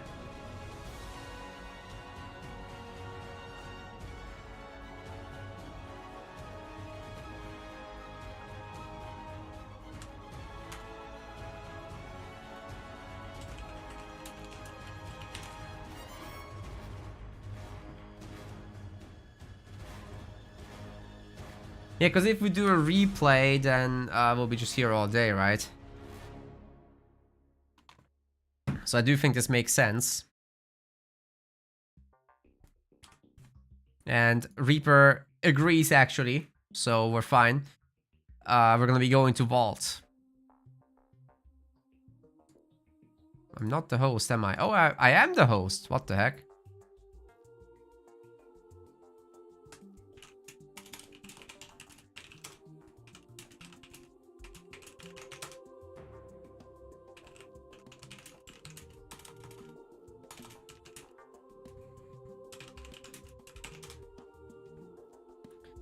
Probably best if Reaper does it.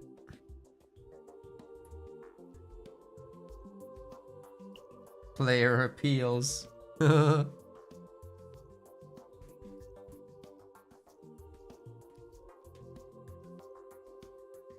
very unfortunate.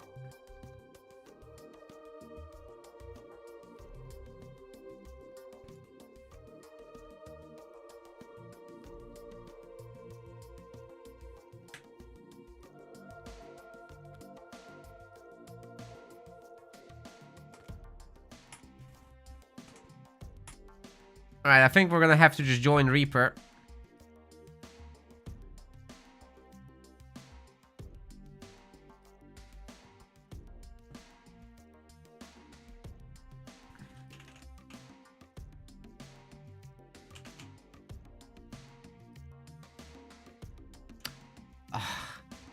Man, these silly usernames and people have the same one with a different spelling. For whatever reason, he didn't accept my friend request yet. Of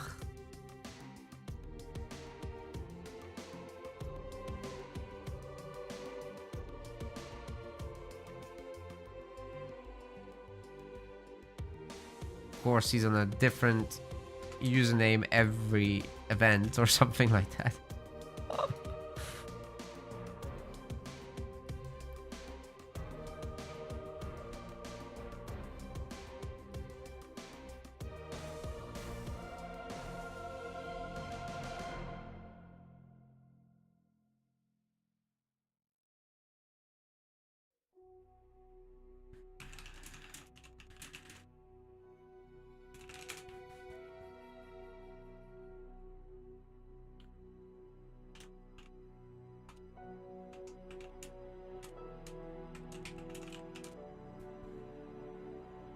Are there no Mexicans in this tournament?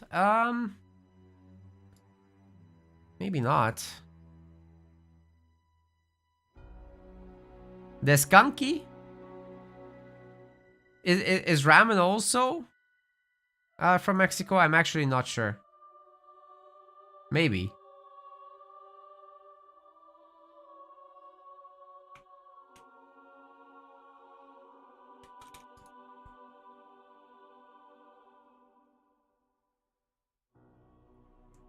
Oh, Ramen is as well. Okay, there we go. Now we've got our lobby. We've got Vault. We can do it.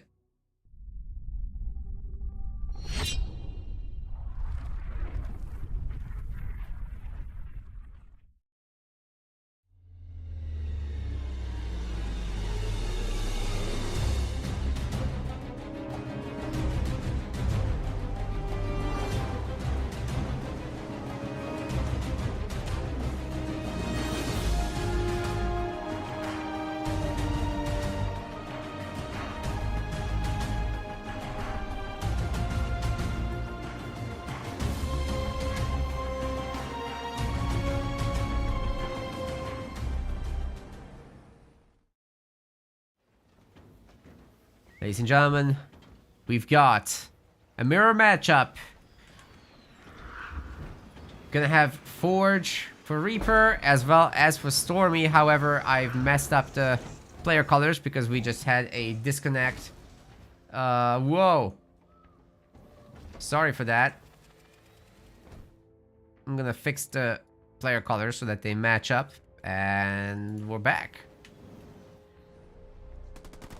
Yeah, very unfortunate with the disconnection.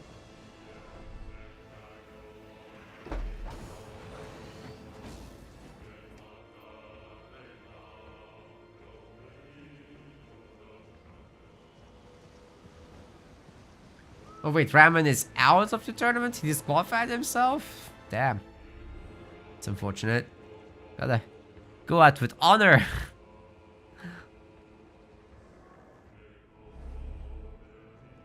It's really annoying. Just doing some good games. Why? Oh well. I guess competition is not for everybody. Where prediction? It's a great question again. Fixed. It's fixed. Do the thing. Alright, there's a good number of Marines running around here from Reaper. I think that's an easy pickup as well as power grab. Like, you've got this garrison here. You stand another Marine here to shoot the Sentinels, and it's going to be a very easy takedown from there. Not as fast as, you know, directly doing it, but safer. And that matters a lot, actually.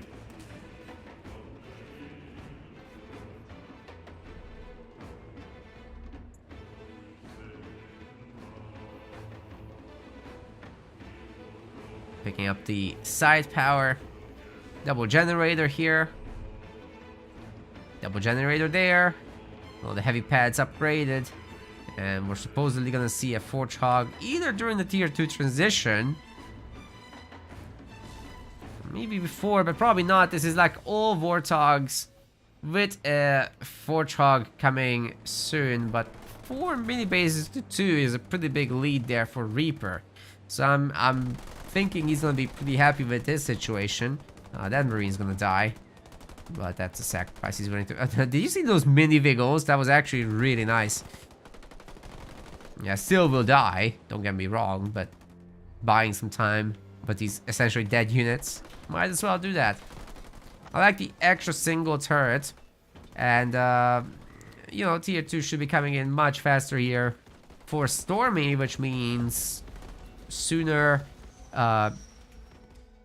Warthogs, which means he can maybe clean up one of the mini bases and make it just a net resource loss rather than allowing the time to actually gain from it. Reaper never ended up taking the mini, or rather the power node, even with the Marine there. Nobody ended up taking any power node, and it's very valuable in this matchup actually, because you're gonna want those Forge Hog upgrades as soon as possible. Then you're gonna want your vehicle upgrades. Then you're gonna want your upgraded turrets. So there's a lot going into this. Both players trying to expand at the same time. That is how you play the Hog Mirror, because it comes up just in time. You'll be able to defend it. It's all good. Wait, out of all these mini bases, none of them have a garage? Come on. That's not right. Reaper is going for an air pad. Now, that is not something you typically do in a Forge Mirror. It's very, very easy to punish it with just a handful of Wolverines. So I would highly not recommend that. That's for sure.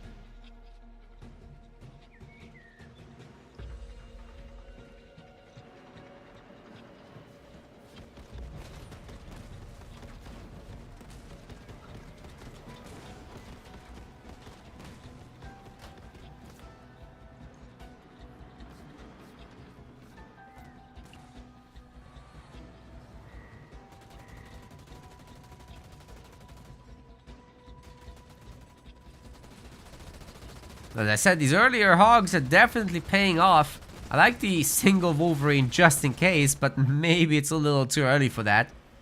Didn't super need to do that. Anyway, more coming in. There is, after all, a garage on Reaper's Mini. And this is why you don't want the early Wolverine, because it just gets punished by the hogs. Maybe it will be able to get the... Oh, it's missing the shots against the Nightingale. Are you kidding me?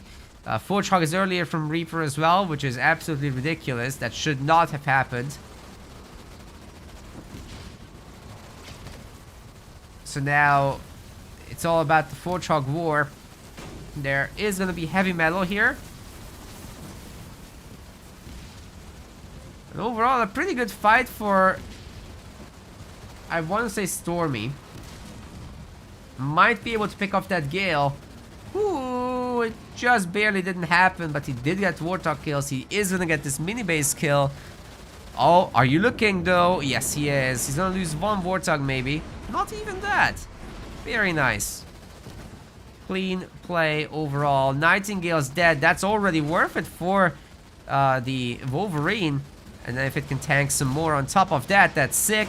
Warthog is gonna tank all these rams, but is gonna be punished now. He won't be able to escape the scatter bomb, and the remaining Warthogs will all be going down. Actually, it's a really even engagement, but the Warthog itself goes down. That's expensive, and I think Stormy is going to be super happy with this outcome.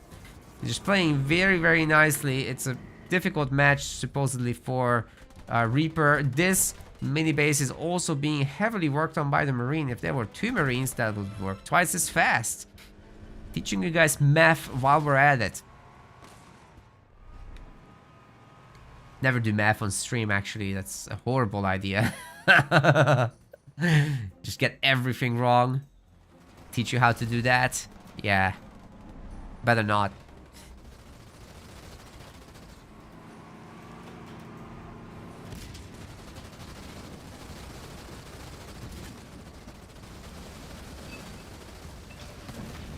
Oh, that's a really decent ammo round once again. And you know what? The Wolverine actually is taking this like a champ. Now, the Nightingale should definitely get shot down by the Warthog, and that's gonna happen. Should be able to escape this as well. I think Stormy went in a little bit too deep, but so long as he can rebuild, so long as he's got a pump going on behind this, so long as he drops down the Kodiak somewhere defensive, because right now he's got the mini base lead. He's good. He can do this all day, right? Got several hogs here. Does not need to risk them. Just let Reaper make Nightingales. It's fine. You add in 2 more Wolverines, you'll be super happy about it later. And, you know, this Warthog is actually in pretty good health too. So I'm really liking Stormy's situation. Not to simp too hard, but he's playing this super well. There's no Warthog. Reaper is going in without the Warthog. And Stormy's one's getting healed. It's got heavy metal ready to go. Overall, seems to be having a better army. The Wolverine will be taking down those Nightingales in the long run. Oh, there's another Nightingale. These are so expensive, man. You gotta run from the heavy metal too. Are we gonna have an anvil round in the middle of all this? I think we might. Heavy metal is about to expire. So many Warthog kills have happened.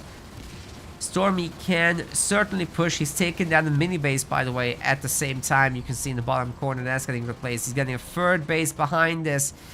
I'm not sure that's necessary. Like, you could just pop down the Kodiaks instead of that. Great ammo round again, catching another Warthog, and the other one also will die, I think. Dude, that's brutal. Reaper's in shambles. Oh, that could be a really good scatter bomb, though. Holy shit. It was a good start to it, but not enough, ultimately. Wolverine gets taken down, but it's fine because all the Nightingales are dead. It's no longer needed. Oh, ho, ho, ho. Great ammo round. Might be able to pick off all these Warthogs and punish Stormy's overextension a little bit. He was going in for the win there, but didn't quite have what it takes for the win right now. He is still ahead, significantly so, I might add. Tier 3 could be queued up. And it is. He was looking at the base at the same time as me. That could mean the Warthog upgrade. That could mean Gauss Hogs after that. That should be the order of things. But it's gonna be brutal either way. Reaper is getting there. But he is behind in the sense that he's gonna click that later. And he will have to deal with that upgraded Warthog at some point. The Marines are being a little ambitious here, but, you know, if they're supported by this group, a lot could be done. Oh my god, I think Stormy is gonna go for the Grizzlies. He's got the resources for it. Reaper does not. He lost too many Warthogs throughout.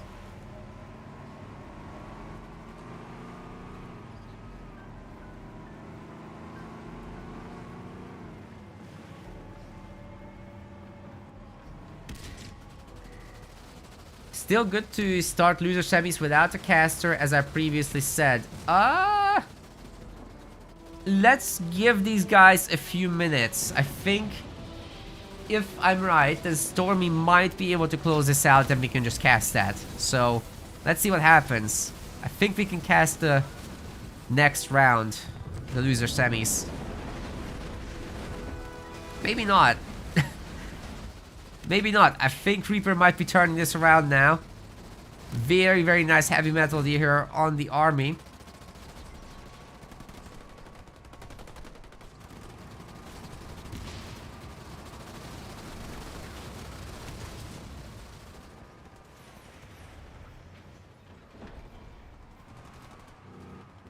Yeah, Reaper's definitely closing in on this.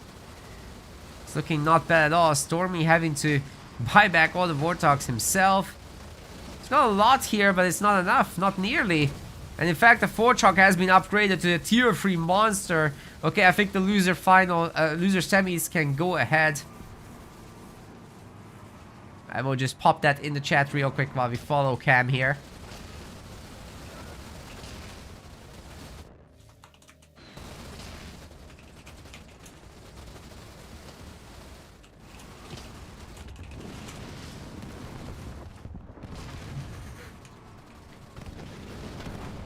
Very, very nice Grizzly drop there, by the way. And Reaper had to leave that. But he did so with all his units intact. And he now has Gosshogs. I wrote him off a little bit too early before. So I'm very happy to see this game continue. Might be going for a game 3 even if this goes his way.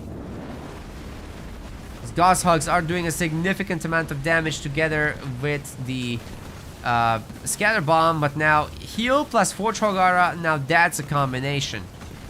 And there is going to be the Warthog upgrade as well for Stormy.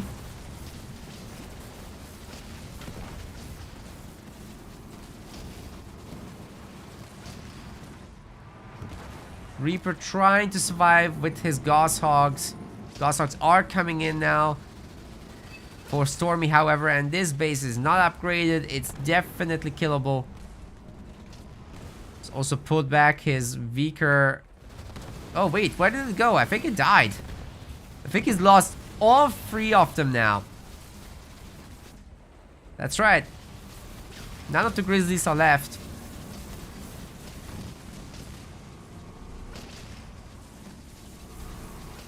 Warthog keeps cracking on. And Reaper himself is going to have the Grizzly drop available very, very soon. Just a matter of accumulating the resources.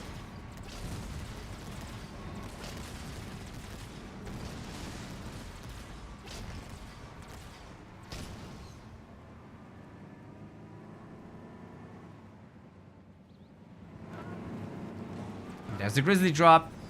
It's gonna be greeted, however, with a Scatter Bomb, which the Warthogs are running right into. Some of them will die.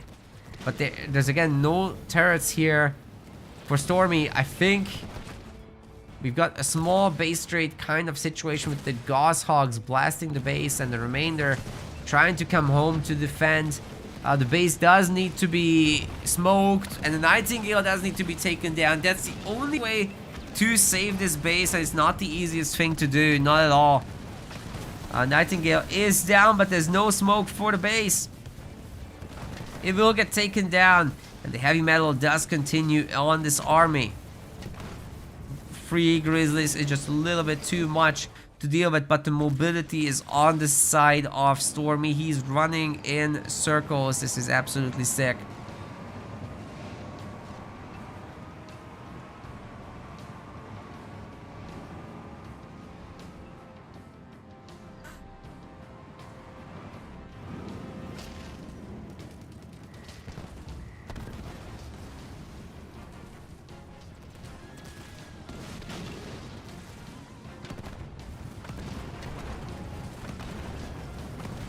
Going after the main now. There are 2 anti-vehicle turrets, but the Grizzlies don't seem to care too much, especially with the support of the Warthog. They're gonna disappear very, very quickly there. The generator is going to be the next target. Heavy Metal 2 is ready for Stormy. He's trying to get in there. Scatter Bomb, Ambo Round will be falling down on his army though.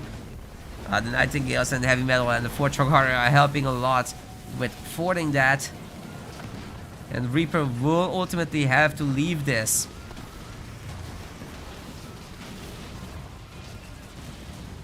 Oh, nothing can move, man. Brutal, but that's a lot of Gosshogs now. Population count is overall similar, though. It's not that dissimilar at all. But I think the Fortrog is toast. Oh, but he manages to save the Grizzlies. That's sick. Can he actually save them, though? I mean, I guess he can get all the way to the teleporter, right? Almost. He can go to the teleporter now, so that the Hogs don't catch him. But they sure are going to try.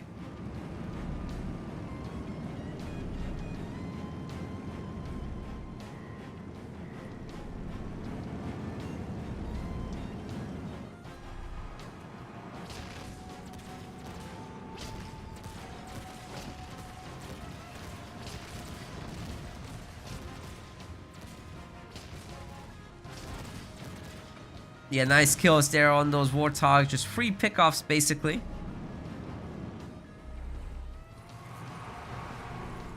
And this is a base to pick up for Stormy. The full Warthog playstyle here, actually not too bad. Very difficult to beat the tanks, but you have the mobility, you can run around, you can pick off bases, mini bases. Have more economy, and ultimately you'll grow big enough at full pop to throw everything at this. And Warthogs outrange the tanks, so they can just pick them off from a distance and keep running.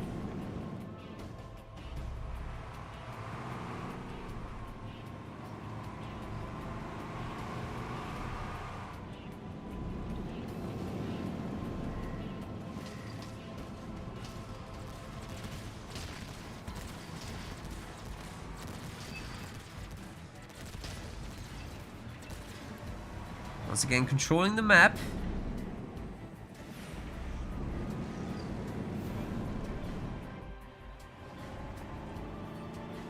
Oh, he's preparing a vulture transition already at 19 minutes.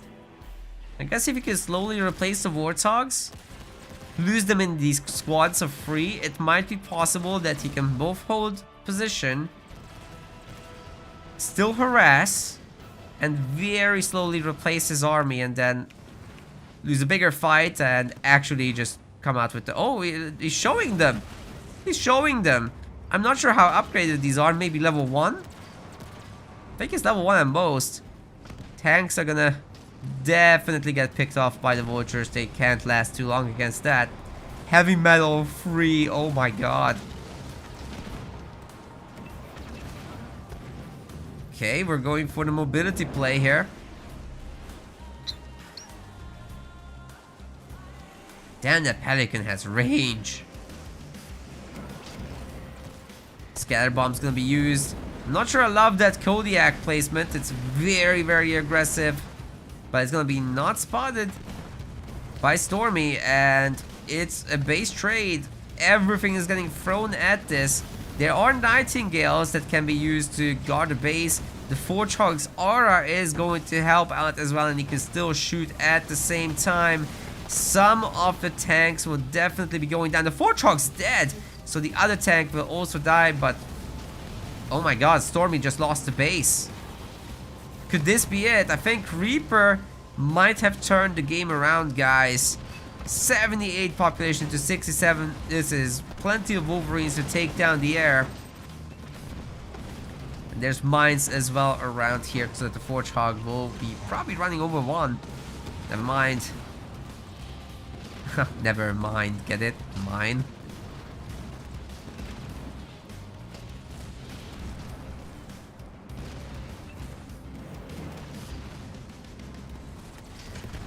So yeah, Reaper got out of that pretty good. However, he never had this base. He never bought it back.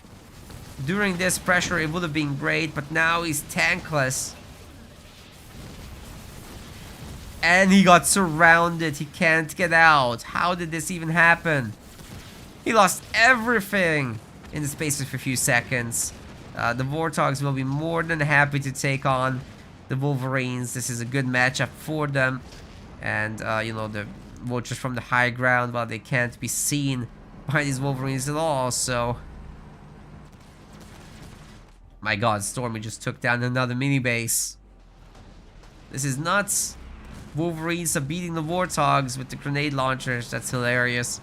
I said this is a good matchup, not if the Warthogs are red bar though. And there's that. Alright, so there's still a lot of economy here for our blue gamer. Lots of mini bases.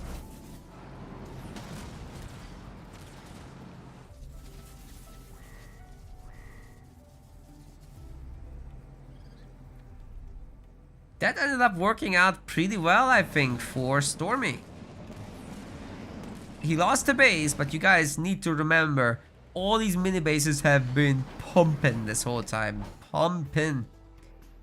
There's even an air pad here. Heavy supply pads, heavy supply pads. That's all stuff that Reaper just didn't have. So even though he took a really good fight, he killed the entire army. He took down the base, he took down the mini base. It's not enough. He's being outgathered significantly.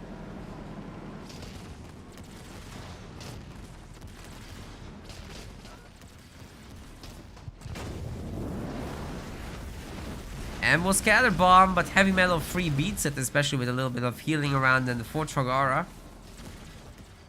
That's looking good, but he's gonna go up against Mass Vulture. It's not quite Mass Vulture yet, but we're getting there. We are getting there. Somebody just spent a lot of resources on something. What is it? Oh, just more Vultures. Air free Fortrog. Yeah, that will spend the eco.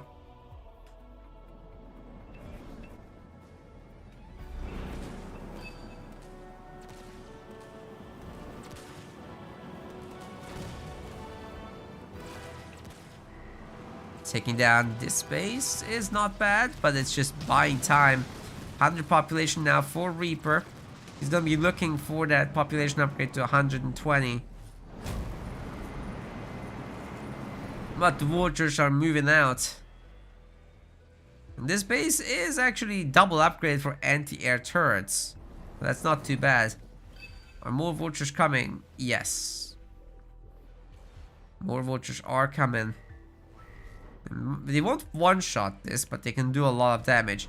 It's gonna be a base trade kind of situation. The Warthogs are faster, but they deal less damage. And they can be kind of held back by anti-vehicle turrets, which are getting upgraded now.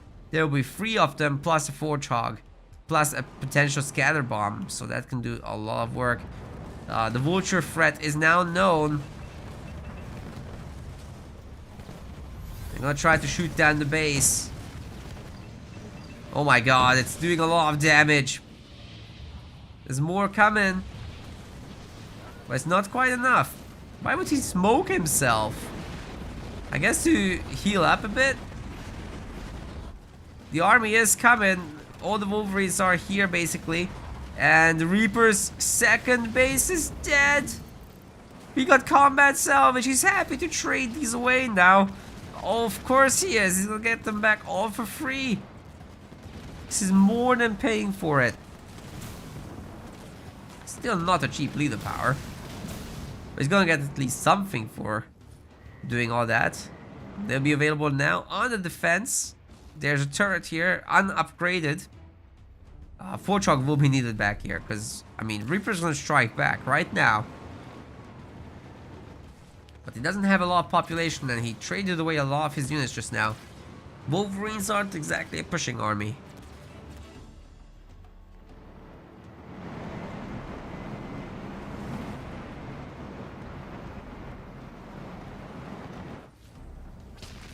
Yeah, Fortrog looking for trouble. He's found some. These high-level Gosshogs are actually able to kind of keep him at bay. That was not a good scatter bomb. Oh wait, kills a... Okay, if you kill a Nightingale, that's like pretty close in terms of economy. We had some nukes coming down against heavy metal Wolverines. Sorry, I missed it. But I think the Wolverines are toast. There's just too many vultures here. They can't hold against that. They'll get something for their efforts, but it's not a good trade by any means. That's maybe 2 vultures dead at best.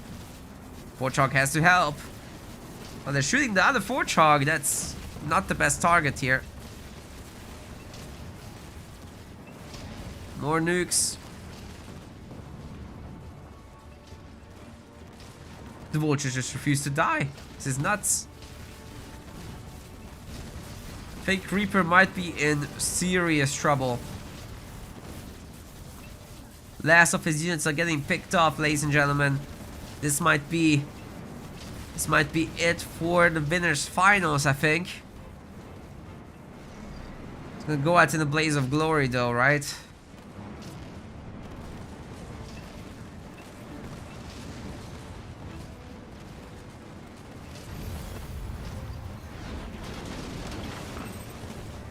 Who's healing who? Oh. Yeah, Stormy's healing himself. No disrespect. Yeah, Wolverine's just not strong enough in those low numbers to hold their own against this. GG's. Reaper's gonna be moving on into the the grand finals actually of this double elimination tournament. Pretty good business there. And Reaper will be having to fight through the losers bracket now, where currently Psyalac and Sir Liam are gonna be fighting. I'm not sure if that's getting covered by somebody, but we are going to have to wait that out until there's an opponent for Reaper. So let me take a look what's going on with Halo Wars streams. I think we might jump in on like game 2 of that or something.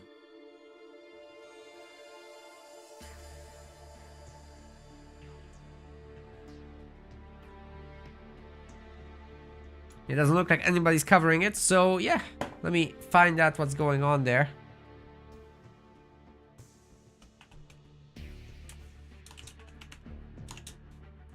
Yeah, Liam's currently in the game.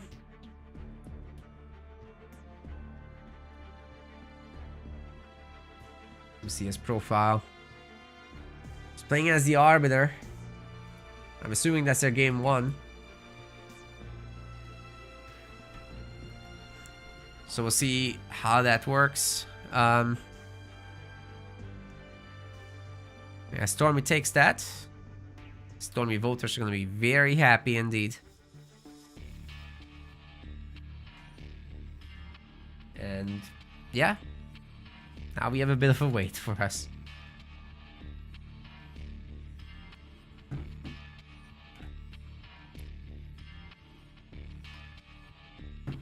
Yeah, we can get some coverage on their game too. We did allow it to go ahead.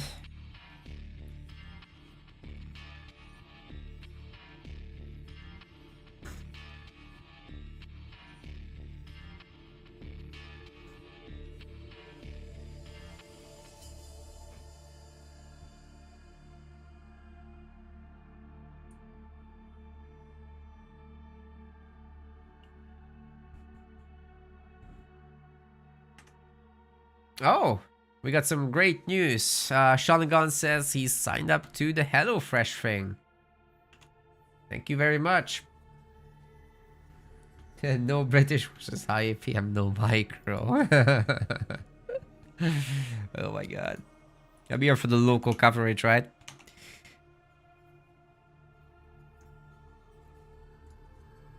We're gonna figure it out, guys. It's coming soon. In the meantime, while we wait for them to sort themselves out, and excuse my constant sniffling, I'm definitely gonna have a tea after this tournament is over.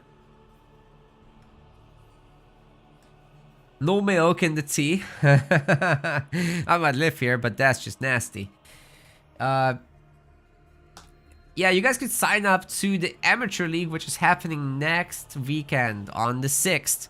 So definitely consider that. There's plenty of spots still available. We've increased it to 24.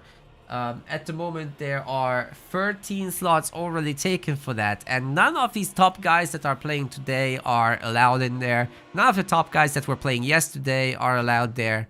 It's only for C, D, E, and F tiers. So, you know, it's pretty chill overall. You guys should definitely try that out. Look at this. There's like a ton of decent players in here. We're gonna have to kick out the B tiers, of course. Raw Doggies and Panda Pools. Gonna have to go, I'm afraid, but the others are totally fair game for this. If you feel like this will be fun, then come and play in the next event. So I'll be sharing that link with you guys now. Do sign up, please. It's next weekend. And I'm hoping the community will be able to cover it. Please reach out to host the site if you're looking to. Now guys, if you're otherwise looking to support us, obviously you can follow, like, subscribe, whatever it's called on the platform, the free stuff. It's very easy to do, very impactful for us. Then we've got the HelloFresh thing that I mentioned. It's on the top of our website. You can get it in the chat as well. It's in the descriptions. It's in the about sections. And I've been putting it in the chat. The bot has been putting it in the chat as well. You can do that and get a meal from HelloFresh, directly supporting us in the process while buying dinner. It's very cost effective. More cost effective than actually directly donating to us. So highly recommend that, and you get something for it too. Then yeah, you can directly contribute to the tournaments as well, which people have done. So very much appreciate everyone that did that. We've got the Pro League already boosted by £280 and 150 for the Rising Star League. So thank you very much everybody that did that. We've got also the website-based subscriptions that you can do to help the project even further. We're looking to cover our running costs with this, such as general upkeep for the software, for hosting. These are all subscription services, right? So it's all coming out of pocket. We have to pay for our coding and bug fixes, of course. We have a video editor that we have to pay for. So, you know, there's a lot of background costs, and it really helps if you guys do consider subscribing on the website. You get quite a bunch of perks for this as well. Really helps us if you do that. All right, let's see. What's US only? It's not, HelloFresh is not US only. It's actually global. So West Europe, all of it, including the UK.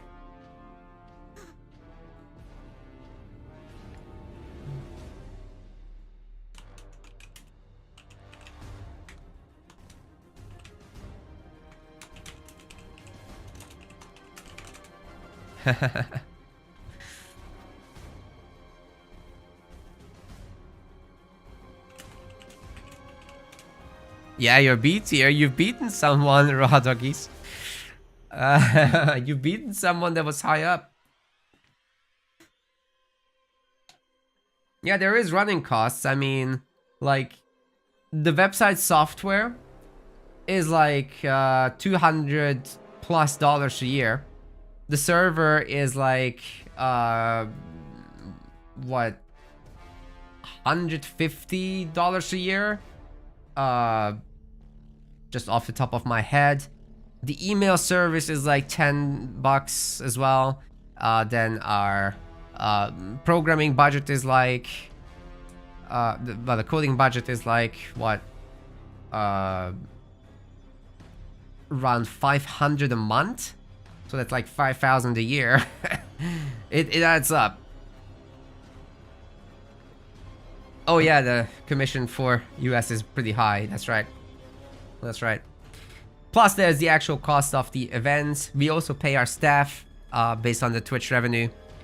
So yeah, there's gonna be a lot. Where's the affiliate link? It's in the chat. And I'll be sharing it with the YouTube one as well.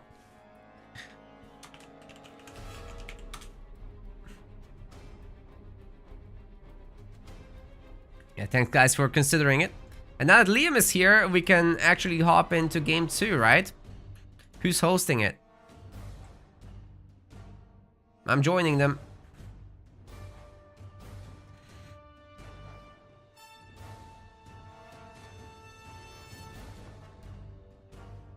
Sean, you technically could, but that's against the rules.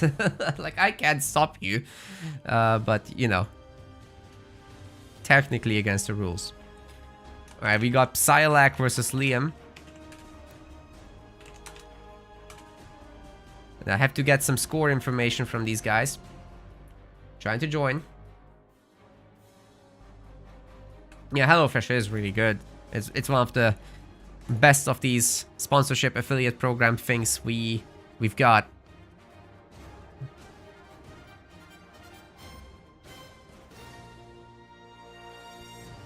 Alright, I'm now in Liam's room.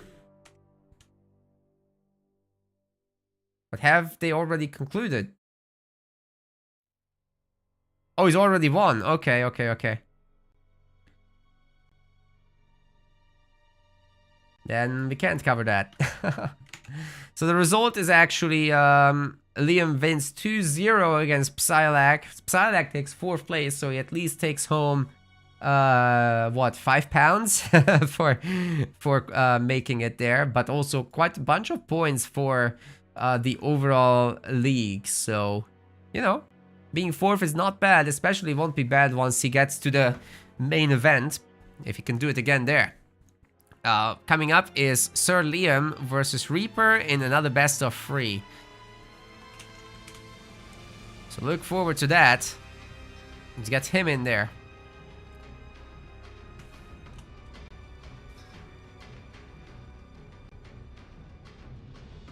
Yeah, Liam will be handling the invites, I think.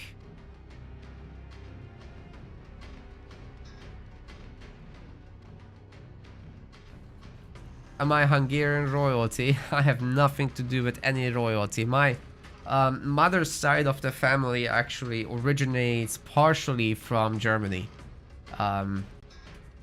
So the way that works is after the Ottoman invasion of Southeast Europe, Hungary was absolutely devastated, and basically there was free real estate, literally. Like, you would move your stuff down there and you would get a free house, free property, free land to farm. And like in the 1700s, there was a mass migration to there because the land was just absolutely useless. So yeah, HelloFresh is a free money farm. I mean, nobody did it so far other than Sean, so it's not. It's very difficult to get people to consider it, but you know, if you guys are willing to do it, it's hugely appreciated and will make a world's difference to this. Like, if we start seeing Metaplays finances even out rather than being lossy, because they're currently really lossy, right? Like, it's a 30 to 60 loss ratio. It's pretty bad. But we're making half-yearly reports to you guys about how it's going, just for the transparency purposes. And yeah, we'll see how it is in the second half of 2025. If it gets significantly profitable, like more than a handful percent, right, then we can basically up the prize pools. So, you know, any little bit of help that you guys can do with contributing to these affiliate programs, which is really the money farm in terms of possible income, the better we'll be able to support the community. So it would be very nice to at least break even by the end of this year. That's my dream, but if we can, you know, actually turn a profit, then we can invest more.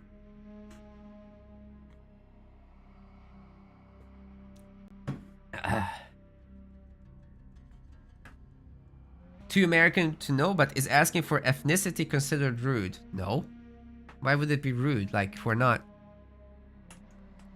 snowflakes over here. we can discuss this kind of stuff.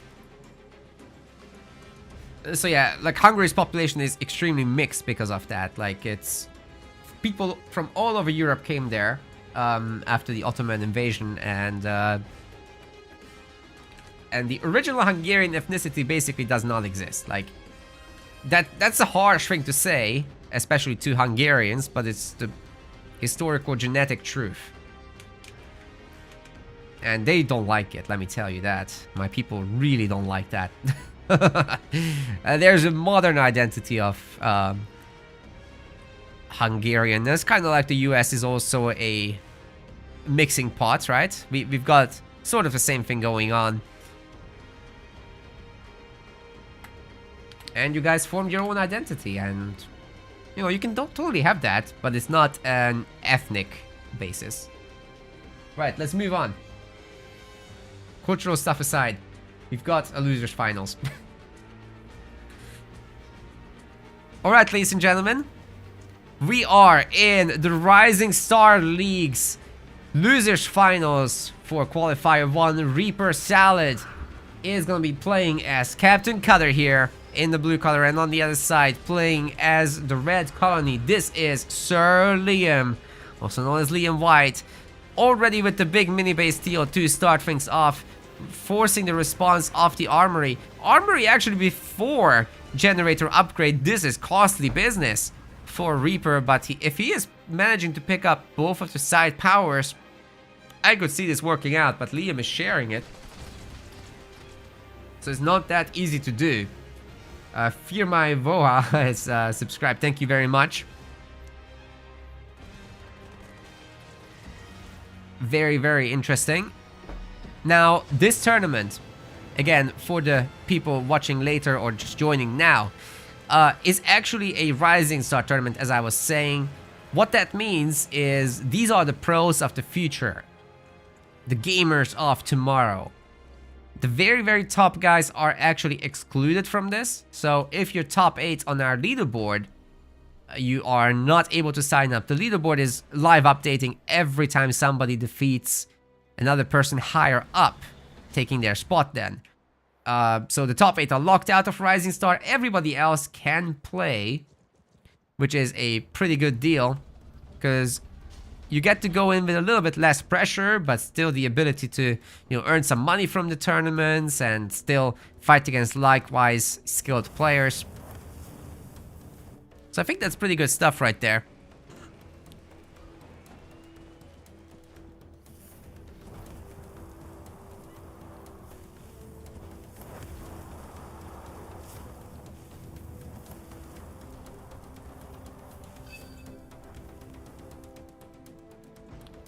Shooting down that chopper is also a pretty big deal.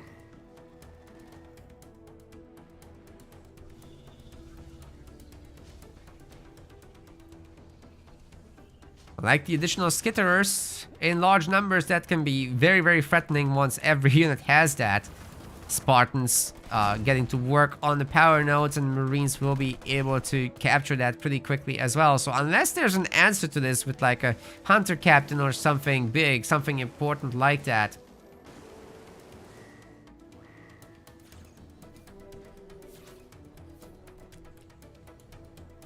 Spartan's gonna be able to put on a lot of pressure, and there will be snipers, so I don't know. Liam is cleaning up Reaper's mini bases, which is pretty good for him, especially if he can get out some more Goliaths. But you know, Spartan Sniper ODST Slam Mine, that is the list of the combo that you need to set up as Cutter in this matchup, and it can be devastatingly powerful. The fact that Liam still isn't thinking about the hero is deeply concerning, but very understandable at the same time because of the snipers. If he takes over all these mini bases and he has a large number of the more basic units, he will be able to do a pretty good job of this. And I really love keeping this chopper alive on the side, because he will be able to scout, he will be able to get in when he has the third point available, And this generator will be just upgraded for that, so Reaper will have definitely spent the resources on all these upgraded buildings, and that's when Liam can come in and punish it. That's the worst timing because you don't have the opportunity to cancel, and you're definitely not going to have the opportunity to make back your costs. Also, Liam is going tier 2 behind it, so he will have Rangers and the likes, but I think Reaper is aware of the situation and he's going home in order to sort out the business. This will keep him safe, which is exactly what he needs right now. He needs to be able to get to tier 2, and that's not going to be coming for free. Technician says he signed up for HelloFresh. Thank you so much, Technician. I really appreciate you. This is going to help MetaPlays out so much. We'll be able to pay our staff handsomely for their hard work, getting the tournament done and running smoothly. We'll be able to put some aside for expenses. Help out with paying for the tournaments. There's so many running costs for MetaPlays. I'll be able to share it again when we are in the second half of 2025. That's when we'll do a report.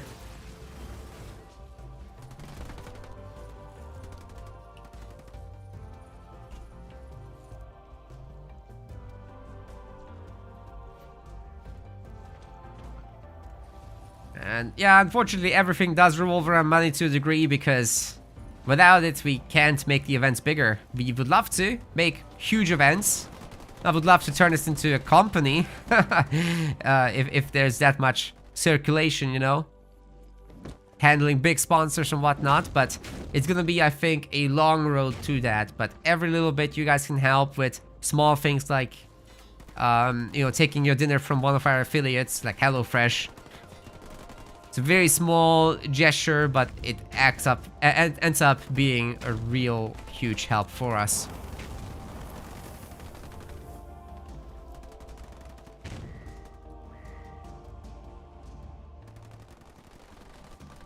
And the Goliath is gonna be taken down most likely, right? Like, there's no way he can escape. Another one here. Base getting dropped in. Liam's not gonna punish it because there are snipers around, so he's just gonna have to pay this really patiently. Maybe he can pick off a sniper with the chopper skit. That's a play. This mini base will hold for a long time, so he can tie down the Spartan as well.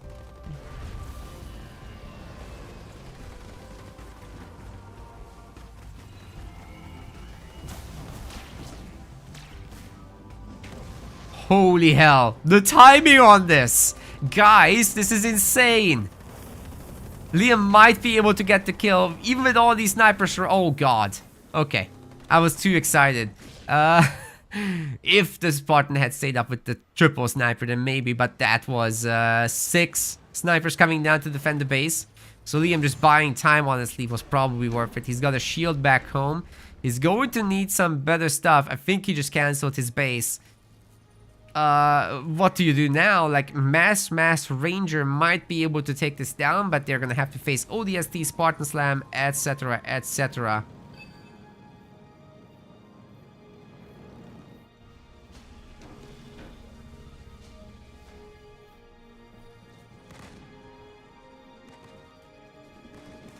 Wow.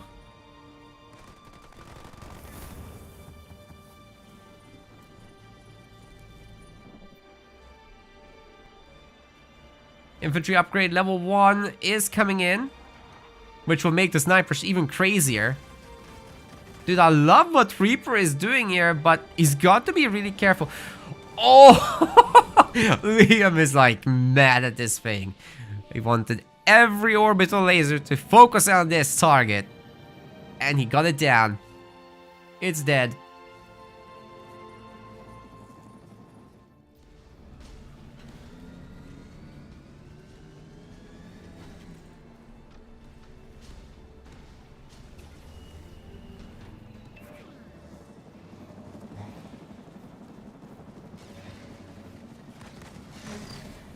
Snipers will be shooting at that ranger pretty damn hard. Oh, I love that. Steal on the Reaver as well. will be keeping this whole thing alive. The snipers are dealing so much damage to that shield as time passes. Just need to make sure that shots are actually happening. Oh no, the satchels aren't going to detonate. Oh, that is so unfortunate. The suicide grunts are getting some connections. And you know what? The shield is actually holding because those satchels didn't detonate. And now...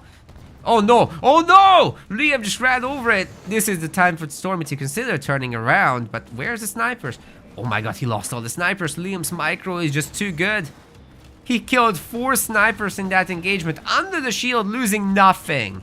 Ladies and gentlemen, Sir Liam White.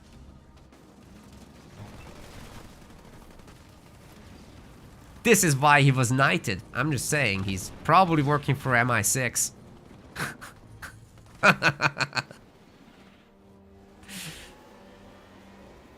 What a Chad.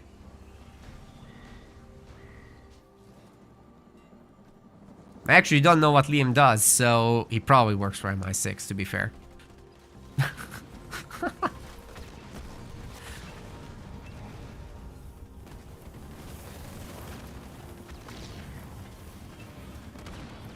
Scorpionlawz just did the HelloFresh ring as well. Oh my goodness, guys. Thank you so much for your support. We appreciate it. There's no events for it because the order only gets verified after you get it. But yeah. I'm grateful nonetheless, so I'll just shout it out personally.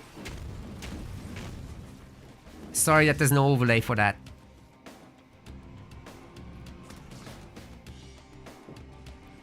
This is gonna be another really nice base kill.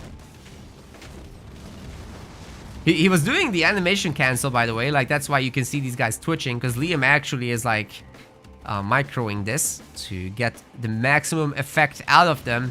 Such a high level player. He just needs to play more. I think he will be back in S tier in absolutely no time. Got a really hard matchup in the Pro League, but oh, okay. I mean, these units were getting cleaned up, that's a given. But he might be able to defend this base. Can Reaper do the big drop, however? That could be the way for him back into this game, because he lost all his mini bases. But, you know, if he can kill this, if he can keep rolling as he's going, this could be really, really nice.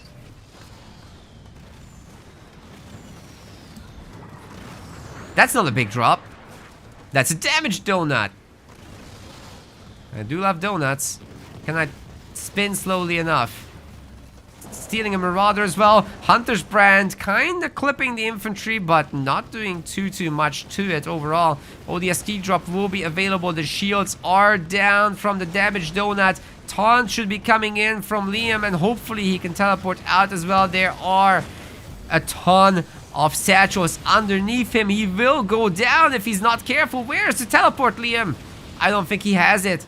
I do not think he has it, and his hero goes down. Reaper Salad might be getting the cleanup here. The shield generator should be falling now. And the production of Liam is next up. He's not even tier 3 or anything like that. He doesn't have any units on this side of the map, but he does have his own drop to play with. He could maybe strip this base with a little bit of luck.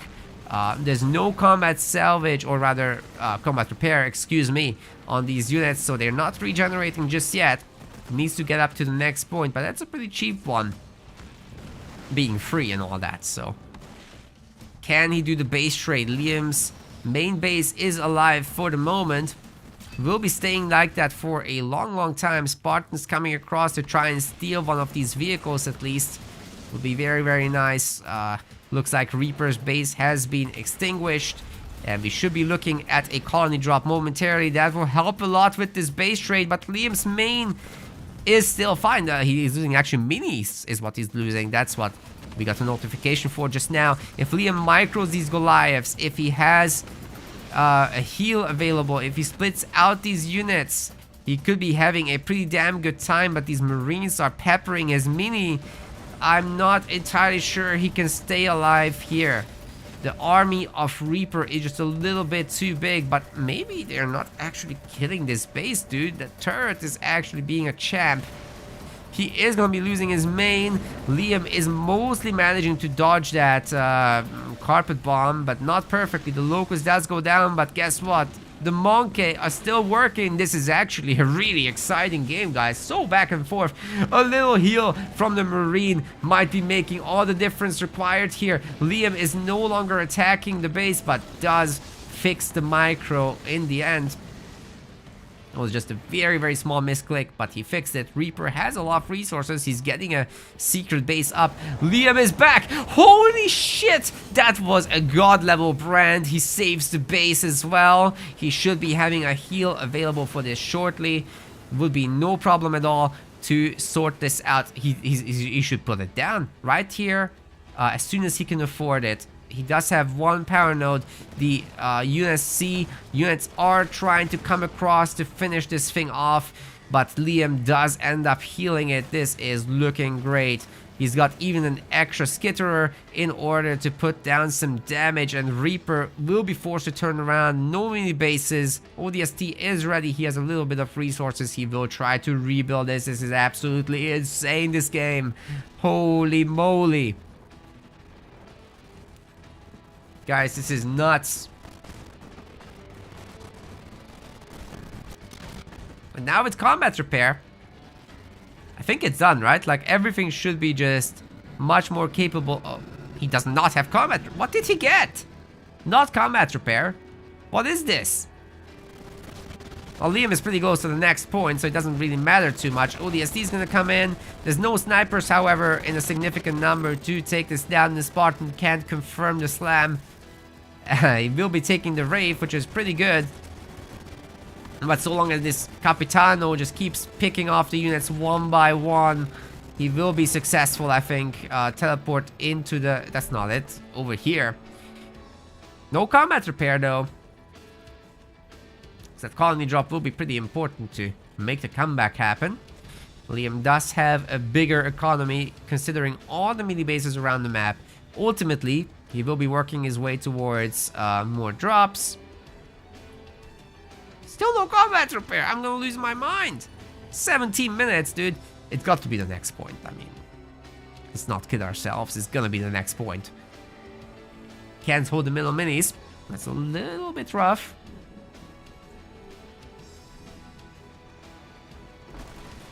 Oh, another colony drop has been called in. Reaper's trying to upgrade the base. I think he will succeed with that.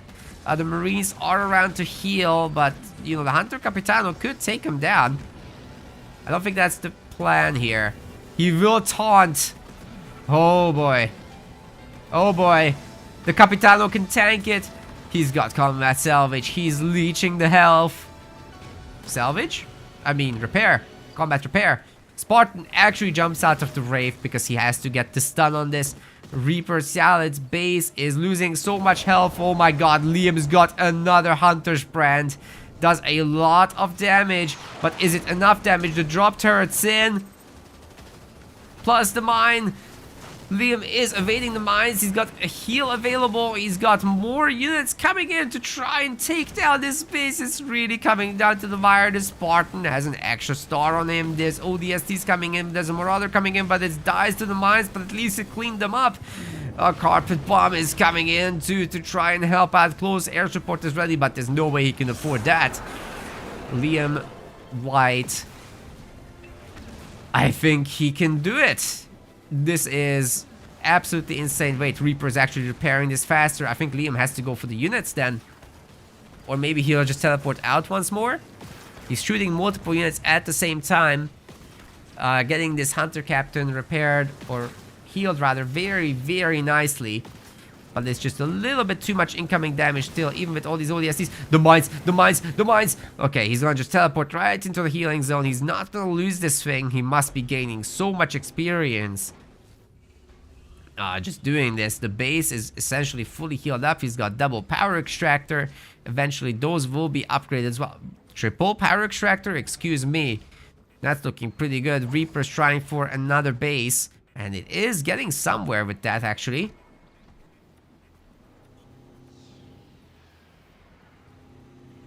This is nuts.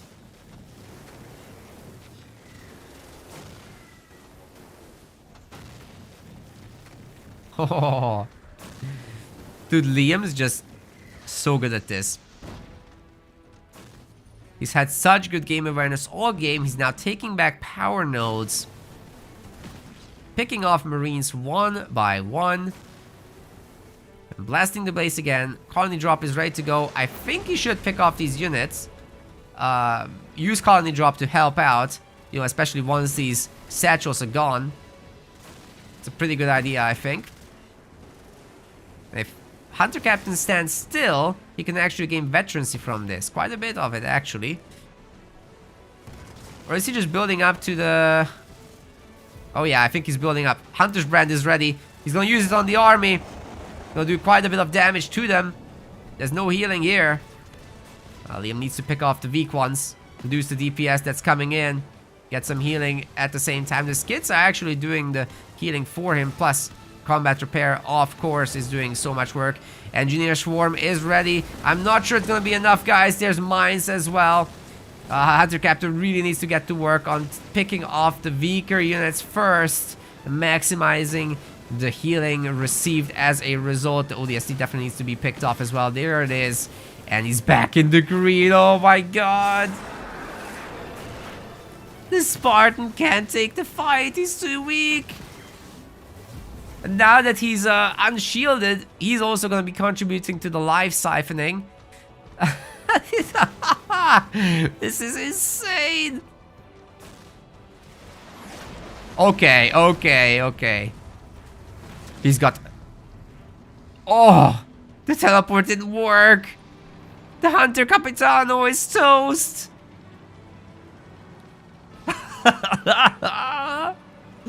There is no way. Okay, well, Liam has a really good base back home. So I'm sure he's going to be just happy with this. Oh, he's coming in with a big drop off his own. I'm not sure this is actually enough stuff from Liam. I thought he would like remake the hero or something before doing this. He's kind of getting blasted to smithereens, guys. I think Reaper might be holding on here. Liam got a little too excited there. But picks off the ODSTs. That's looking pretty good.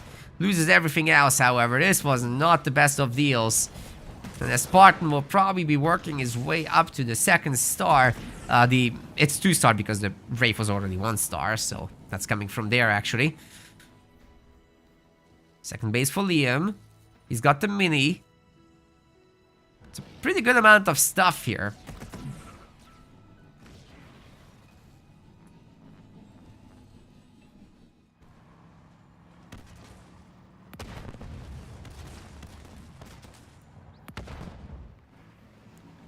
Some pretty good stuff here.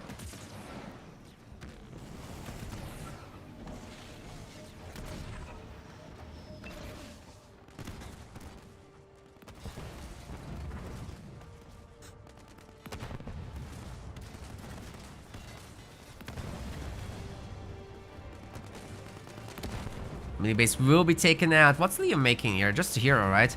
Yeah, that's cancelled. He gets the resources back, of course, from situations like this. He can make it maybe here. Still doing some work around the map, but... oh, 3rd base, that's so smart. Yeah, just pull Reaper apart. Be in all the places around the map at the same time. Maybe even buy this. Would be sick. But as long as he has turrets at home, he should be able to defend. Reaper doesn't have much income. Take him forever to just upgrade the base and, you know, get that rolling. It's a really good game, this one. And it's just game 1. And then we've got the grand finals, so... we're in for a ride, ladies and gentlemen. I thought that Liam had this already, but... he's gonna have to work for it a bit. Certainly working.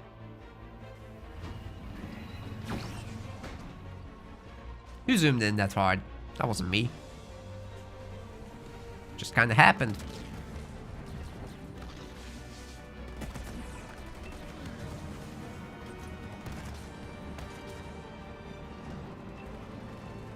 The little hit squad in the middle. Nobody wants to fight this.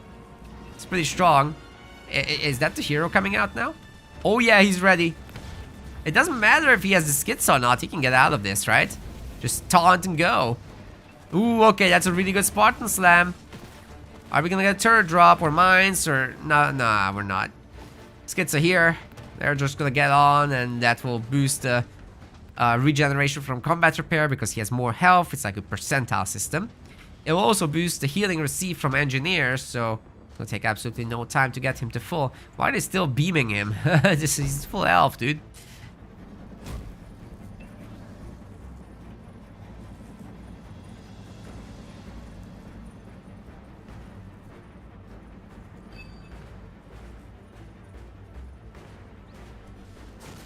Yeah, work on the power node. 25-minute power node grab. Hey, this one is still untouched, by the way, just saying.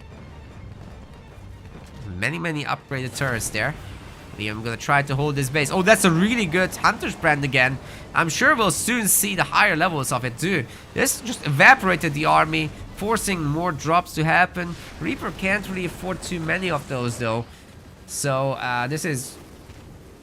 He kind of has to make this work, guys. Ay. Ooh. Very nicely reacted by Liam with the engineer bubble. It barely did any damage whatsoever. Carpet bomb is typically better to use against bases, mind you, but still, it should do some damage. Now, everything here has skitterers, and they're upgraded with the focus beams. So they're absolutely evaporating these infantry squads, and even against the Spartan, that's not nothing that comes in damage-wise. Definitely a good idea to put them on the engineers as well, so that they don't die so easy. Especially once you start getting the health upgrades, will be even more valuable. They also get more healing received, because every piece of healing in this game is based on your base health. There is another factor of a heal modifier essentially on the units, but yeah. For the most part, you can assume it's scaling with your health. It's not linear, however.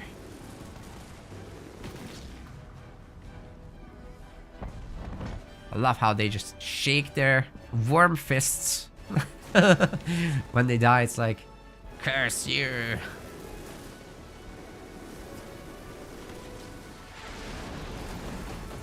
Oh, that's a really nice grab there. Was that the shroud? I think so. It's still moving. Yeah, Spartan's getting worked on. But I think it should be possible to take it down. Will the Spartan just die here? Dude, keep focusing it down. Get it. Oh, it's still pretty healthy, actually. Gonna have another colony drop out. The Spartan's really healthy considering. Neural implant just finished. Got dropped her to shut the army up for a second.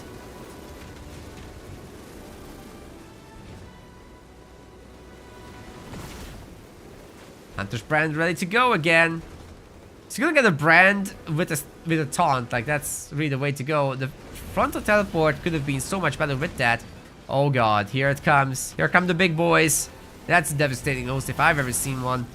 Taunt is gonna happen, and oh my god, the Hunter's brand once again in front of the army. Liam got another point. It could have been level 2, but I think he'll just get something else. Unfortunate to lose the Locust immediately for Liam there. He was right in front of the base though. It's understandable. Makes perfect sense. Can he hold, however? I don't think so, guys. I think this is just too much at this point to handle. Sure, the individual vehicles might be picked off by the turret fire. And the big drop is helpful, but once again, it doesn't land on an army, it doesn't stun anything. And there's no follow-up to it. Other than the fact that it's a lot of really strong units, and they might be cleaning up because Liam, once again, might have overextended. He doesn't have a teleport this time. Oh my god, is Cutter gonna bring this back? This is crazy. Don't need no stuns. Holy shit! He brought it back. Liam has a lot of resources and economy though. So you know, there's still that aspect, and this generator will probably go down. Oh my good lord. But that's really nice engagement once again from Reaper. He's immortal, dude. He's not gonna give up. Never surrender. And he's absolutely chunking this, guys.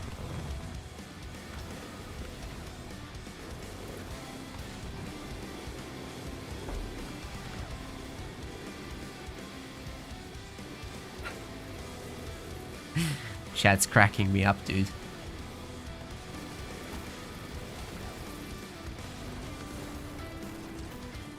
Now this is gonna get run down also. Liam has to rebuild an army again. Wonder what it's gonna be this time. Grunts, yeah, that's it. Back to square one. We try one unit at a time. First it's grunts, then it's Goliaths, then it's suicide grunts, then it's rangers and hunters. One at a time. Just max out, see what works. I am kidding. Please don't do that at home. You will lose very badly. Oh, that's a great brand, but why is it not level 2 still? He's on almost next point. Every time he has an opportunity to upgrade, he's like, nah, I don't need that. He's gonna lose his base for it too. He's serious about mass grunts, man. With skits. Anti-infantry turrets, but no defenses. Oh, he's gonna lose every single thing on this. That's expensive, even when you're as rich and, you know, on good income as Liam is. Ay, ay, ay. Rangers, now that's an idea.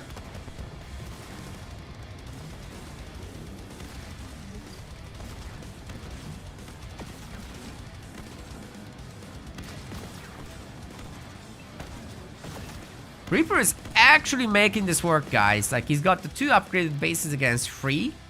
He's got a mini base at least. And he's got an army that seems to be immortal. What's Liam gonna do? Sure, he can afford a devastating host, but the Spartans immediately gonna steal one of the tanks. And then what?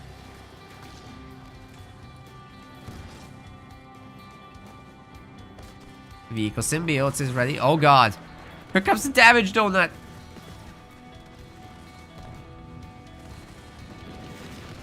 This is gonna strip the base of turrets. Yay, yay, yay, yay, yay. All these grunts are gonna get devastated by that tank. It's not even gonna be close.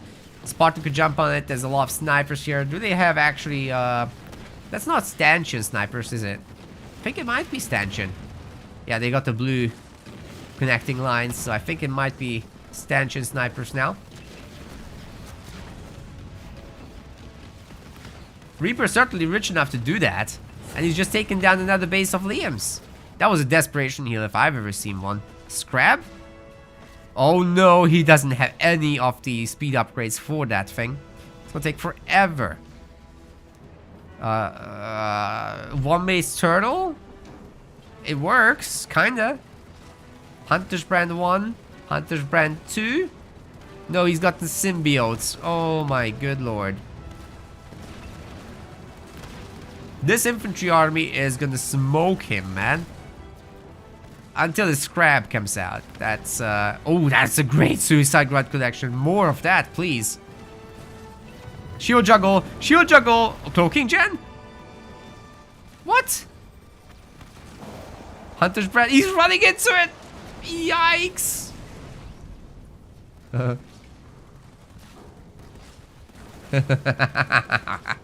Liam's still dying, man. That's all of high-level infantry that's right there. Scrab is halfway done though, but he will lose his base. Oh, devastating host. Now that will work. Maybe Liam can bring the hero as well. Unless he wanna. Cyclops drop will be stunning at least the hunters there. Again, the hunters are not much use here. There's no tank anymore. There will be at some point, but yeah, Liam's just gonna try to save this as long as possible. Keep it going. From the high ground, he can definitely pepper the infantry. They're not gonna like that. Where's the hero? Come on. We gotta do something. 14 seconds until Scarab landing. This base is potentially toast. I don't think he's got heal ready. Colony drop would be a terrible idea unless he's hitting this. Which is actually not gonna happen anymore either. Superhero landing. Yeah. Now turtling with this thing could be a thing.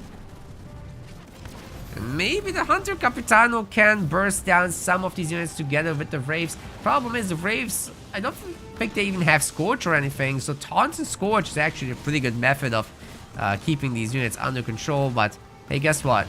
Reaper's about to have a 3-star Wraith. Hero is dead, once again. Army is small. But guess what? Liam has a Scrab. And he can pepper this base super easily. He can salt and pepper this base. It's unfortunate he doesn't have... Yeah, it's really unfortunate he doesn't have any detection with this. We'll try to get back that one. If Devastating Host was used in combination with the Scarab push, this base would be toast, man.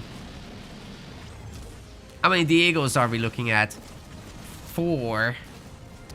I'm pretty sure the next one is coming soon. Oh god! 6 Diegos. Soon 7. Anti-vehicle turrets will get taken down. And Liam's going for the higher ground. There's no air units here, so they can't really see up very easily. There's a watchtower, however. That's pretty good. Cyclops drop is ready to go. Man, the 3-star tank, an absolute Chad. That Reaver never had a chance. How is Liam going to ever get this veteraned up? The counterattacks don't exist at this point. Maybe if Liam built up something specifically for that purpose. But I think a counterattack on the main base could be coming soon. Reinforcements 1 is being researched right now, and there will be Reavers. But you need something for the Cyclops, actually. It's pretty important. What are we witnessing in this video game? This is insane. We've had a full turnaround, base trade into Liam having all bases to 1, and then Reaper just builds up this death wall of veteran units, turns it around into an even game, and now it might be him being ahead actually with all these Diegos. How many? 8 Diegos! Are you kidding me? How do you stop that? You can't kill that thing. Not 8 of them. At least in Carpet Bomb, but I'm afraid that the heal plus the regeneration is just going to be a little bit too much for the Scrab. Again, the Scrab isn't shooting right now, so that's unfortunate. It should definitely do something. Stompy Stomp at the very minimum, but it can't stay here in the regen zone because guess what? The Cutter army is also getting it. Ultimate unit has been destroyed, ladies and gentlemen. We've got a counter push. It's successful. A base is taken down once again, but I don't think Liam can take this army. That's a 2-star Spartan with like 8 or 9 Diegos at this point. Okay, it's not all Diegos. Let me go in and count. 1, 2, 3, 4, 5, 6, 7 Diegos. Yes.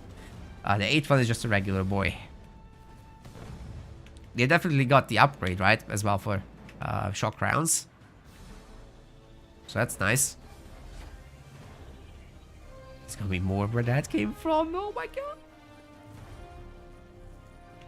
What do you do here at this point? So many ODSDs as well. 6 of them. This is a really, really good Cutter army, dude. If Liam can somehow turtle under bases, stack up his drops, somehow survive the onslaught, then I guess that would work. Just reverse and blisterbacks under the bases. It's the only hope, Obi-Wan Kenobi. Because this is nuts. You can't fight this directly. He has to come up with something clever.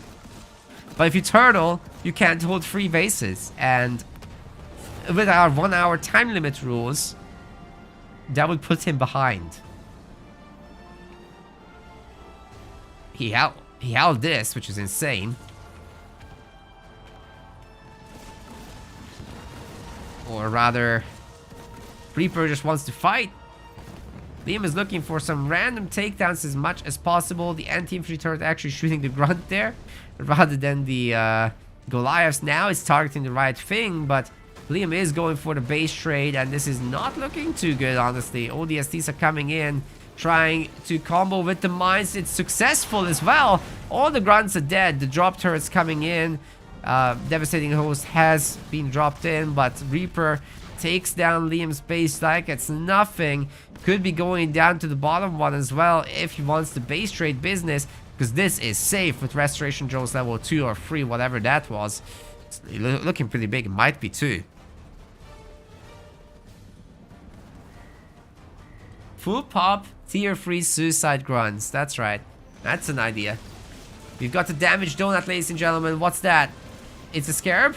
It's not a scarab. That's just a fortify upgrade. Very boring indeed. Damage donut will be doing the work. Will take down the siege. Shield generator. We don't need a generator for the siege. It's happening right now. You just need some infantry, apparently. Carpet bomb will be smacking this base in the face. And that's an ouchie. Liam has nothing. Nothing. Reaper tells him to get out of the game. Figuratively. Not actually.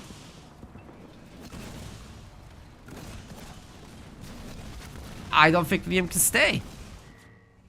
He's got nothing. He's trying, but what are you gonna do about this?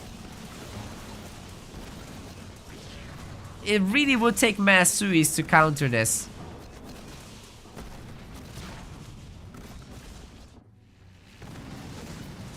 Okay, that's a really good push.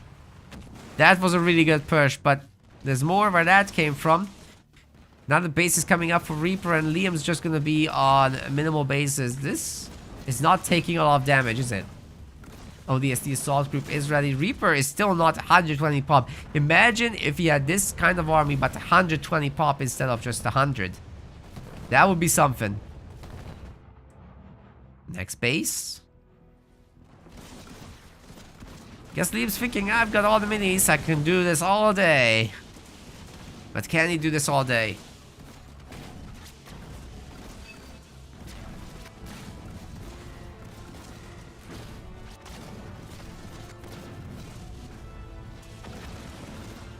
Liam's base is toast, man. There's no way he can hold this.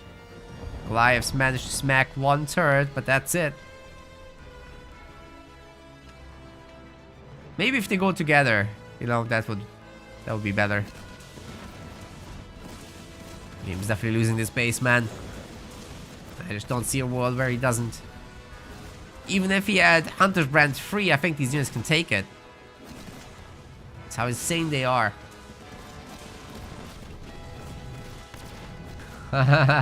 Teleport Suis, maybe. How is Liam having this much trouble? He, okay, he has been, to be fair, on a long break. He just recently returned. So he's definitely a bit rusty, but he's getting into swing of things.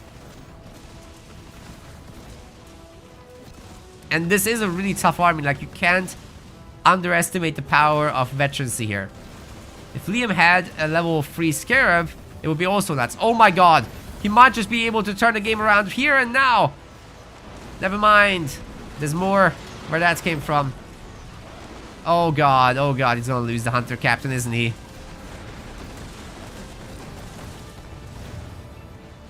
There's no brand.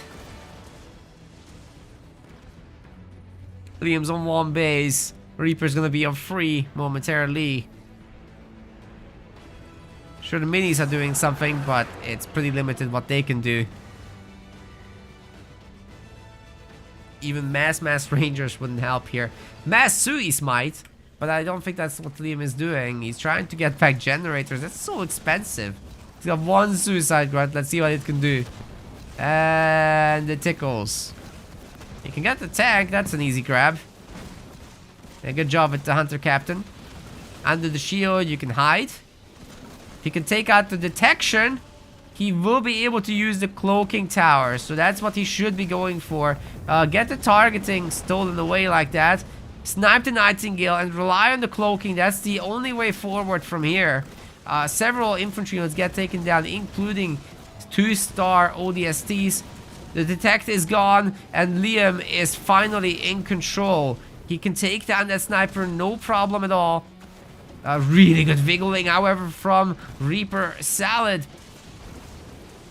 The Hunter Capitano is coming in. Brand level 3! It scraped the army, but okay, there's a cloak. Oh my god, guys, Liam has cleaned up the super army. Can he actually bring this back? There's more detect where that came from, though. Gotta take down that Wolverine. He does so instantly, which is allowing him to further take down some of these units. The cloaking generator is weak, however, and I think it will detonate it. Holy crap, it didn't do any damage thanks to the repair. Has to run away. Another Marine gets taken down on his way out. And Liam is once again intact thanks to all the minis he's holding. Whoo, that was rough. That was really rough, man. And Spartan is gonna once again attempt to have a fight here. Oh, the Ranger survives. Are you kidding me? Yeah, Reaper has 3 bases though, so I think he can transition into something a little bit more solid. But is it really 3 bases? Liam is taking them down. Oh my god, this is the most action-packed game I've ever cast in my life. It's completely back and forth. Absolutely crazy.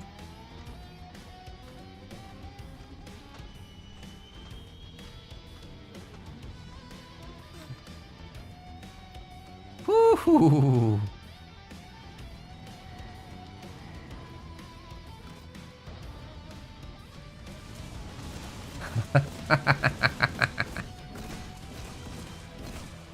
I can't believe this game, guys. Holy crap.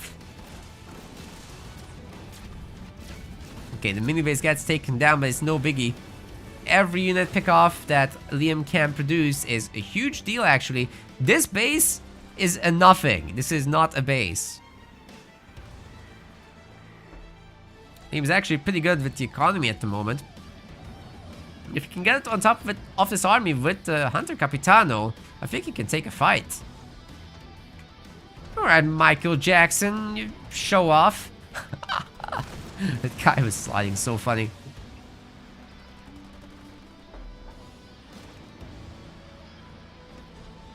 Yeah, those guys will probably get taken down, but good attempt by Liam getting them away and, you know, generally just getting Reaper away from the bases.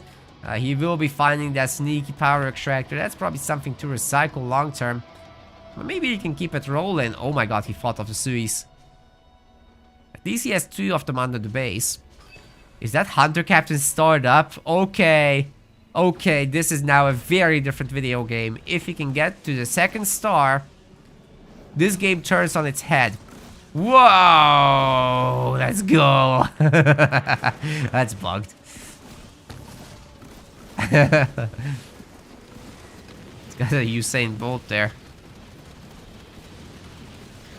This is definitely gonna strip the base. Or well, strip the shields at least. Cloaking gen is up, however, so it's all a matter of taking down the snipers, but they're in the far back. Can we get a teleport forward from the Hunter Capitano? The stanchion snipers are slowing him down. He can't actually get on top of them like this. Oh, I'm not sure it's safe to actually try. But there are Rangers in the back. I think he might be able to take them out. He's 2 stars. He's healing.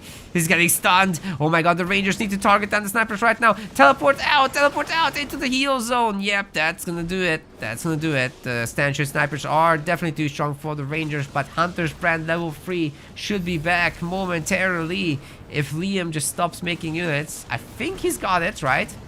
He just got a refund for some Suis. They're trying to crash into the party, but it's just not gonna happen. I think the anti-air turret will take down the Nightingale at least.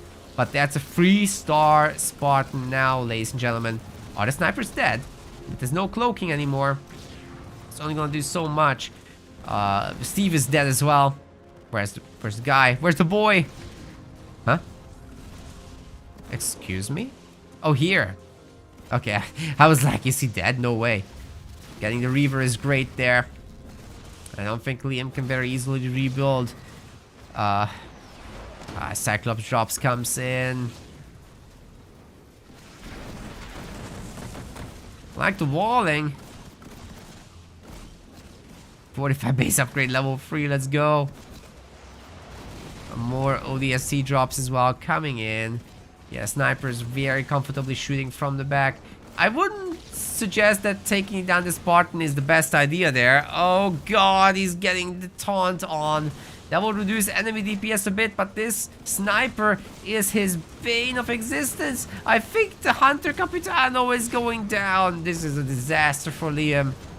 That's all he needed to not happen right there. 45 base upgrade won't even complete. It's taking too long. The base gets taken down, I'm sure. But Reaper is back to being on 1 base. So is Liam, plus minis. This is a pathetic base right now. It's on 11 population, 7 population and falling. The sniper has a star.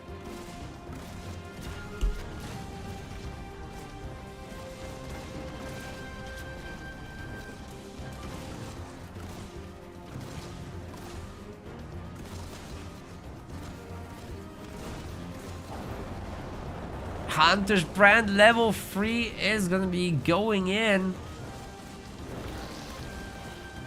Please don't share exploits in the chat. That will be your only warning.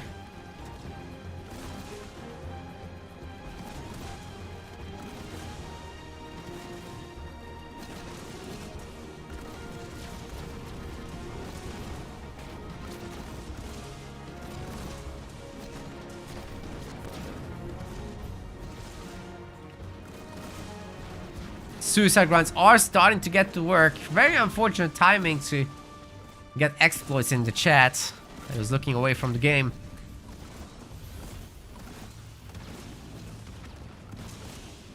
We probably need some more Halo Wars 2 moderators. Please apply on our website. You scroll down all the way to the bottom. There will be moderator applications in the links section. Really need your help, guys. Dispersion, nozzle, flamers getting into the game at 52 minutes. Liam's going for the counter-offensive. Reaper's not allowed to have an expansion. All the mini-base control is so heavily in favor of Liam. He's got the boy back out. And as long as he has some backup, he can actually make this work. I think he's got 4 power nodes. Somehow a Sentinel survived. But I was so late in the game, it ultimately doesn't matter too much. Wow. It's getting engineers? That's hilarious. Okay. There's like no UNSC units. What's going on? Cyclops? There's just a bunch of units here. There's nothing. 3-star Cyclops. Now that's a pickoff. If Liam gets that, that will severely weaken the army. This is a huge pickoff. He needs to chase that down. There we go. Yeah, he knows that's a valuable thing. There's a 2-star one as well. Let's get it. Might as well. Ah, the Sentinels are helping. They might decapture this, to be honest. Well, I'm not sure Liam can kill that. It receives so little damage. Yeah, Sentinel might actually decap this. It's unfortunate that it's bugged and doesn't actually decapture. Unless a miracle happens. Dude, this base is still going. Are you freaking kidding me? Okay, the shield was a little ambitious by Liam, I'll say. Spartan's still here with 3 stars, but the veteran army is mostly gone, guys. Like, this isn't gonna go on much longer. For reals. You know, taking out the Marine would be the priority here. I think the healing might just be too much from the zone. Yeah, this isn't gonna work, is it? I'm not sure the Capitano can kill it. Just happy to stay here.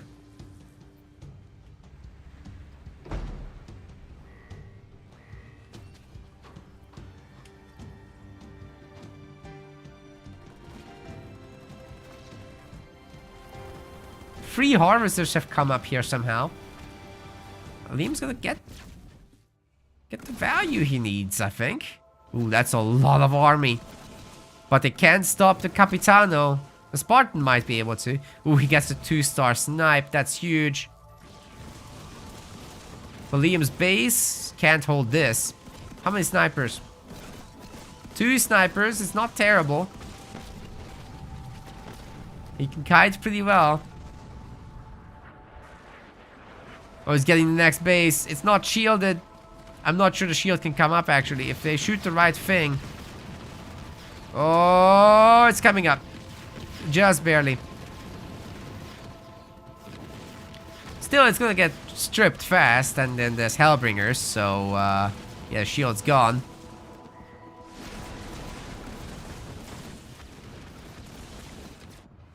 Is this getting cleaned up? Dude. Still a handful of units there. Stanchion snipers might be just a little bit too strong for the Hunter Capitano. And there's 2 of them, plus the 3-star Spartan. Even with all this taunting action, I am just not sure what he can really do. Liam's already looking for the next base to try to hold on to dear life. But that's all this is, holding on to dear life. If he can hold this base though, if he can afford another, if he can clean up these units and hold a shielded base, he's all good, right? Like, really, what's Reaper gonna do about it? He's still stuck at the 100 population limit. He needs to get the population freaking upgrade. All these snipers are a good idea. For sure. Shield has been once again cancelled. Marines are 2-star at this point.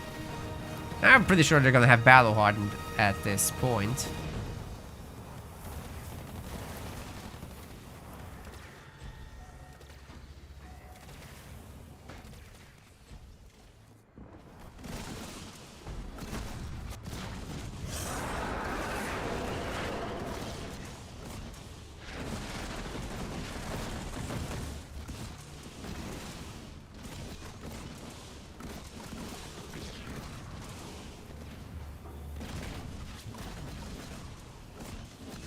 Woohoo!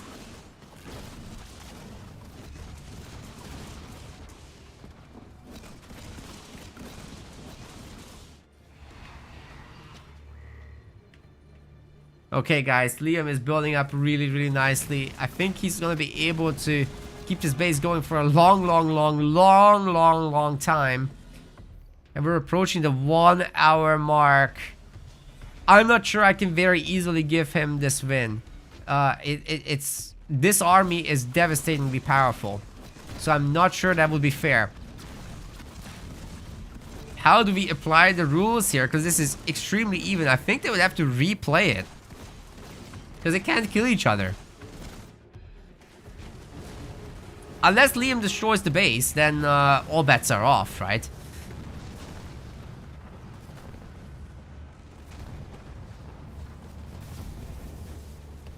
What is happening at the 60-minute mark here? I think they just have to replay. I mean, Liam has a base count advantage, but his slots have been destroyed. And now Reaper's working on it. So I think, by rules, it's a base count slot advantage win. Especially if you consider the mini bases. So Reaper needs to build up, and fast. And he can't destroy buildings with what he's got here. Oh, here come the snipers. The boy is gonna go down, isn't he? He really needs to get out of here. Yeah, Liam can't break the base, but neither can Reaper, to be honest. 2 bases to 2 bases. But this is a 7 slot. This is a 3 slot. So Reaper is actually in trouble when it comes to that. In terms of the ruling. Wow. I actually have to say what it is to get it through my own thick skull, because this is tough. Problem is, Halo Wars 2 games could technically last forever. You don't run out of economy, which in hindsight That shouldn't be how it works.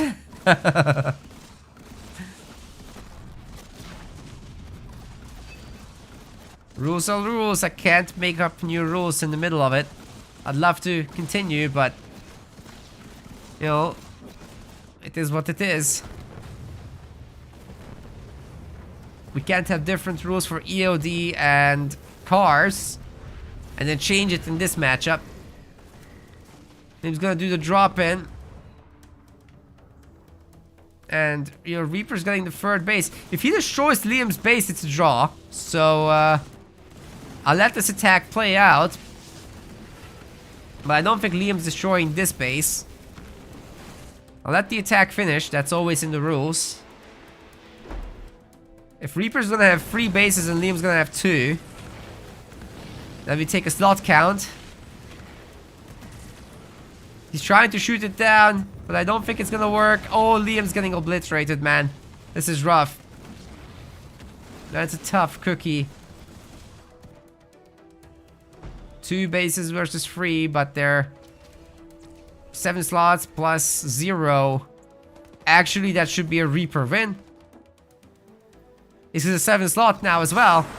Liam is gonna lose his hero. Yep, that's gonna be a Reaper victory at this point. He resolved it by destroying Liam's base. He could destroy this base too if he wanted to. He needs to know that. He's not thinking about it, but I'm gonna call it at this point and message them to please surrender. Liam needs to give up.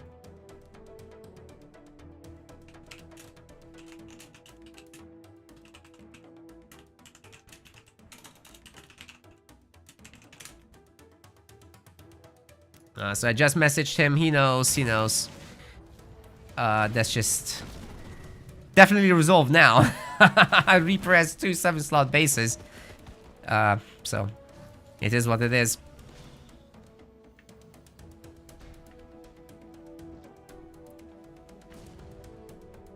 Wow. That was crazy. I can't believe we had to call it with rules. It's so sad.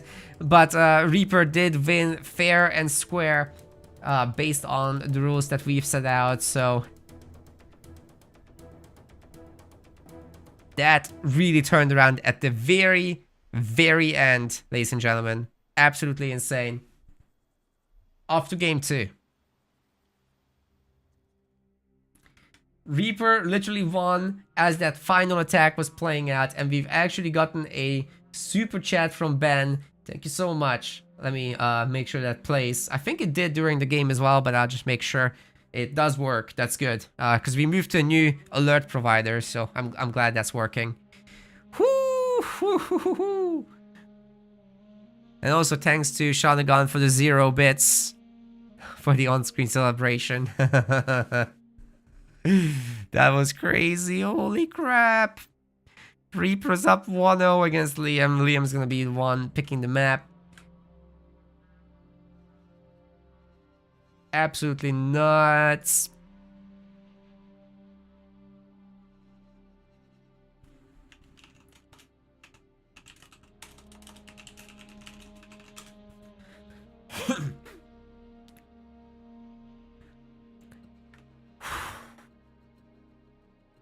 Guys, I've never seen a game that good. Like, we've probably seen slightly higher levels, right? Definitely. But the back and forthness of it all, I don't think anybody has ever topped this. Ever. In the history of Halo Wars 2. We're talking about years and years. 7 years of Halo Wars. No game can top that one. So, that was crazy.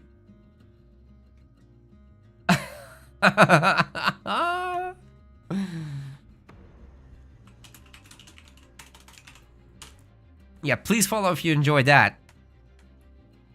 Wow.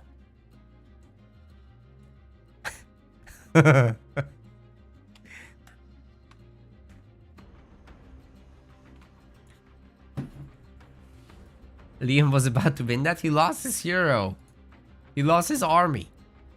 He lost his bases. Win it with what? With the chat's energy? Maybe. chat's energy is pretty high.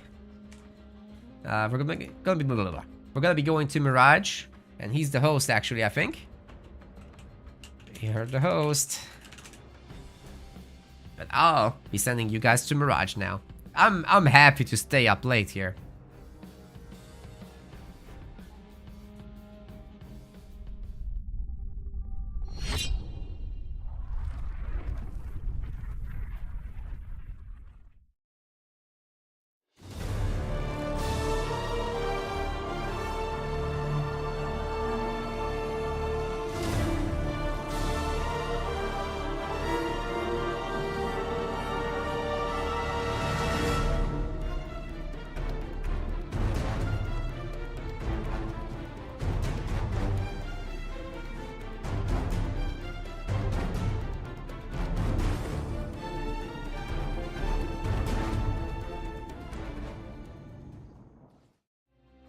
Liam says, sorry he fell asleep, he's too old for this.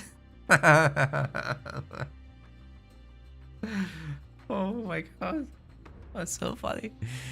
We're 6 hours into the live stream, so I mean, this is a pretty hardcore weekend, I think we can say that. Kind of wild, ladies and gentlemen, but we are loaded into Mirage, and I just need to set up the leader super quick. Give me a second here. Oh god.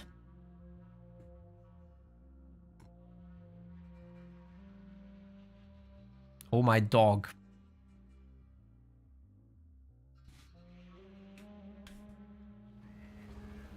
Ladies and gentlemen, that was game 1, but now we've got game 2. Can these guys top it? They certainly have leaders they can do it with. In the blue color, we have got Reaper playing as Colony. Now that game 1 will go down in history as one of the most legendary games of all time. We might actually do a dedicated video for just that one. Liam White on the other side. Sir Liam White is playing as Forge.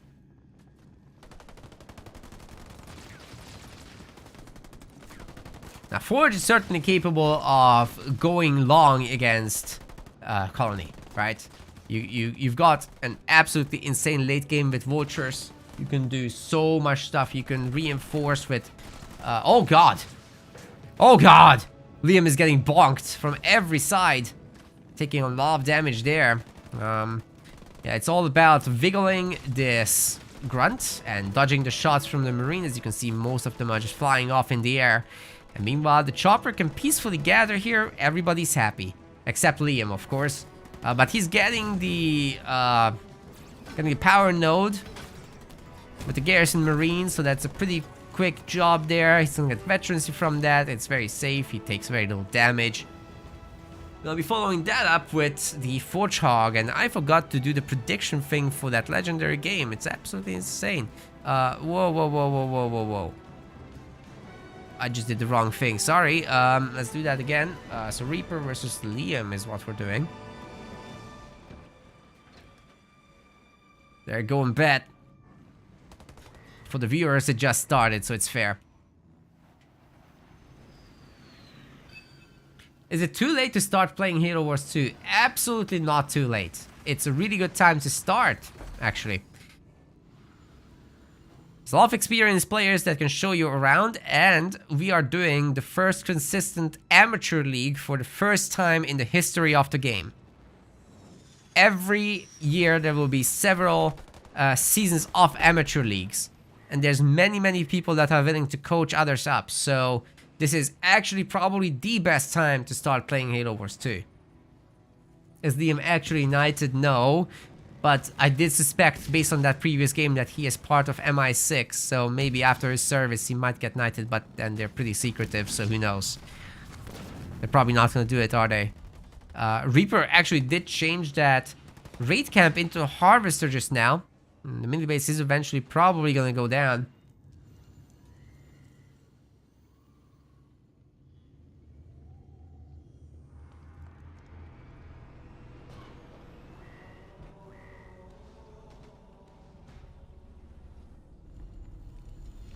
Pretty good skid chopper build coming out of Reaper. That's exactly how you should be playing this. It's all about the rams, right? Like, you want to be taking down that Forge Hog with overwhelming numbers. I think he will be able to do that if he builds up the numbers a little more. Right now, he's gonna get crushed. Like, 2 choppers are not gonna cut it, bro. You're gonna need 7, 8, something like that. And the other question is, can you find people around your level in ranked? Yes, there are actually a lot of very weak players in Halo Wars. Because the competitive scene that we're casting all the time is actually a very small number of players. So we're looking at maybe, what, 300, 400 highly competent players? Right? For average Joe, those guys would be tough. But everyone else is just average Joe. So you're gonna have a good time overall. Heavy metal coming in a little bit late here for Liam, and he might be losing that Forchog, but not before blasting a lot of these choppers to smithereens. Cost efficiency is on his side. He's taking down every single one. He's an absolute god. Despite the slightly late timing on this, he will be taking down every single... Oh, not that one. That one gets away. Still, great job by Liam. He gets Value City out of this. The mini base was definitely gonna be toast eventually, but hey, he rebuilds the Forchog. He kills another 6, 7 choppers.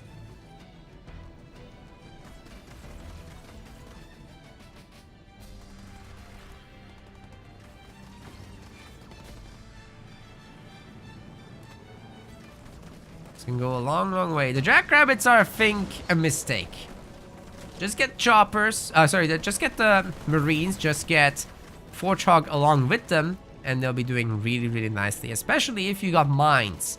Forchog running over mines and hiding on them, and then everybody detonating it as they try to mass ram greedily. That's a really good way to win the game. Grenade throw is coming in for Liam. Rather than going tier 2, he's going for the grenades. That's interesting. He's really feeling, smelling the blood in the water, right?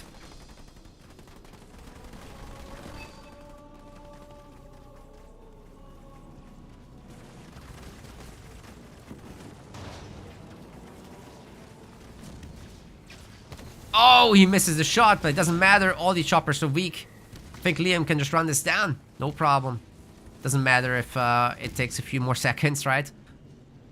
He's gonna go this way anyway. Marines are on top of this mini base. Chopper will try to defend, but there's 2 Marines here. Forchog is following. Liam's fine.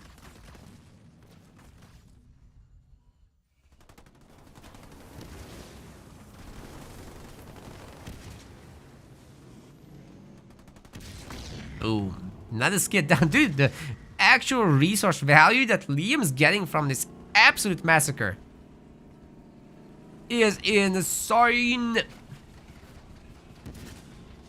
He's gotta be building up to 0.4 as well. Oh, Reaper is looking for the drop. There's a turret. There's 2 generators. The 2 turrets will be helping a lot, but 1 generator will definitely fall. Maybe not.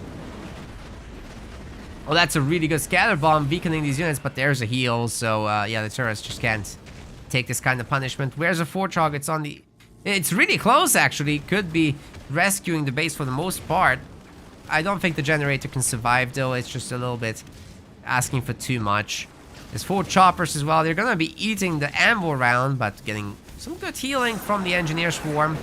Won't be lasting much longer, though. Forchog is healthy enough. Should get heavy metal, I think.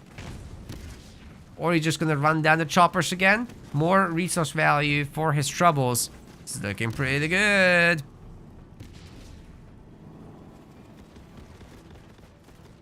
How does this work? Why does Liam have an Imba hero but not Reaper? Well, about that, what if Reaper did go for his Imba hero?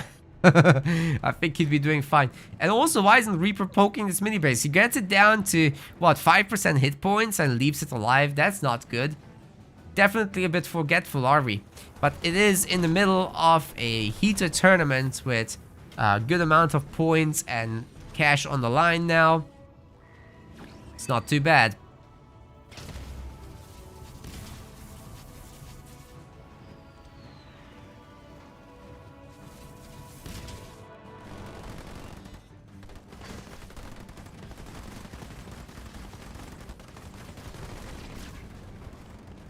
What was that sound?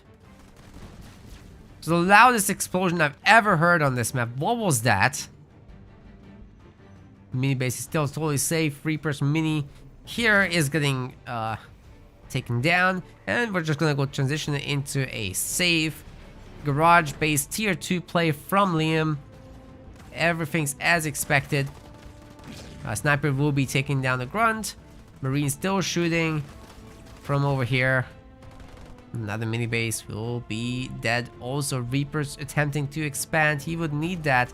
Finally, a grunt finds this, even despite the Marine trying to protect. But yeah, this will fall. Very good.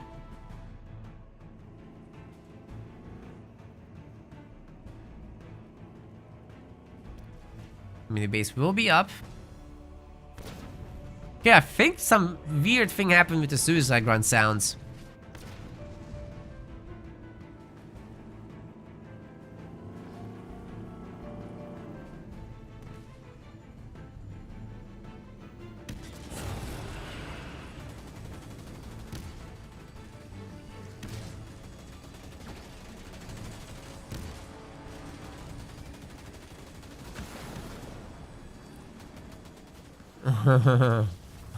Yeah, this mini base is safe for now. Oh, the Locust is a bit ambitious. It's gonna get rammed down and then taken out by the remainder. Oh boy, Liam has the mini base again in the middle. Just got a huge economic advantage overall. Is there even anything upgraded back home? Not sure. Looks like everything's alright, but that's a lot of production to put on one base. Plus this. I mean, there's barely any pads. 3 pads, that's it. Reaper is not gonna have a big drop anytime soon.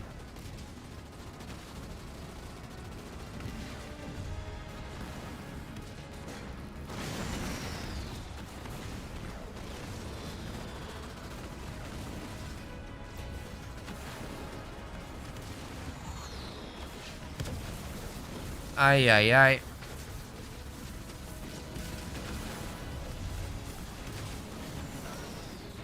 Some good unit takedowns once again by Liam. He's just building up on value over time, man. He barely is losing any health and kills several units for it. He's just gonna run away and come back later. More hogs. That's a supply pad. I thought that was gonna be a garage, but I guess you can build it in the front base.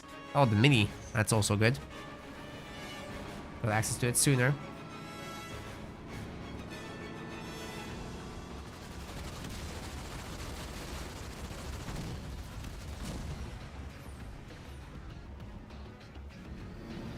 Pushing for the middle mini now. That should be a colony drop. Can afford that, just not the big one.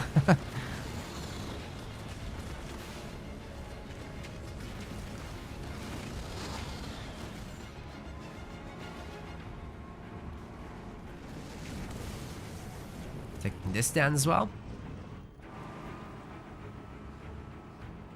But the counterattacks here.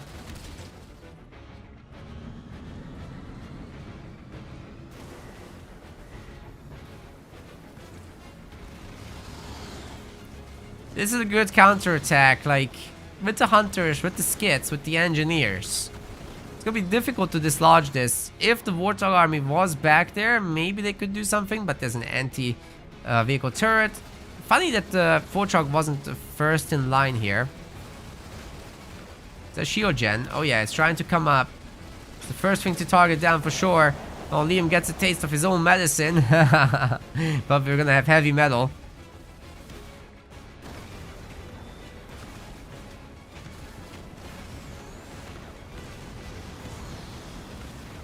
Liam will sell everything he's got. Got some turrets back home. Tier 3's coming in, so he's gonna have an Ultra Warthog.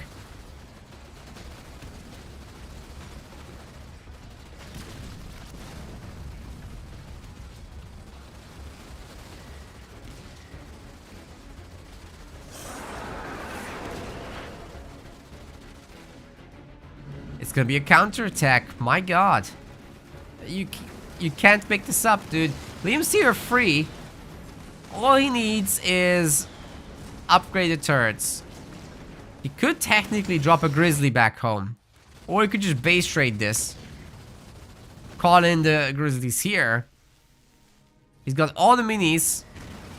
What's there to worry about? I guess he's just gonna hold his home base. Wow. Guess you could say Reaper has been turned into a salad.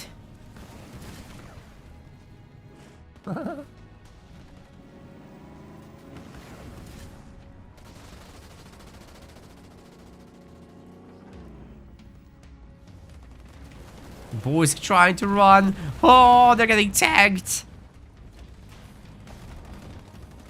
That's not how you use that word, but they got tanked anyway.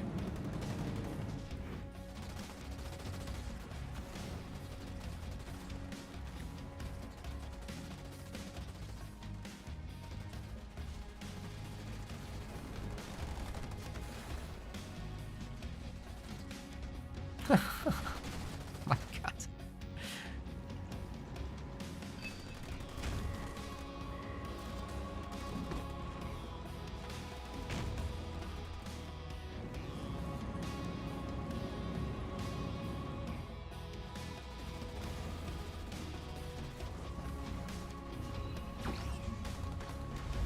One pad got taken out back here. Not much else has happened. Oh God. I'm not sure Liam is ready for this right now. He's got a lot of stuff, but this is strong. Devastating host is, well, it's in the name, right? It's devastating. So, do watch out. This could do a lot of work here. Liam is gonna lose the Warthog. It's not even upgraded to tier 3 just yet. I'm thinking he should be getting that. Yeah, he is. And it's an easy rebuild after Warthog 2.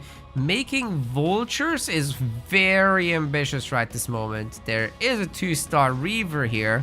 You don't want to mess with that too much. Warthog can technically solo this though. Long term, he just out-kites it. I mean, what's gonna happen? The Locust is gonna shoot back, sure. But he can take that much.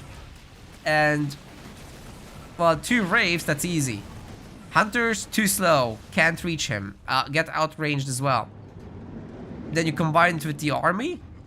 It should be a cleanup, but I do think Liam wants another drop to support this.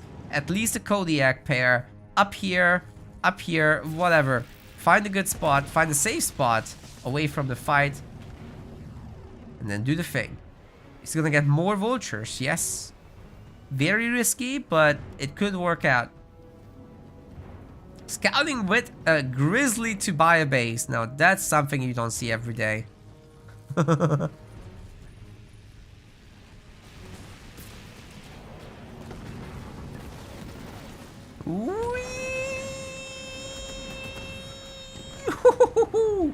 Almost died. One more air upgrade and it goes down. My God. Maybe the tanks can finish it. Oh yeah. That's 2 of them down. And now the Warthog comes in to do what I just said earlier.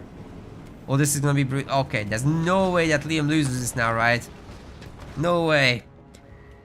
You would have to camp under a shield with a Hunter Where is the Hunter Capitano? Seriously. You gotta get that boy out.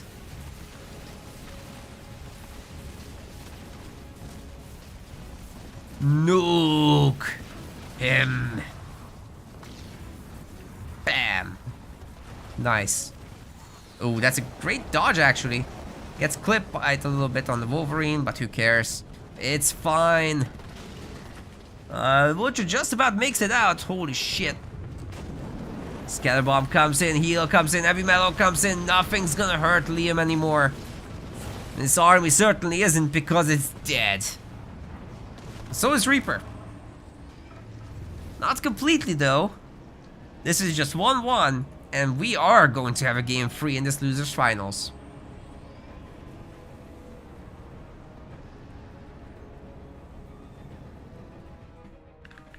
Now, I was sitting like a dumbass, so give me the posture check, guys, and I'll fix it. Promise. Need to sit more upright because I was kind of upside down, like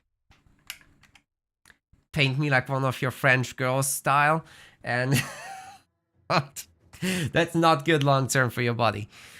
Let me tell you that. I do have neck pain every now and then, so I really gotta watch out for that.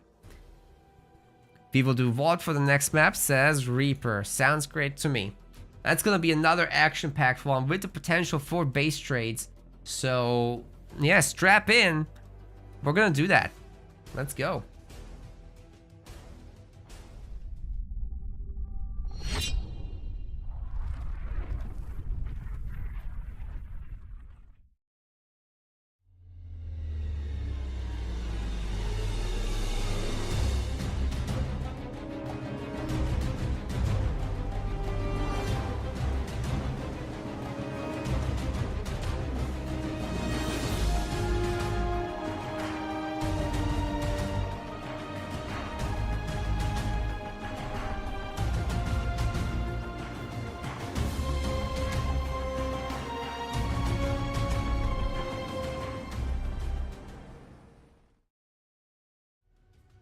The guys are loaded in. I'm just setting up the leaders real quick. I think Hannibal Lecter was asking about my accent, so I don't sound typical for my country's people. I'm from Hungary, that's in Central Europe. Technically counts as East Europe, economically speaking. I live in the UK though, and I've lived here for 10 plus years. I've been abroad for 12 years. So I just don't have the hard accent anymore. Plus I basically think in English, so that also affects that. Either way, we've got the setup. Let's go to vault.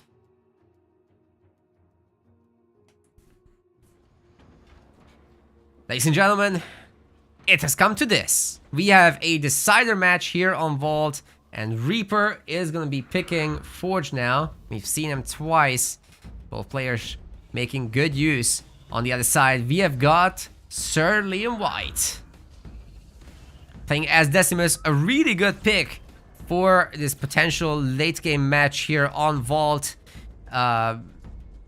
Could be going into the Banshee stage, could be ended with a really good Vortex, you never know. Could be ended with a mini base deal, for all I know, but probably not gonna happen, and Reaper is gonna be playing it safe as well. And while we follow this grunt, I've sneakily set up the next prediction. Not so sneaky at all.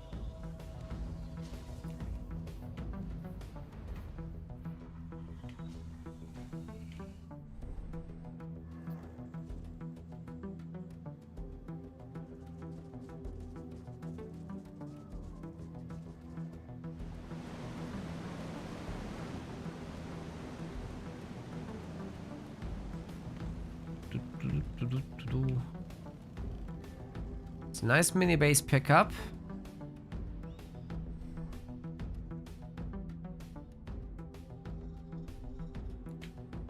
It's a pretty peaceful early game with a very even map split. I mean, it's still possible that Liam would snag this and get the 4 versus 2 setup, but unlikely.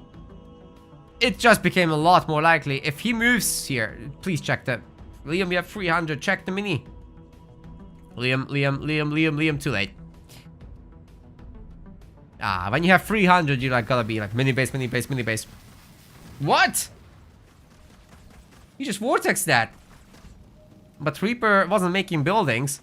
Or maybe he was at the time and he juggled them. A question in the chat, what do I do full time? I'm a game designer. I actually worked on Halo Wars 2 in the past. That went until 2017. Worked on Total War Warhammer after that. Number 2 and 3. Including some DLCs. And now I'm working on Titan Quest 2 as a game designer. Now I'm a lead designer. It's been a long ride. My first job was on Age of Mythology, making a very crappy, poorly rated DLC, which we got no resources for. I've got a full video of that on my personal channel about how that happened. But, yeah, we barely got paid and, terrible. But, career worked out in the end, so still thankful for it, as bad as it was.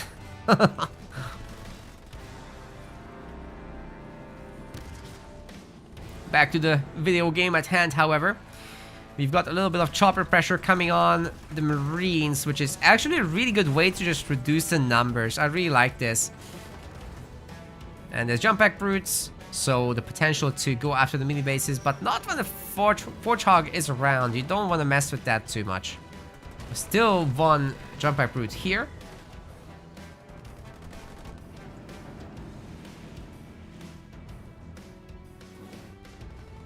This Liam guy is going nuts, man. Freaking jump back brutes. He's putting on the pressure, ladies and gentlemen.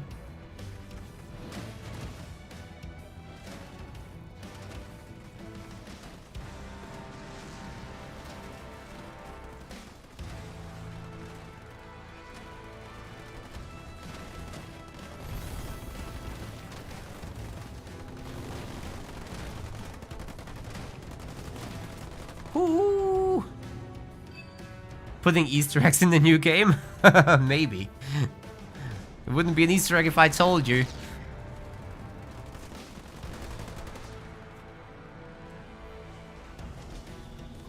We are debating that. It's gonna be an early access, so there's plenty of opportunity. Yeah, on Halo Wars 2 I made the skirmish AI. Helped with the campaign AI as well. Although that wasn't really my doing, it was, I was training the level designers how to do it. And then they did what they wanted to do. It's a really good kill on the generator.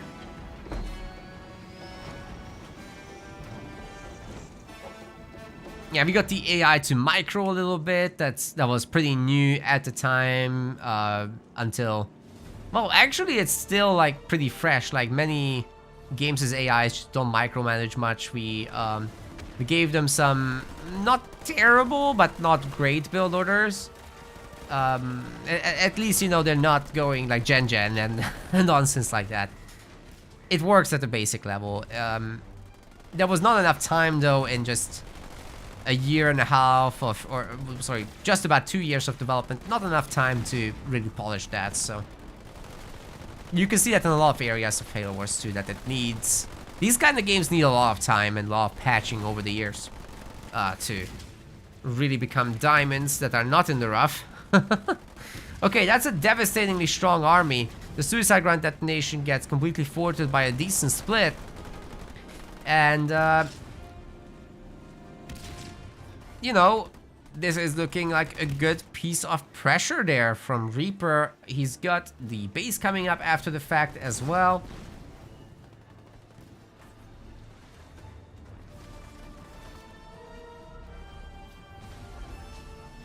Yeah, I was also making one of the best balance patches with one of the worst changes, so that was something. I was like, hey, the Forge Hog's AoE attack is not doing nearly as much damage as the other AoE attacks from the heroes. Let's buff that a lot. And then it was a bad idea because he's so mobile and people got pretty good at the micro. Yeah. I think the other changes were very positive though.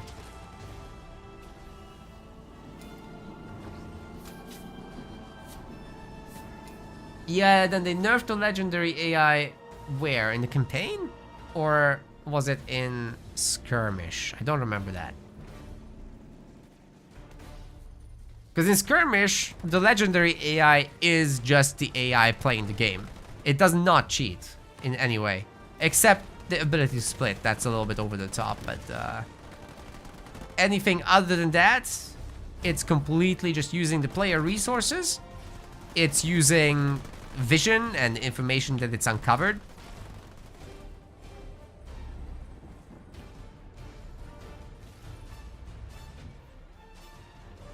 There's a whole interview on this. I think AI in Games has covered this.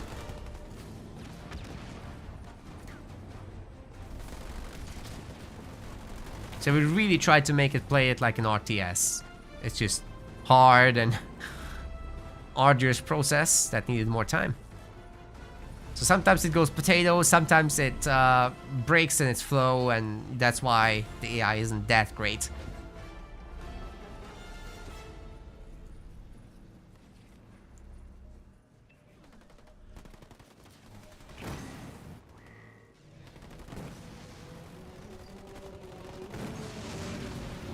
I like how the Warlord just keeps stunning this mini base. But Liam really doesn't have anything. He's just working his way. Oh my god! Holy shit! He's gonna wipe the entire army as they're stunned. They can't run. That's the best beam I've ever seen. I was just gonna say, Liam has nothing. It turns out he doesn't need anything. He just needs a little bit of micro and a leader power. Holy crap!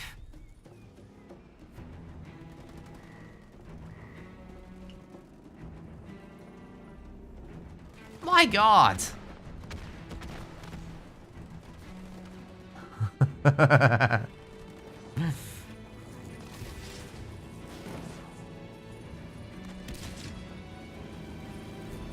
Might get the sniper there. And he's got bound the siphon, I'm pretty sure. Yeah, it's, I mean, 9 minutes, 10 minutes. He should be almost on Decimus point. Liam is tier 3, guys. He's gonna vortex and kill the Warthog. I'm pretty sure it's dead. Oh, okay, there's a heal. Even heavy metal. So it will heal back up to full and then run away, I guess.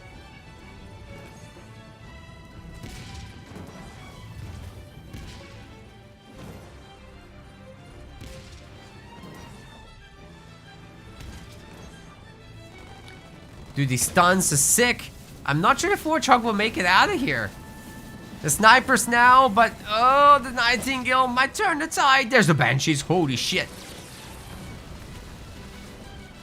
Reaper wasn't ready. I was talking about AI.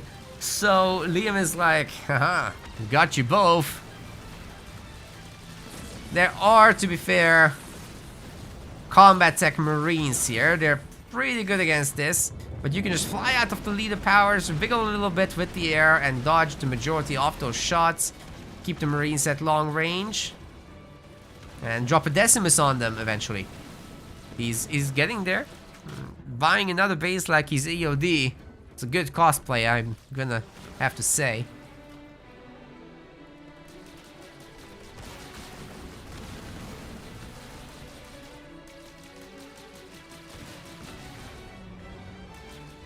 Dude, this tournament has been significantly better than I anticipated.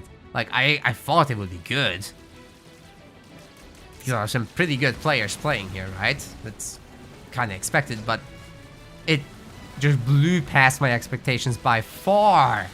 That game 1 between Liam and Reaper here. And then this Decimus nonsense with the slam and the beam, like, I'm gonna have to go through it all and make YouTube shorts out of this, because that's crazy.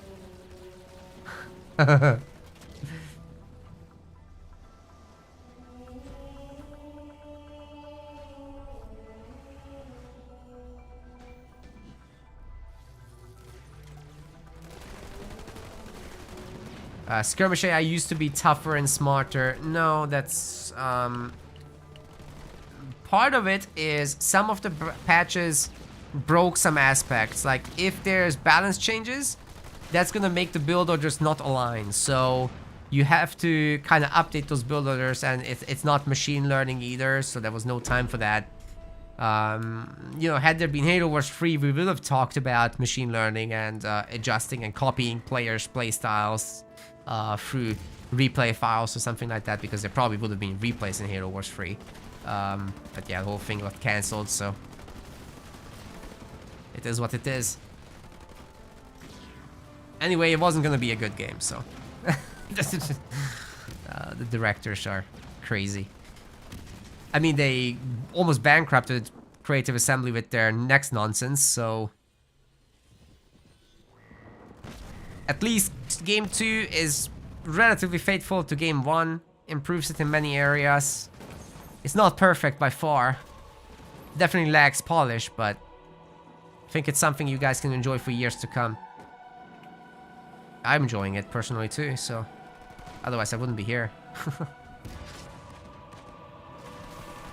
The Royal Air Force is taking a beating. The budget deficit is felt. Nobody wants to serve anymore.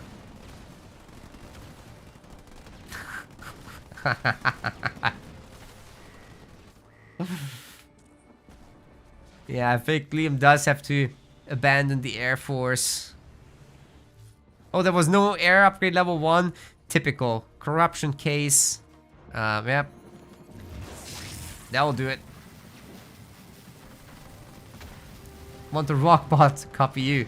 That probably would have happened.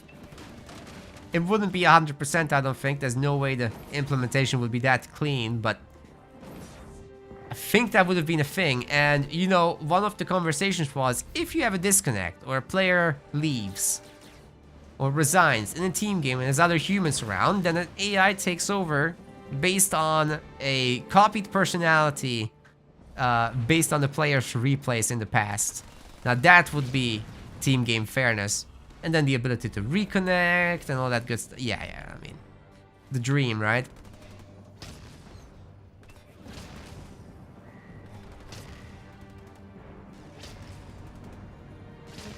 I have no idea what the hell Liam is doing. It's not a scarab, but he might be building up to one. So I'm just happy talking about the AI here, honestly. It's so confusing. The chat's confused, me confused, probably Liam confused. It's fine. It's very late in the UK, and he might be going to the finals if he wins this. He looks good so far. Reaper's trying to get a third base. He's got, however, 7 slots on both of these. 7 slots, not for Liam, but he has a mini base advantage, so it's fine. Shrapnel Mines is coming in. That's just what we needed, right? Alright, the brutes are gonna cancel this, that's for sure.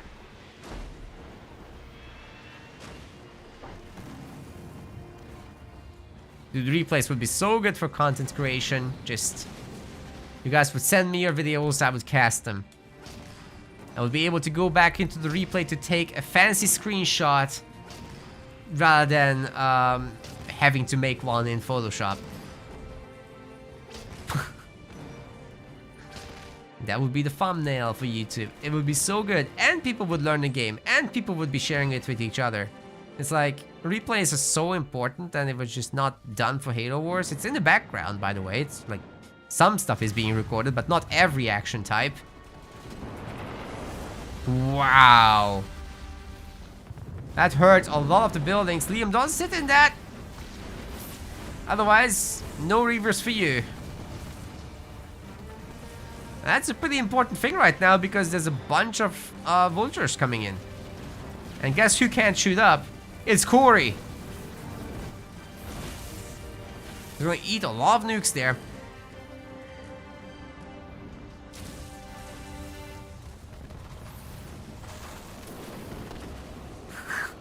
It's funny because Chimzilla said that Liam should be putting Desi on the main, and he did, and it didn't do anything. It killed one pad. Oh man, this is gonna be going back to the Royal Air Force, I think, plus the Reavers. That is the best anti-air army you can make in the game, so it should happen.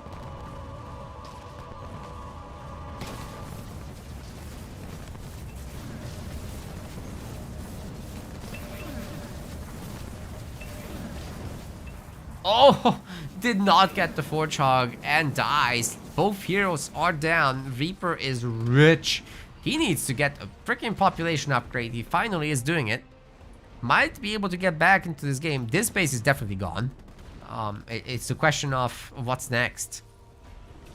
How many Reavers is Liam making? Reaver, Banshee, maybe a handful of grunts just to get the population going. Wouldn't be a bad idea at all. Let's see it. Come on, Liam. Pump it up. Base is toast, mini base is next. Better not make too many units from this.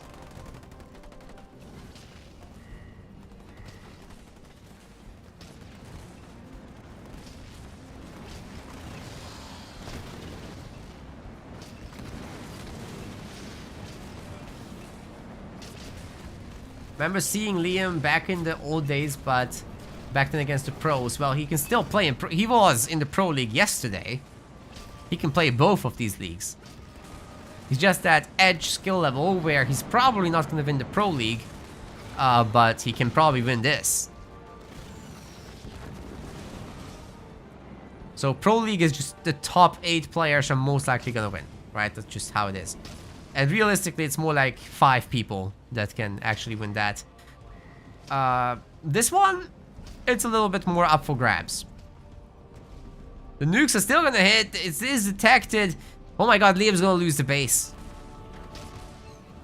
There's no shield. Why aren't you shooting? Okay, it's taken down. Decimus has no way to heal the base, so there's that. The counterattack is looking not that great actually, but there's plenty of units here. Nuke actually just hits the wall. Anti-vehicle turrets, not gonna do the job. Especially with Siphoning.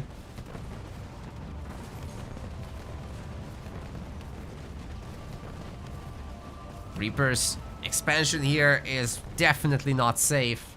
There's not gonna be any anti-infantry turrets, there's no Nightingales. Reaper does have pop space for it, but I think he's also getting tired here, guys. Taking down the mini. Now moving on to the main. Liam's, I think, trying to upgrade this turret to anti-air. Has at least a grunt, has at least some cloak. Will be able to take this down, no doubt, but then he's facing nukes with just a bunch of infantry units. They're gonna melt. It's just a hero now. He will finish it, but can he defend his home base? I think his slotted buildings are gonna get wrecked. Some pretty expensive losses going down, guys. And let me tell you, Liam does not have the means to destroy Reaper's main. What's he gonna do here? That's just a bunch of brutes. Where's the Royal Air Force? That's all we needed for this. Reaver's Banshees will own this. But he doesn't have any. And the base is getting wrecked. It will hold for a short time. That beam too. Okay, suddenly you can't see me, he says. Oh my god. He can't see. Where? There's no detection anywhere near. The brutes has definitely not enough here to take this down, but Liam bought himself some time. It's insane what he can do with just a little bit like that. What about the middle mini? Nothing there. Dude, Reaper will have to make a Nightingale from back home all the way. His base is in the gutter. So if Liam can stay here and bully this thing, well, that's exactly what we're gonna get. A lot of bullying. Decimus could be dropped in as well, but Reaper's finally healing this. Orenti would have won this? It's a good thing Orenti's in the Pro League with S tier. He can't play this. He's actually barred from entering. Oh my god, guys. If Liam holds this, I'm gonna lose my shit. There is no way he's gonna do it again. He's gonna take us to the hour-long mark, isn't he? I seriously doubt it. This is a really strong Forge army. And now Liam just doesn't have anything to hit with. There's Brutes Reverse. It's not gonna do too much.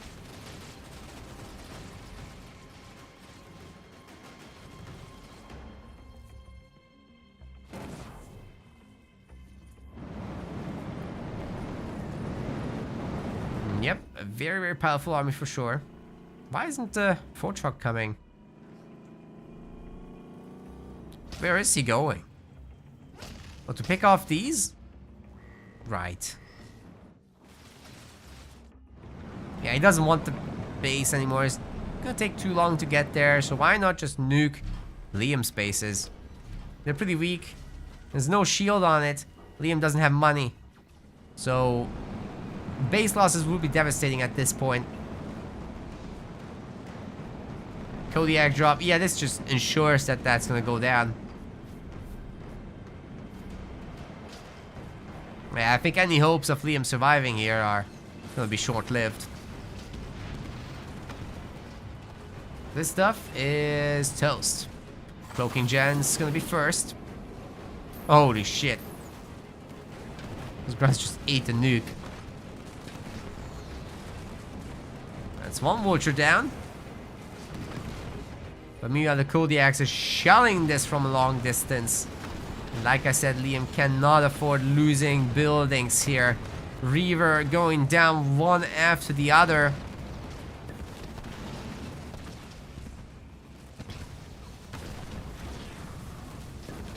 There's just no way that this turns around like it's grunts against grizzlies. There's just a huge disparity of unit quality here. 4 chogs around. And it's just a matter of targeting down the middle of his base. There's nothing to it really, guys. Taking 1 tank out of the equation, but I don't think it's enough at all. The highly upgraded vultures will be one-shotting the attached buildings at this point.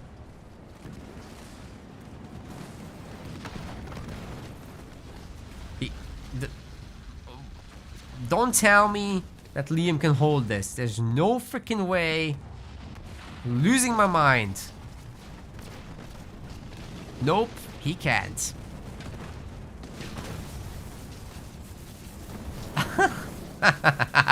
He stunned the vulture. You are joking me right now. The grunts took down the vulture. Okay. Fine.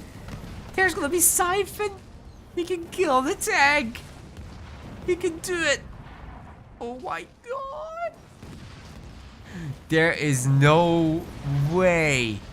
He's starred up. He's got an engineer. Liam White.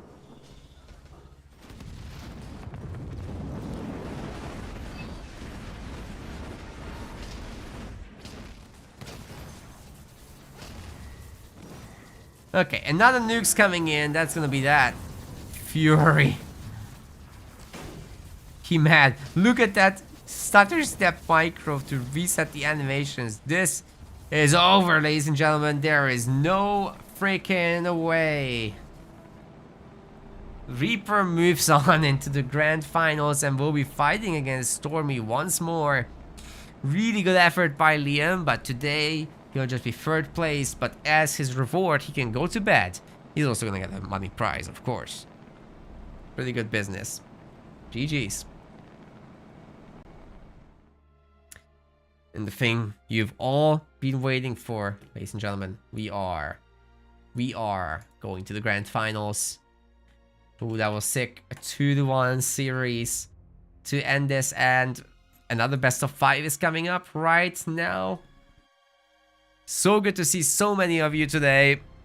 87 viewers on Twitch, 28 on YouTube. So happy to see you all. Liam is exhausted. It's fine, Liam. You've done well. You fought hard. That's true. Fought very hard indeed. Now, guys, I'm gonna go and set this up as soon as possible because I think we're gonna reach the 8-hour mark again. And I don't want to be up late night screaming while my wife needs to sleep for tomorrow's workday. You have to get a train in 6 hours. Jesus Christ, Liam. 6 a.m. is brutal. Reaper, please host for the finals. Yeah, because Stormy might just disconnect. This is gonna be sick. Let's get the best of 5 going. Guys, if you want to support us to bring you more of this content, to put up more money for the players, then please hit that follow button. Please hit the like on YouTube so that more eyes get to see what we're doing here. Please sign up for the Amateur League as well, which is happening next week because we need more competitive players in this scene. It's just a little scarce sometimes if people aren't available. our tournament turnout might be quite poor in general. So we really need more and more players. And the amateur league is actually excluding all these powerful players that you're looking at today. So only the C, D, E, and F tiers can participate. The S, A, and B players are excluded. That excludes like what, 28 players or something like that? I think 8, 8, 12, 16, 28 players are excluded. That's right. I've done math on stream. I went there. And where is the amateur league? Here we go. How many signups do we have? Let's take a look. Down here we got 14 signups. Let's pump the numbers up. Let's reach at least 16, please. Also, we need to get rid of the B tiers in this. I'll do it right now. I should have kicked them out because B tier is not allowed in the amateur league, as those guys moved up today in the tournament by beating people in B tier. So they no longer are going to have sign-up access to that until they fall back down into B tier. Now I'm going to leave as well in this lobby. Bye-bye, Liam. And hopefully I got an invite from Reaper. Yep. That's good.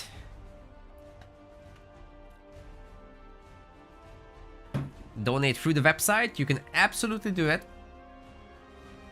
Malicia wants to play Amateur League. Then I'll send you the link. Yeah, you can absolutely do donations through the website.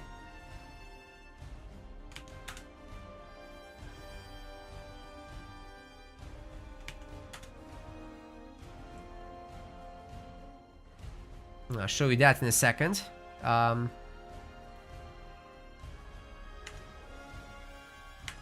there's two ways to donate through the website.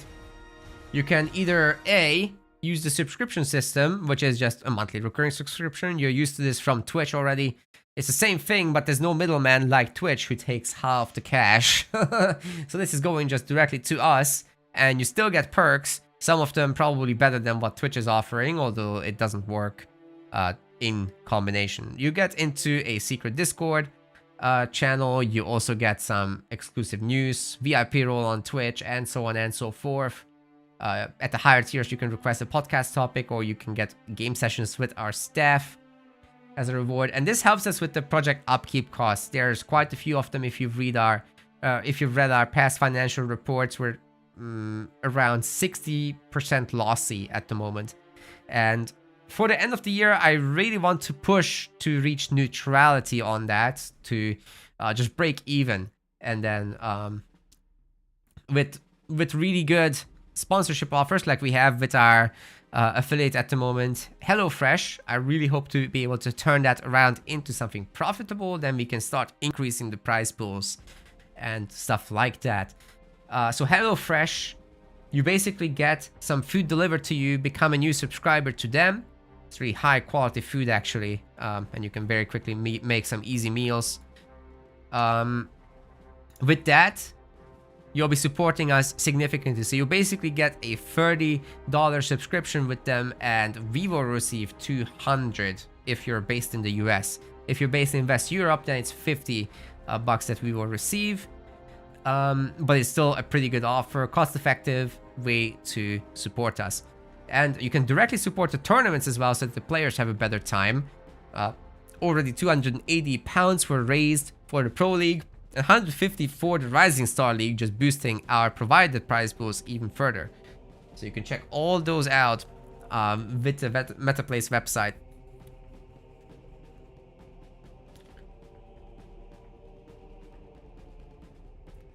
And now I'm setting up to spectate this upcoming game. For whatever reason, I'm not able to swap to spectator. Okay, now it's working. What's going to be the first map? Let's see. Ah, they're just chatting about their matches.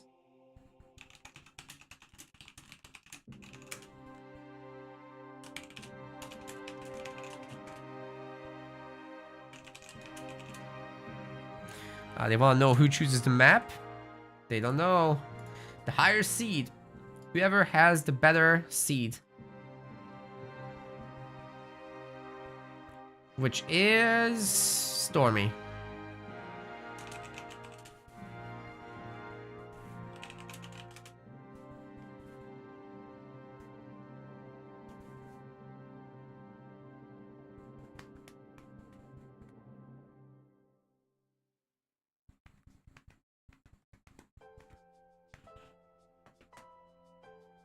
Yeah, great to see Toasty as well.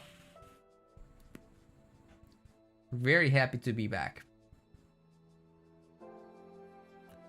Okay, we're gonna be going to Mirage. Reaper's the host, so he's gonna be doing the starting. I don't have any control here, but hey, if it's less lag for the players that are US based, I don't need to lag it for them here from Europe, right? So let's go to Mirage.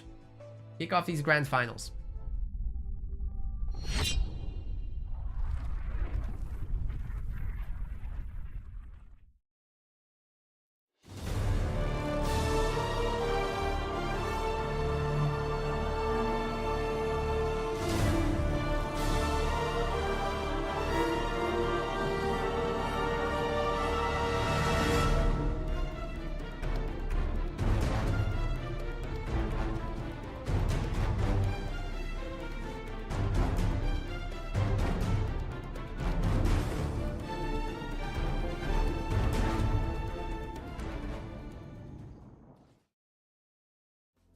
Okay, we're already loading in. Just gonna set up these leaders, and then you guys will be able to do your betting a moment after that. Just a moment here.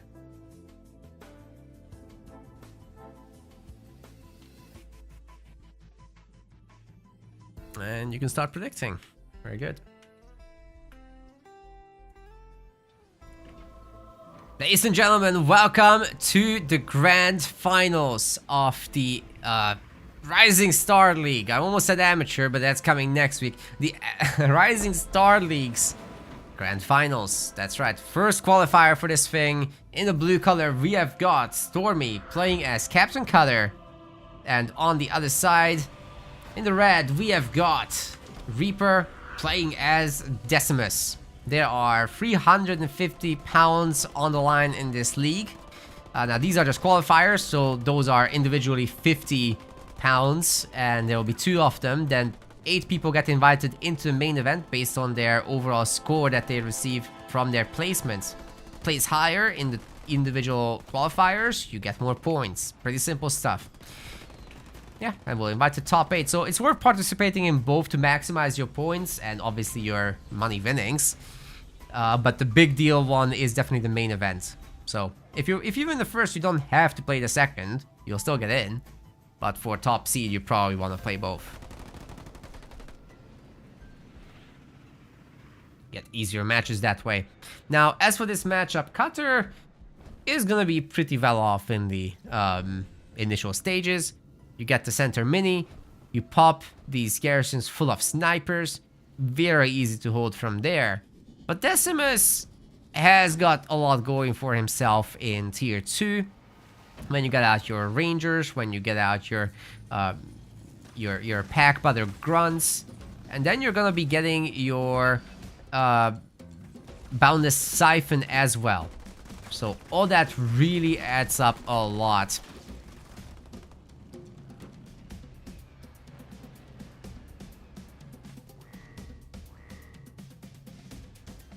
Cutter can't deal very easily with that. What he can do though is dominate the early game. Brutes are gonna come in.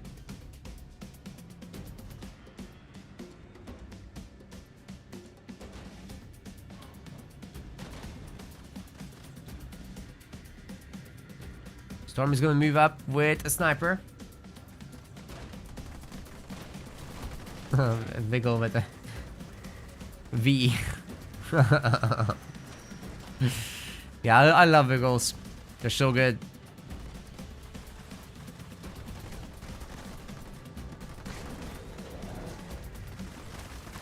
Any mines? Spartan would be also a really good addition so that you can do a Spartan mine slam. Sniper's gonna take a hit for the crew. But then Siphon will be healing up the choppers. That's actually a pretty good choice here. Lots of value being generated by this. And, I mean, Vortex is gonna get the one Marine there. Not even. The sniper even stays alive. Holy hell, dude. That's insane. Garrison will be saving the weak one. Yeah, you can just chill in there. They should be able to shoot down any infantry coming their way. Anywhere close to this mini, and that's a lot of Marines now. You suddenly don't really want to engage this with the choppers, but I'm really missing the Spartan. If there had been a Spartan here with the mines, this would be a quite different game, I think. Getting the jump on the crew, but the choppers are getting thinned out too, which rhymes. Nice. More choppers and brutes coming in. No heroes in sight. No second generator in sight for Reaper. He's heavily committed. And there's grenades. Holy shit, the AoE just killed 2 of them. And another one goes down. The Marines are a little bit out of control. And Stormy will now be able to start pushing, work his way up to ODST. And ODST can now truly wipe out this kind of army. Should they wish to be used in that way, but it could be a more offensive strategy as well, just, you know, picking to go after the mini bases and running them down with ODSTs. But there are more and more units getting sent through the middle just for the direct engage, and I'm not sure I like that too much. These are gonna go down, man, and the snipers meanwhile having a pretty good time picking the infantry, but one of them does go down. The mini base getting a little weak. Can we get a 6 suicide grunt detonation? I mean, it's good. It's not incredible. It was good, though. That does matter. The Marines are still in good numbers. Beautiful shaken on those choppers. Mission number next is to go over here and to ODST that Fang.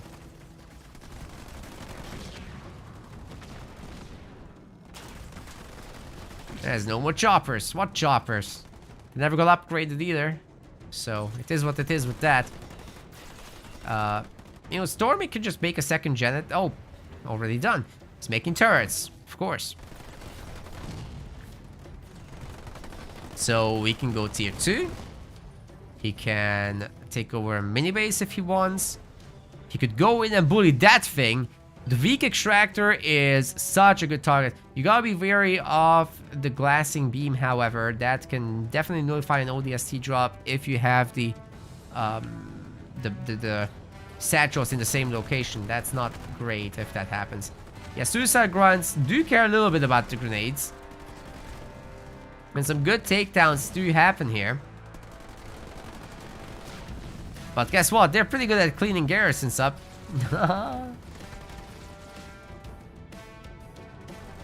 Is that a veteran sniper? Sick. He's pretty good at his job, I guess. We got tier 2. And there's gonna be an air pad. There's gonna be Spartan coming out soon. It's an easy mini base to take out. Would love to see a base here for Stormy. He can certainly afford one as well. Was that an ODST drop? Oh yeah, picking off 3 grunts is not a bad deal, actually. It's pretty free. In fact, didn't cost him any health. Might as well do it. There's another one. Doesn't know yet, but hey, if he spots the base, the ODSTs can just walk over here. By the time they do, their cooldown will be sorted out, and the Marines have their upgrades, so they're combat tech Marines now. There's no safe expansion for Reaper, that's for sure. There's some resources he can pick up, I guess. That's not a bad idea. But yeah, immediately gonna get spotted by our cutter player, and oh, another 3 grunts to take down. Dude, that's 600 resources for the... Okay, never mind. They're gonna get protected by the ranger. Still could go for a sandwich. Now I'm hungry. Damn. Haven't eaten for 8 hours. Look at the wiggles. They're so good. Vortex is gonna delete those. Actually stuns. Oh, but the base is getting wrecked by this thing. Holy shit. I'm not sure that was cancelled either. Did you guys spot whether that was cancelled? Looking at a pretty good split. Nightingale will die. One always does. When there's Nightingales around, they're just slower than the beam, so... Can't really do much of anything about that. But you can split up at least and minimize the losses. It's not cheap to beam. So subpar one actually hurts you a lot in these highly competitive games. More veteran units will be joining the fight, and the Nightingales are healing up everybody. The Spartan coming out is an absolute disaster for Reaper. And he will probably get taken down here as more unit models are popping right back in as they get healed up. Not much else from our cutter player, but not much else is needed.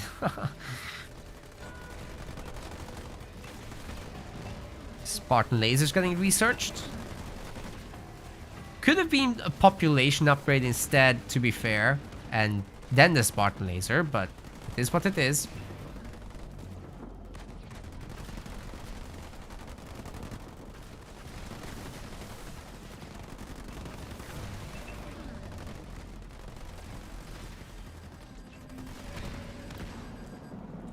Reaper's gonna give up. I mean, he doesn't have anything. He was dragging this out a little bit, but it's totally okay considering that it's a tournament environment and winning's pretty important in these. You gotta try. And he sure is trying. Don't get me wrong. It's good that he's playing it out. It's really good.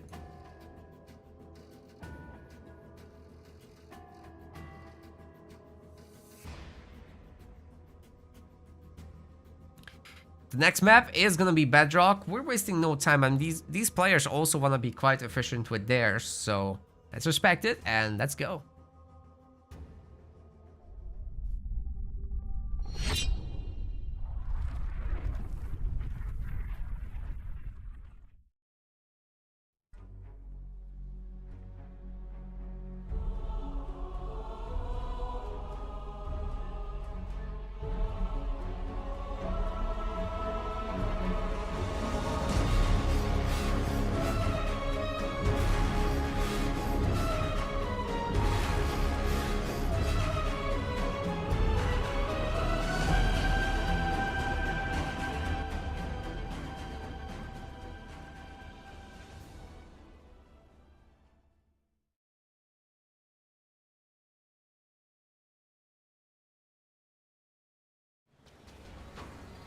Welcome to game 2, everybody.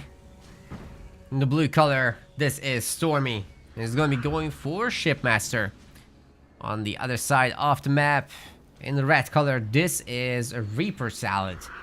I have no idea what that even means. Still haven't figured it out.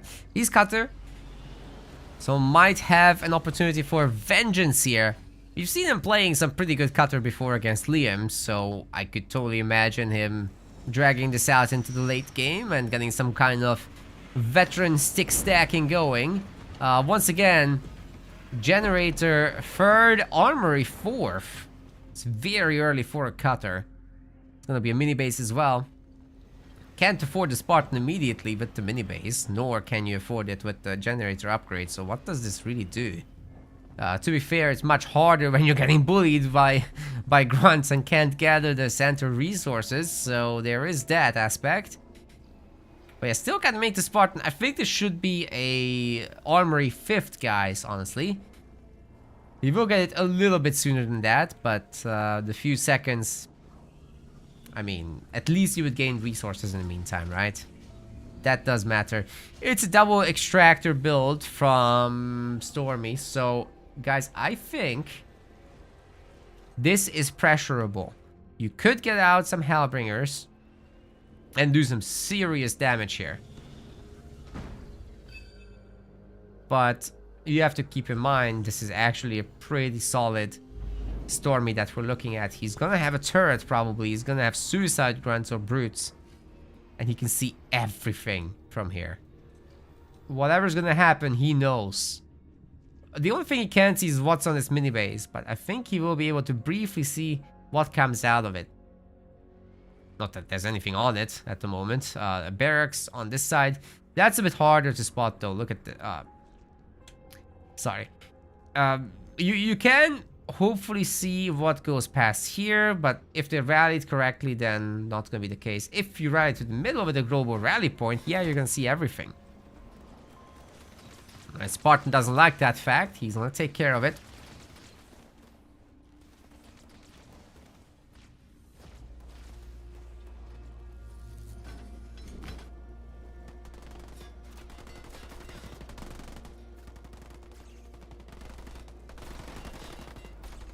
Already on 3 power nodes is actually really impressive by Reaper. That's usually something that Shipmaster players do faster. But putting the grunts in the opponent's garrison does have a cost, and this is it. Still gonna kind of push the Marines away a little bit. So that's not bad at all. And you know, the Marines are sacrificing a lot of health to do this. So the grunts coming in to play interference is actually a huge issue. One of them dies. 2 of them dies. Wow. That's not English. 2 of them die. I love this sneaky grab as well. It's so smart. Get them out of position and sneak right in.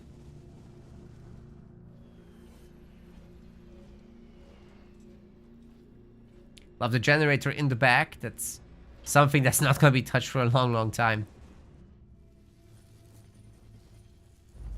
But ultimately, Reaper maintains control over all this. And, yeah, I mean, he kills the grunts, so it's not all bad. The Spartan does take care of a lot of business. However, Stormy is tier 2, right? He's been on 2 generators for a million years. He's more than happy to be pumping elite rangers into this. It's gonna be all infantry anyway with Cutter. Almost always is. Unless you're Orentian, you surprise us with the freaking mass hogs. Like he did in the Pro League. Which is not a very good idea, by the way. Don't do it.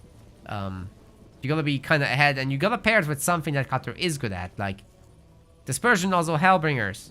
They're actually really fast, and they can almost keep up with the hogs, so it's not a bad idea. That's smart, but just by themselves, you probably wanna play another leader for that.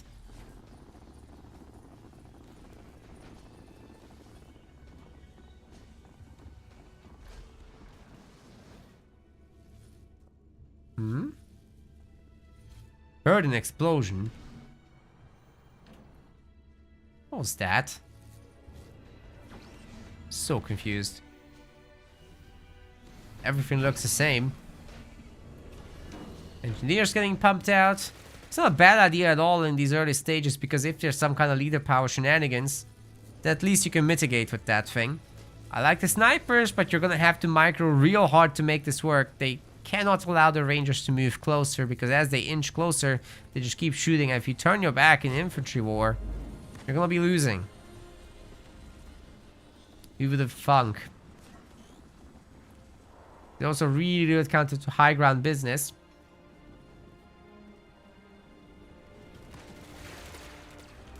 Oh, Stormy's looking really good. If he picks off that sniper to start with, that's sick. Reaper might be looking, however, for a Spartan Mind Slam with an ODST follow-up, so that's really dangerous for a Shipmaster player to face. There is exactly that. The engineers need to get on top of this, but I think all the mines have been shot down beautifully. Well done by Stormy. Very clean micro. And there's a counter beam happening as well. Going after the snipers, they're pretty weak already. The Spartan might actually go down to the mass ranger. Holy crap, he's owning Reaper. But there is at least an ODST drop that will help mitigate the pain. But how much? Well, I think we can see that. Not very.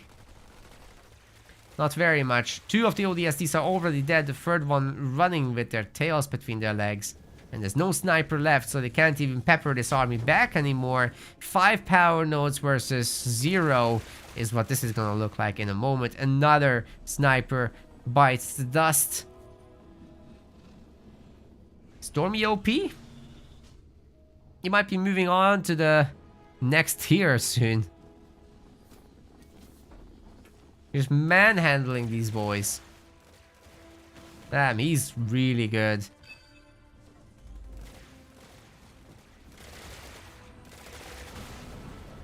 Rising Star is actually quite competitive. Don't let the name fool you. Some of these stars shine bright already.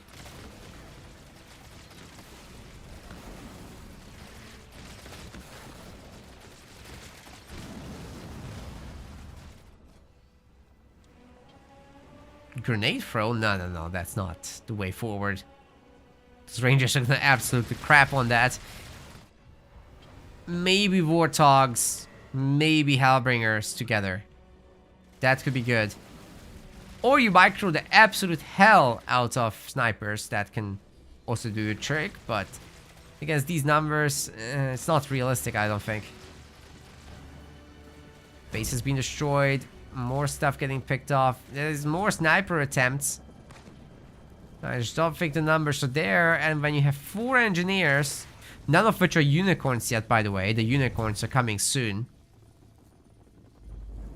Really, any moment. Hero's gonna be added. Third base. We're cosplaying EOD. We're ahead, so we're getting further ahead. There's some shields behind this at some point, but yeah, gonna, you know, save up the resources for the spirit support drop. Spartan once again attempting the drop. Some mines on the army, but only a handful of grunts are stunned. The mines are getting picked off like they're nothing. Kinda gotta do this mid-combat when it's least expected, but Stormy was literally watching it, and, well, he reacts, right? Of course he does. Garrison isn't gonna save this Spartan at all. It's going down all the same. Might lose an... might lose a unit or two for the trouble, but... I mean, he just calls in spirit support, and he's still owning the army, so what can you really complain about? Good micro on those snipers. If they were separately moved, they'd be moving faster because they're faster than the Marines, by the way, so that's something to consider. Going in there, probably not the wisest of decisions, but it was a decision nonetheless. Reaper is completely cleaned off the map. He's just got the base and the turret. That's it. I think the engineers can take this. Okay, one sniper gets away. Fine.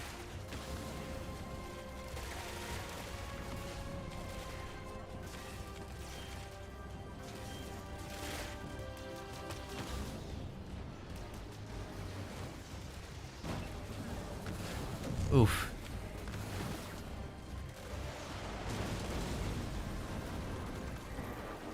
Oh, we're gonna get a beam on... Really just the Nightingale is gonna feel this. The Spartan's gonna die anyway to all this. And as long as Stormy just walks out of this, he's gonna be fine. Oof. That's a very rapid 2-0, when we might not have a very long third game at all. If this continues with the trend. Poor Reaper. That's rough, man. Does Stormy play Warcraft? I don't know, actually. I think he played StarCraft at some point.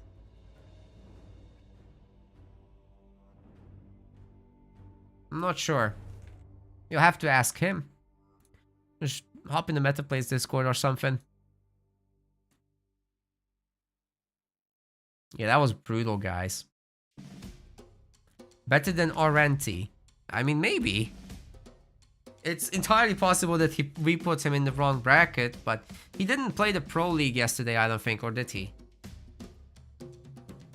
Wait, let me check that. Did he play the Pro League?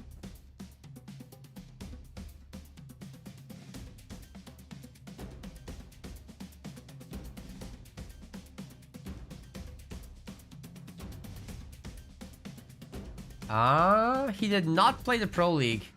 Maybe he thought it's too sweaty. Who knows? But anyways, we're going to Frontier. Let's do this.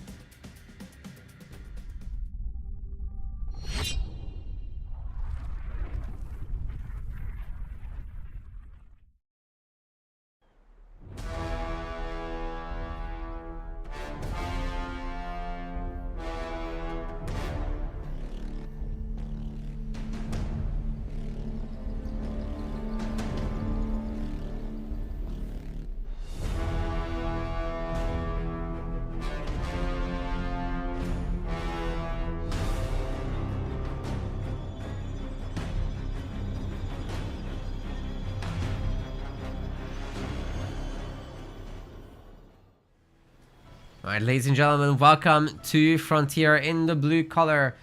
Playing as Stormy, this is Sergeant Forge. And on the other side of the map, in the red, this is Reaper Salad. Playing as Colony.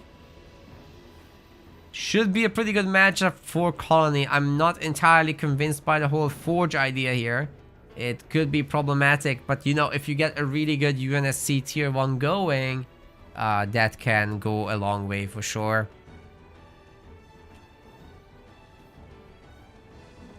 Oh. Sorry, I didn't notice the raid camp. That's a problem. Because rushing Forge is unrealistic. You get the Forge's Warthog, there's gonna be... Okay. It's like he knows. He should have no idea, but he somehow knows. He hasn't seen any of this. He's gonna arrive at his base. The Warthog is 24 seconds out. Is it possible to destroy this armory? This might not be the one-sided series that it may have looked like until now. 14 seconds. Can he do it? The animation canceling is insane. Very, very neat stuff. But of course, the skitter will not be helping shoot at the building. He is now. The line AoE is doing the job. For whatever reason, switching around though will randomize this a lot. Warthog is out, and the skitter chopper will be going down pretty much immediately. There's no way you can get the upgrade, however. But, you know, just kiting with the Warthog will be the long-term play here to stay safe, but also to put down the DPS. Marines will be pumped out. Hellbringers also. As long as the chopper is dead, the Hellbringers can do a lot of work, targeting multiple units. At the same time, the generator may go down, yes, but Forge can very easily re-upgrade them once the time comes. He's got mini bases also, and he's getting ammo around in the background. That might have not been the best thing to do, but he is going to crush this rush with a beautiful hold. Heal will be forced out. And there's more than enough units here to kill the units nonetheless.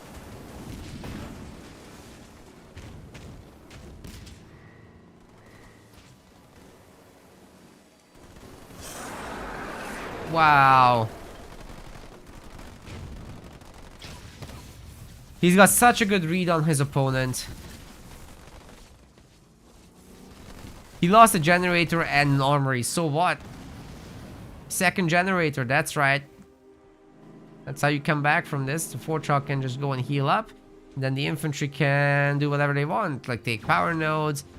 They're probably not going to go for the counterattack just yet. Like Forge building up and going tier 2 is, I think, the easy way forward, because it makes use of his leader power point bonuses. Rolling economy alone will mean that all these buildings are going to be cheap to upgrade, so he gets more ahead by just playing the game normally, getting the power nodes, getting leader power point progression from all that very quickly, and he can close it out with a Kodiak drop plus the infantry pushing in. Is this the finals? Yes. Yes, it's the grand finals for today's qualifier.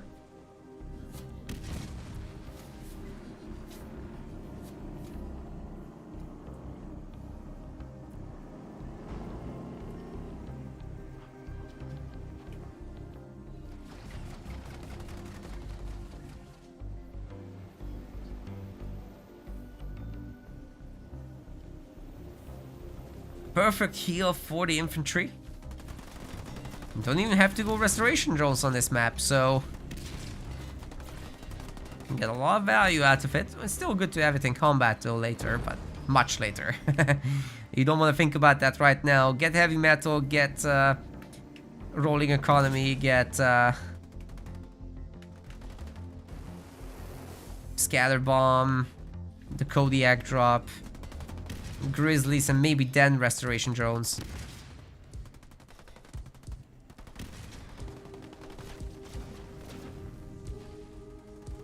What's that Sui looking for? It's not gonna find it.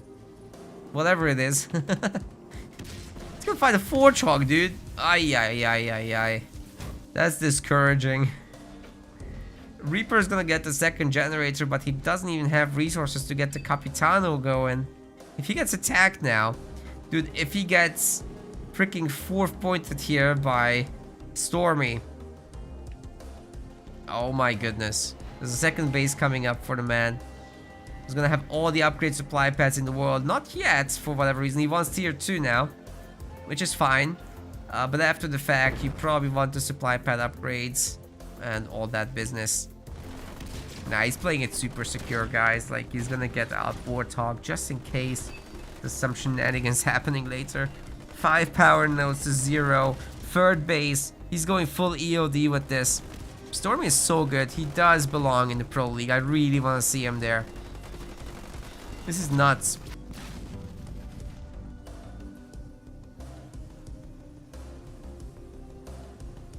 I've seen some comments in the chat saying that he could beat several of those players. It's possible entirely.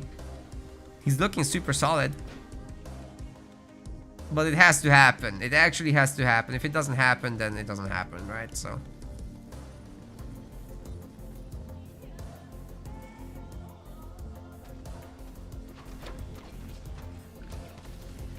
guess he just wasn't available. Oh man, that's a pick-off right there. Why is he out here? Reaper, you've got no business being out here. It's a Forchog, he will bully you. Okay, that one's saved. That's what he should have done. Just stick at home, get on the Hunter Captain Daddy, and the Hunter Daddy. That taunt somehow hit. It was way out of the area, but did it actually hit? I'm not so sure. Either way, Stormy's well on the way to his fourth point, right? He's gotta have it by now, actually. Change the side his base is gonna be on. I'm not sure what happened there.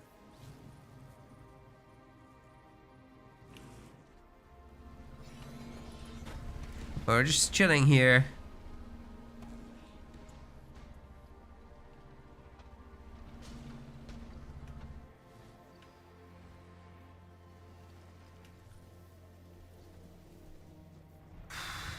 Don't do it. Just get Kodiaks. There we go. 4 bases are really pushing it. Like, I think that could be punished. Even with this, even with just this, you could go Scarab and Turtle. So I think the Kodiak push is the right thing to do. Stormy is still insanely cautious. He needs to actually go in.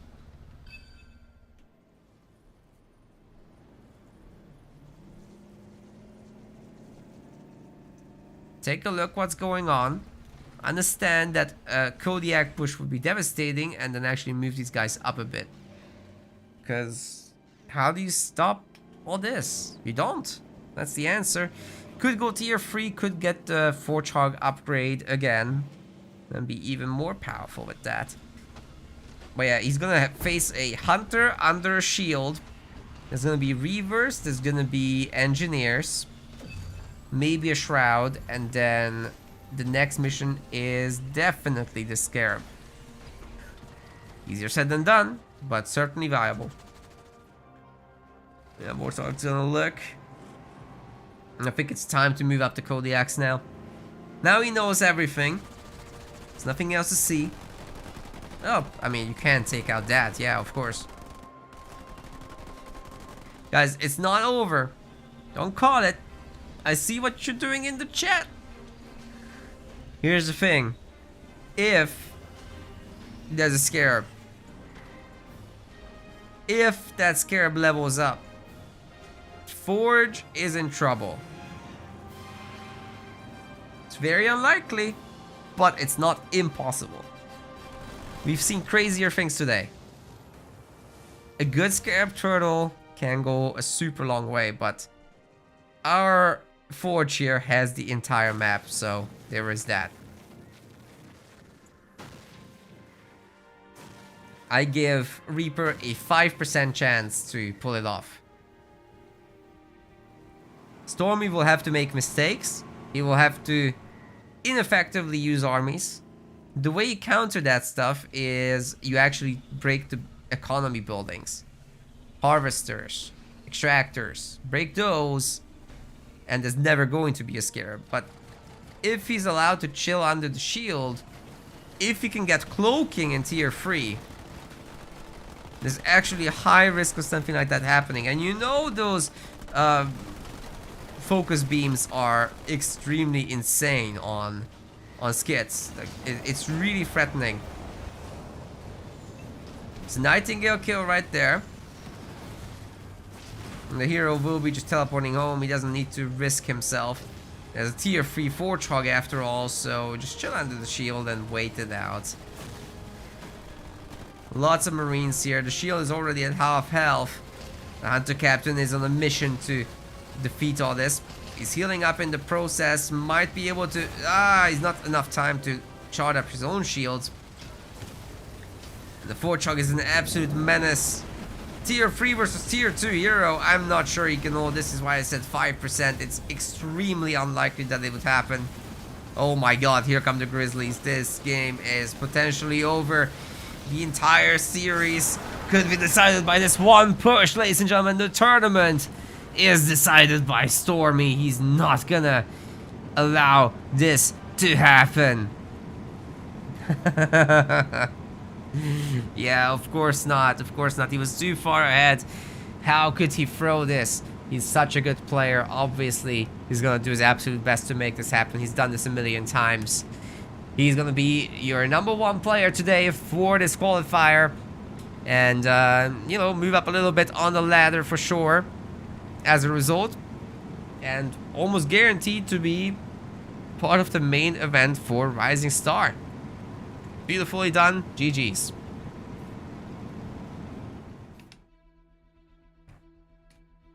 Now that was really cool.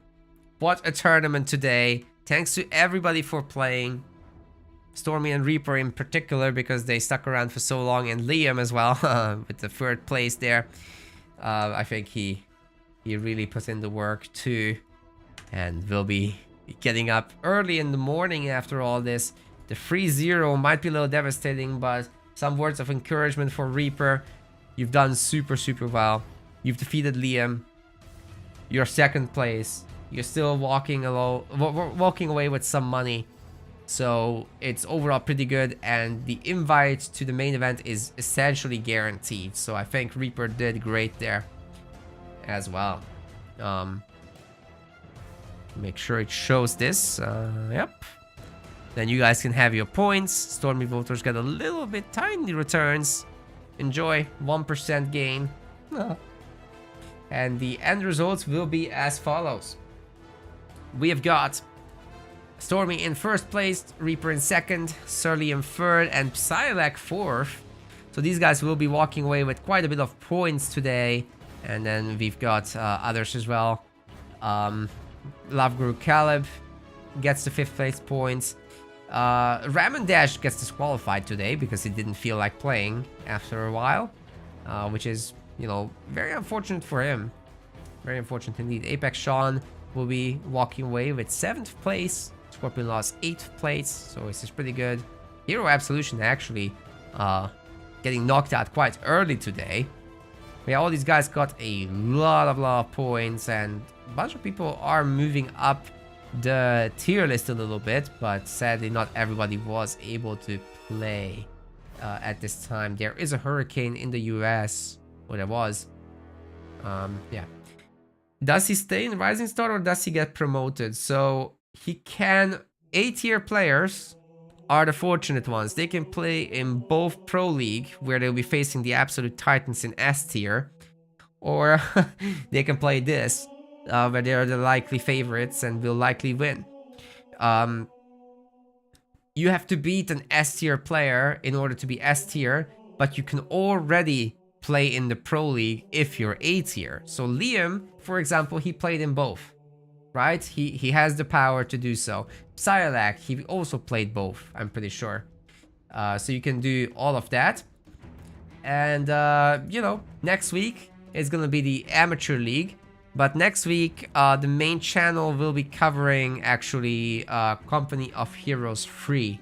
So the Amateur League will be running in parallel, and we're gonna get, hopefully, some of the community members to cover this. So looking forward to that very, very much. We'll be back with the Pro League next. Let me take a look at our news post here, which will share all that information. There it is. So the next one will be October 13th and October 19th for the Rising Star League. So Pro League, October 13th, October 19th for the Rising Star League again. And then the Amateur League has its... sorry, I'm giving you crap numbers. I'm sorry. I'm tired. October 12th for the Pro League, okay? Pro League, October 12th. Rising Star League, October 13th. So in 2 weeks, we'll be back. And then Amateur League, that's only gonna be covered on the 9th, November 9th, when we have the main event. The qualifiers on October 6th and 19th, those can be covered by the community. Anybody can pick this up. That's right, Metaloid. If they never play in Pro, they will not move up. And that's, you know, that's definitely a problem for them. So they'll never have access to the higher prize pools. That's where there's been a lot of generous donations, like from Dark Angel and from Liam, actually, to the Rising Star League. So if those donations stop in the Rising Star League, then they're just not going to have access to good prize pools. So it's kind of self-sabotage to not try hard to get into the Pro League. That's where we put most of our resources too. So yeah, you could abuse the system technically, but I mean, it's not worth it. You're getting pennies for 8 hours of work. And yeah, guys, if you guys want to support us, then you can do so via our... there's several options. There's the affiliate for this month, HelloFresh. If you order a subscription with them, get yourself a nice dinner box, cook yourself a nice meal. High quality food, by the way. That costs you like 30 bucks for a month, and we'll be getting 200 as a reward for referring you. So it's a huge help to our project to fund these events, to develop the website, to pay our staff, to get our editing done, to pay for the software being used. So that really, really helps out, to pay for the servers. Like all of this really adds up. And we need every bit of support we can get. That's why we try to get these events sponsored as much as possible. There's gonna be some highly sponsored events for Age of Mythology as well. So keep an eye out for that. You get all sorts of perks for the website subscriptions if you choose to go that route. So say you already have used HelloFresh, you're not eligible for the bonus. Then we could really use your website subscription as well. You'll get perks for that. The first month is actually 50% off for that, even including for past subscribers, because we've reset our system to use the British pound, right? So you can take a look at that. Our monthly project upkeep is around £100 a month, but that's not accounting for coding, that's not accounting for video editing and paying our staff. So yeah, it's pretty expensive business here. All support very much appreciated. You can also just contribute to the leagues themselves to make the players' time worth it. The Pro League already had £280 in donations. We're trying to target 500 before the season comes to its conclusion, so please consider that as well. We've got the Rising Star League also with a donation goal. 150 has been donated there, but we have a lower goal there. Staff tips are also possible directly for folks like Hosteside, who has helped manage this event today, so huge thank you to him. And I think this is all there is. I mean, you can always subscribe on Twitch You can follow there. You can like our YouTube live stream and videos. You can subscribe on YouTube. You can become a YouTube member if you want. There's so many options. It's really pick your poison. Our website is definitely our favorite way, and the best way. But you take your pick, and we'll be happy no matter what. Even if you just watch, that helps because it drives up our numbers. So yeah, with that, I will thank you guys very much. Make sure to join the amateur tournament. I will link all the links in the chat. The YouTube description has the links. And with that, I will be bidding you guys farewell and rate somebody that's worthy of all the viewers. I'm sure there's gonna be somebody. One option would be Legend, who is currently streaming Age of Mythology. I might send you guys there to him. I think that's what we will do because there's nobody else on Halo Wars that I know, at least. I think I'll give you guys to Legend, maybe.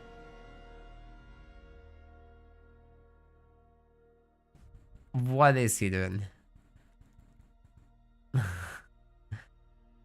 Hopefully he has a microphone on. Yeah, Legend is actually one of our developers. He basically did the entire tournament system, including all the new stuff for the tier list. So yeah, I think I'll send you guys there. Thank you guys very much for watching. See you again in the next week if you're watching Company of Heroes. If you're here for Halo Wars only, then see you in 2 weeks. We'll be in touch. Bye-bye. Join the Amateur League.